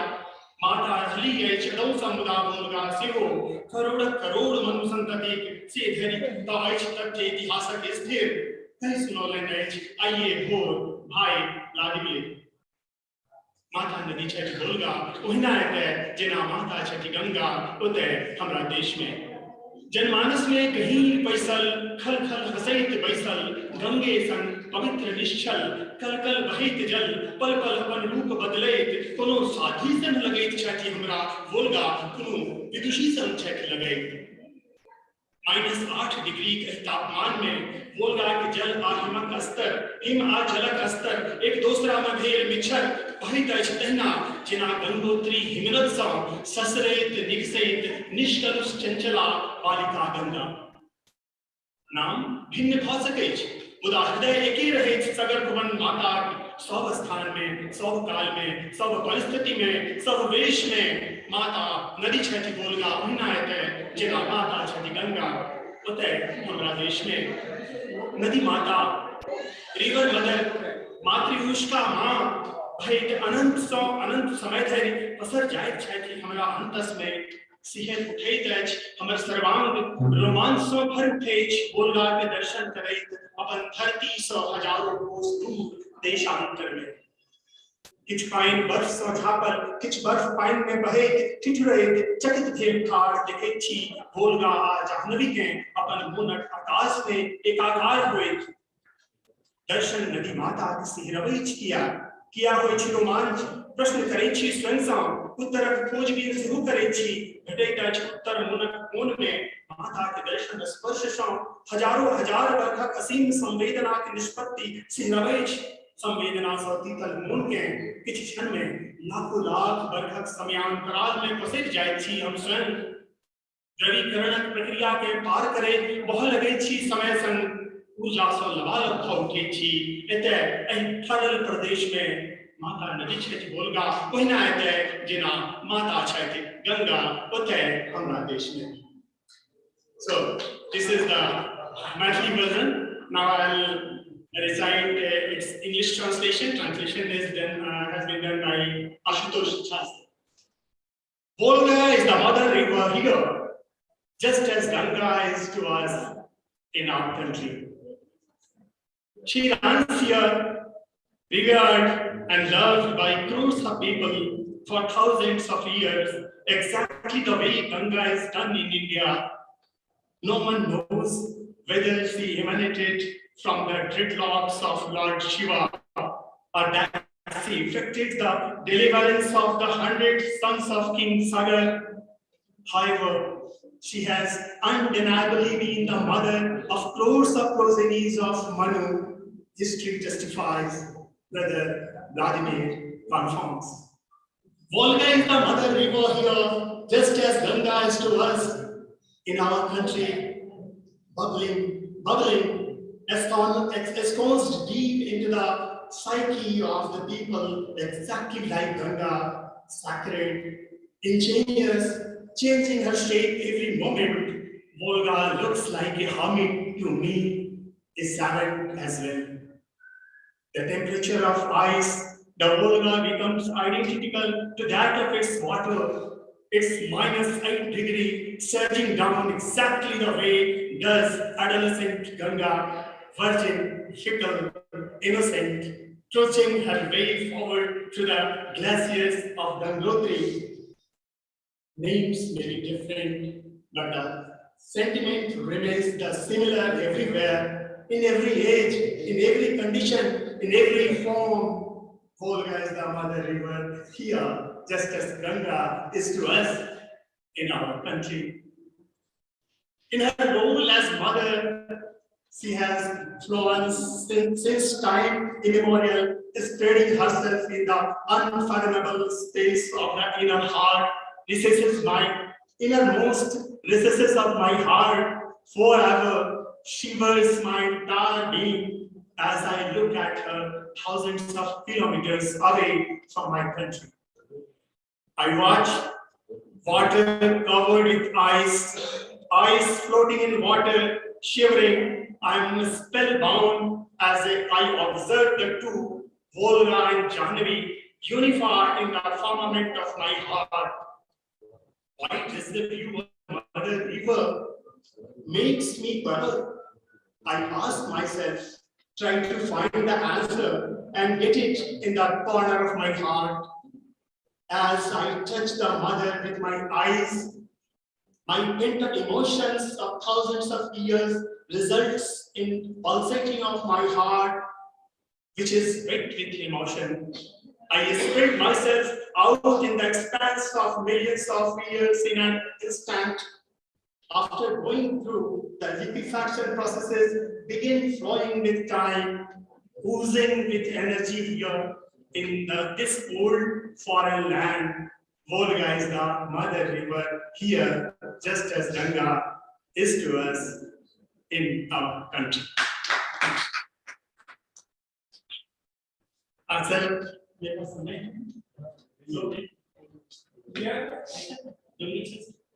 सर मैंने ये चल जंगल चल, मैं एक फॉरेस्ट ऑफिसर हूँ, मैंने ये चल जंगल चल किताब लिखी, इसमें से 2 खंड में सुनाना चाहता हूँ आप लोगों को, गा के सुनाना चाहता हूँ, गा के।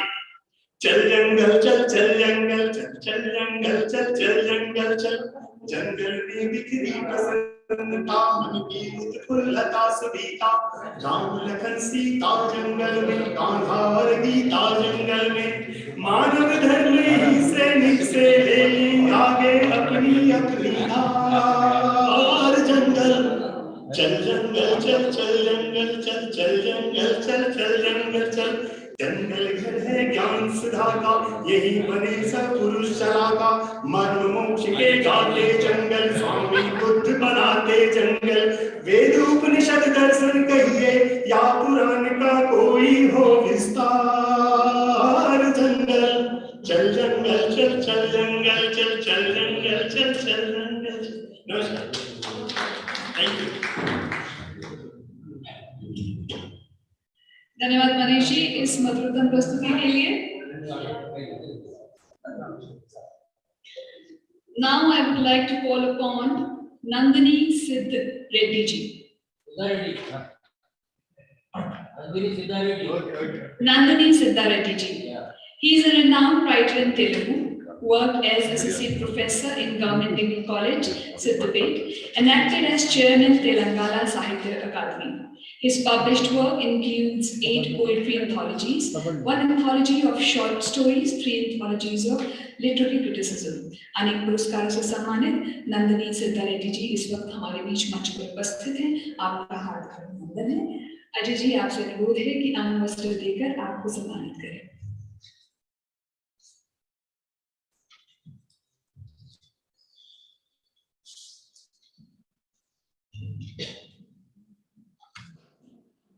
सभाध्यक्ष माननीय खंबार और सभा को नमस्कार.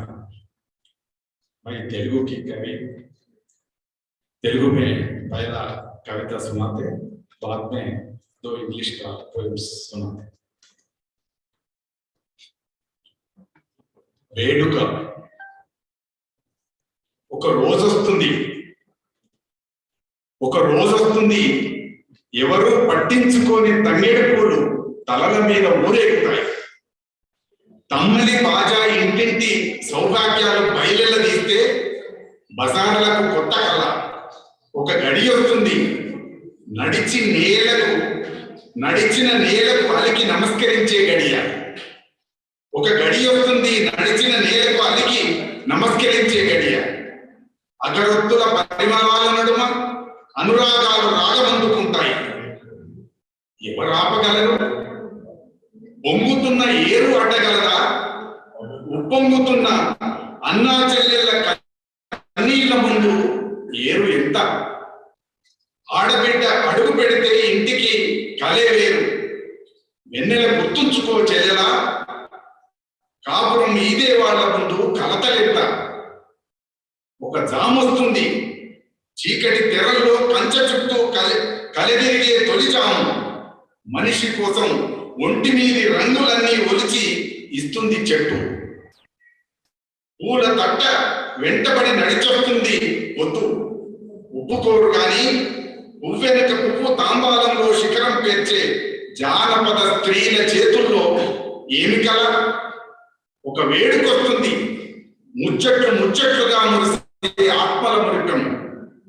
అడుగుల కదలిక, పెదవుల కదలిక, చేతుల కదలిక.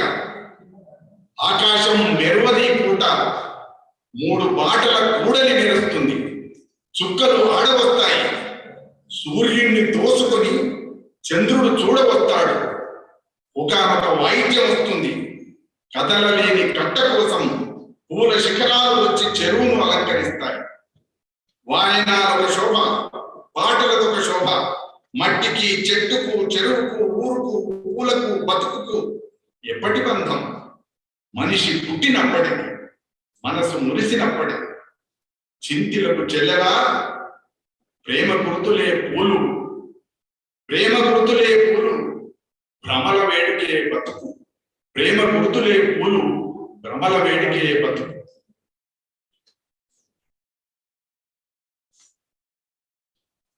इंग्लिश का पोएम है translated bye Chandramouli. Memory cycle.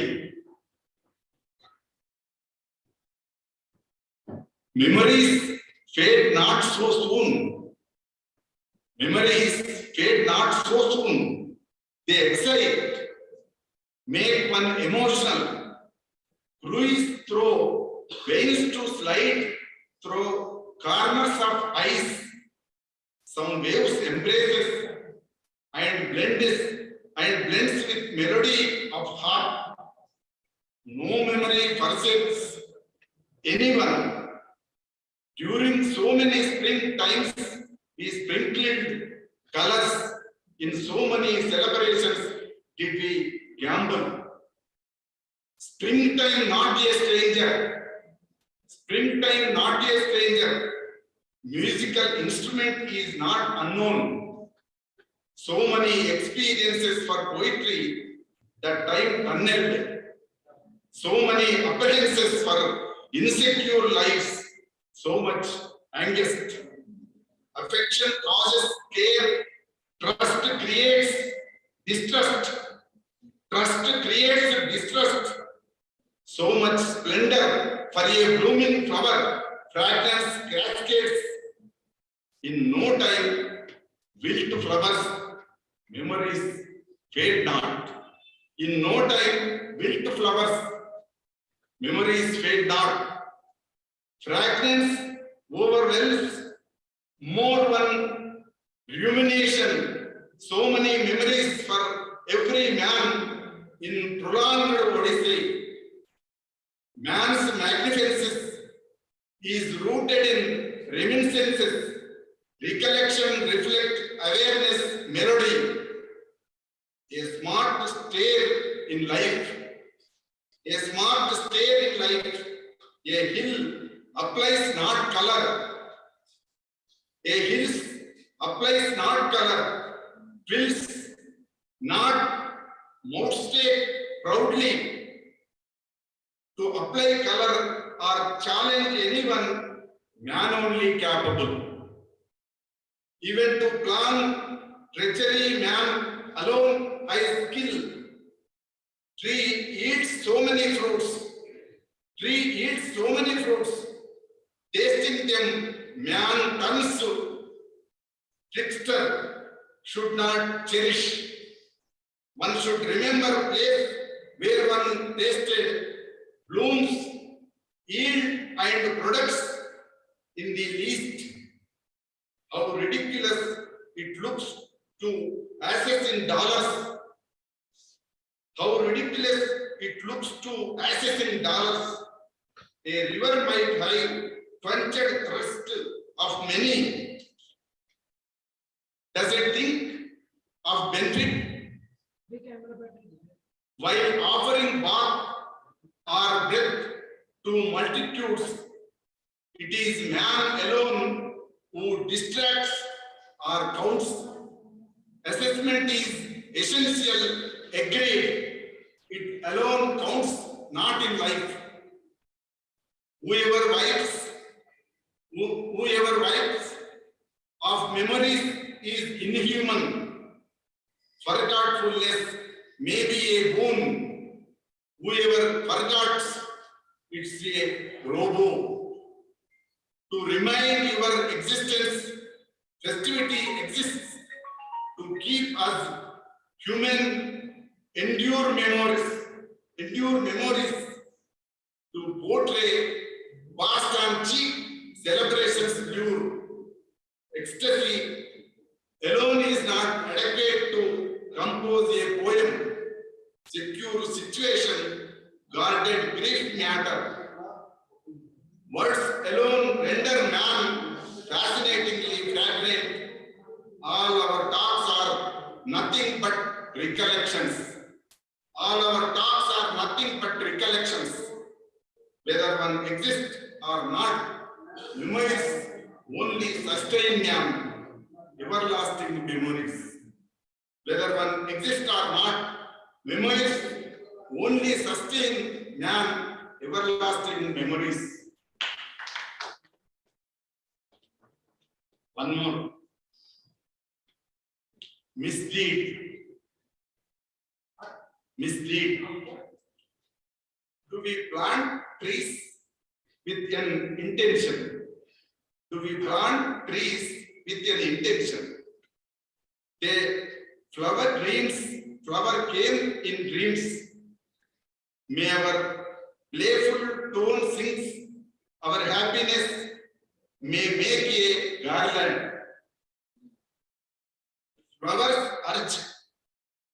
If a leaf falls, man recognizes. If a leaf falls, man recognizes as if he fell down but cuts down. The trees casually for profit or lure, man cuts down. and weeds how and then for deforestation. He sows seeds with the same hands. He sows seeds with the same hands that cut down the trees. Gone mandi giant trees. Gone mandi giant trees. Fruit-bearing trees are no more. We plant the planted trees. We can smelt the trees. We can split and moor the mountains. We can split and moor the mountains. We plant the saplings with same hands that cut down the trees. By giving lectures and celebrating festivities, we can plant and grow the trees. How about the hills and mountains? We can plant and grow trees. How about hills and mountains? Can we plant them? Can we create them? Can we plant them? Can we create them?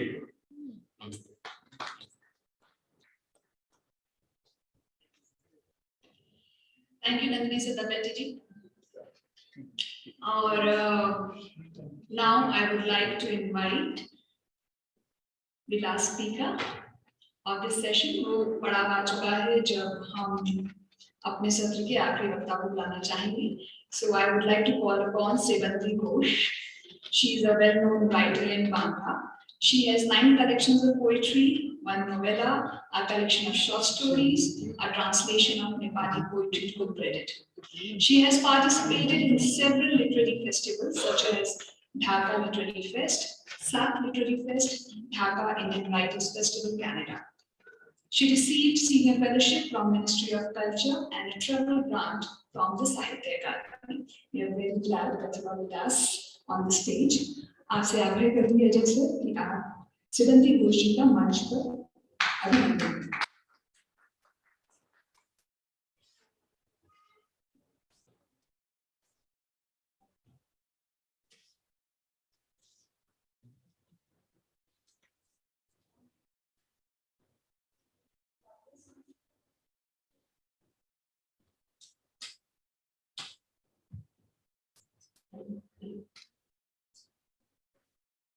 Hello.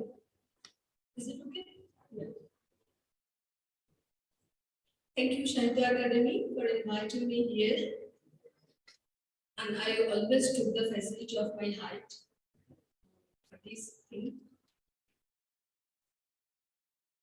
My first poem is in my mother tongue, Bengali.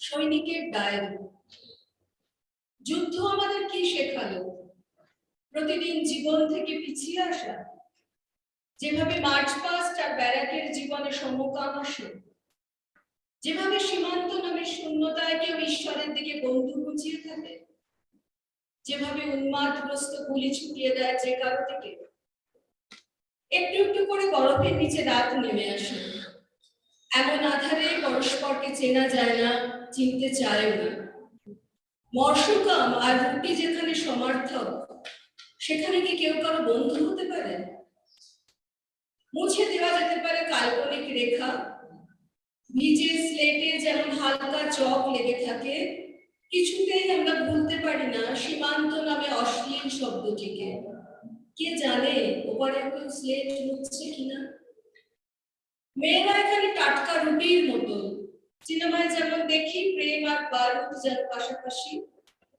এখানে অপর্যাপ্ত ration গ্রীষ্মের কঠিন বরফে হস্তমৈথুনেও সুখ নেই হাতের তালুতে দাঁড়িয়ে পিঁপড়ে যেমন আদিগন্ত মাঠ দেখে আমরাও বরফের মধ্যে দেশ খুঁজি বদলে ইয়েটির মতো ভূতেরা আসে শহরে ফেরার পর আমাদের মাথা খারাপ হয়ে যায় Diary of a soldier. What did the war teach us? To back up from life every day. Just the way sodomy comes in the life. full of march past and banners, the way rifles are pointed at God in the void called border, just the way a lunatic fires aimlessly at anybody. Night descends slowly but surely beneath eyes. It is no more possible to make out anyone in the darkness. Nobody even wished to. Where masochism and bread are only complementary, can anybody be anybody's friend? Shadow lines can be wiped out, but like a faint trace of chalk on a wet slate, we cannot forget the vulgar word, boundary. Who knows if someone is mopping the slate across the border? Women are like fresh buns here, just the way love and gunpowder coexist, side by side in the Middle East.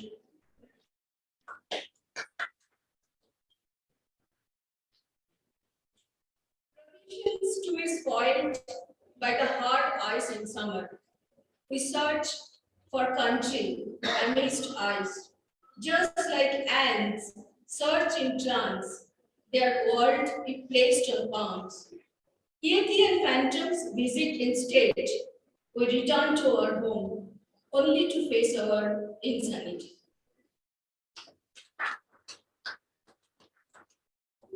The second one, it's also a translation one. Poet, Tagore or Gali. He sat next to me, turning the pages quickly yet calmly. From the knee of the quill, alphabets dropped out, like a row of ants, healthy, disciplined. Flying couplets, assimilating thoughts pitchable. I feel too small, less than my little strength. Hafiz, Rumi, Bhagavati, like a number of clouds. Why must a coffin of a poet be so small that will make us include his name in our party? I did not know when he left. From his silken angrakhas and loose fitted gown, you all are confused. Do not assume he was one of you from his clothes. Look, touching Ishopanishad and Diwan, the sun is setting. Look in this peaceful monument. The evening is dawning quite touching Jamuna. Do not break up your poet into smaller fragments. 3.5 arms length will fall short.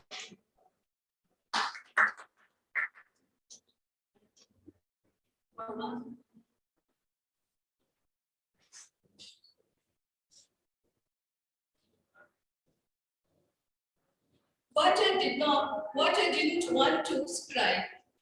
Yes, I beat the snake to death, and the frogs too, as snakes follow them. I stabbed the tiger, clamped its nails, and chopped off his penis. Killed wild boars by feeding them pineapple stuffed with crackers. Yes, I have killed every rabbit to try them as a delicacy. I have sent drones to the top of the mountains to eliminate the eagles. Yes, I have crushed every caterpillar and composed poems for the butterflies. Fed biscuit to the dogs only to keep their ass.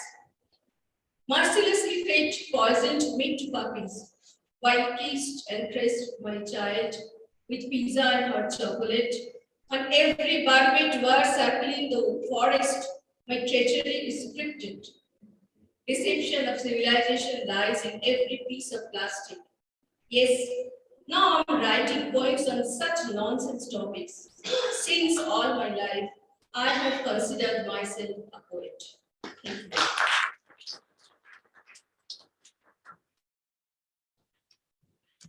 Thank you, Sevanti. Before we conclude multilingual poetry readings, मैं आग्रह करना चाहूंगी माता worship जी से उपाधि साहित्य अकादमी यहाँ prize करा है आपसे कुछ कहें.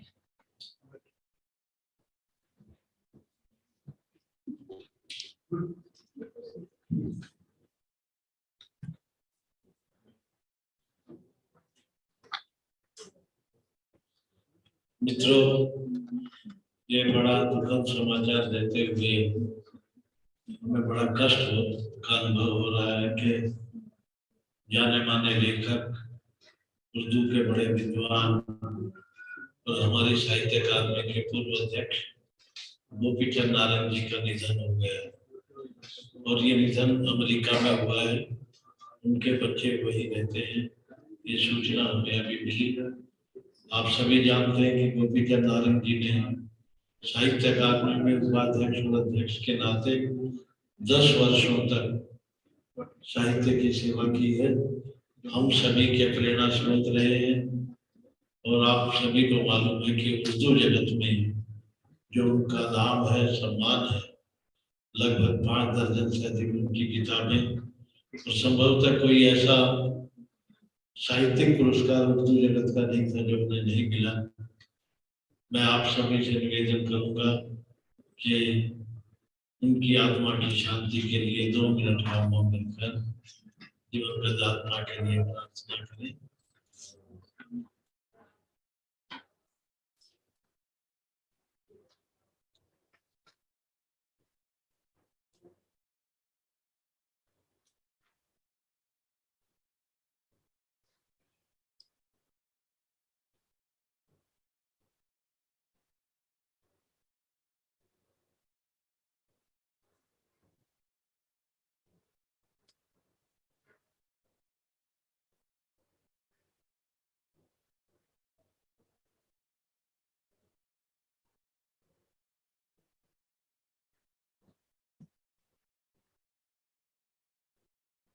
ओम शांति।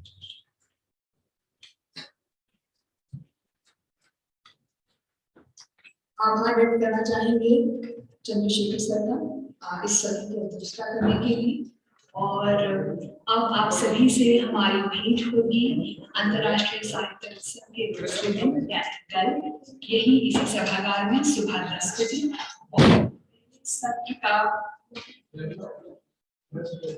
और पहले सत्र का विषय रहेगा discussion on uniting the cultures through translations.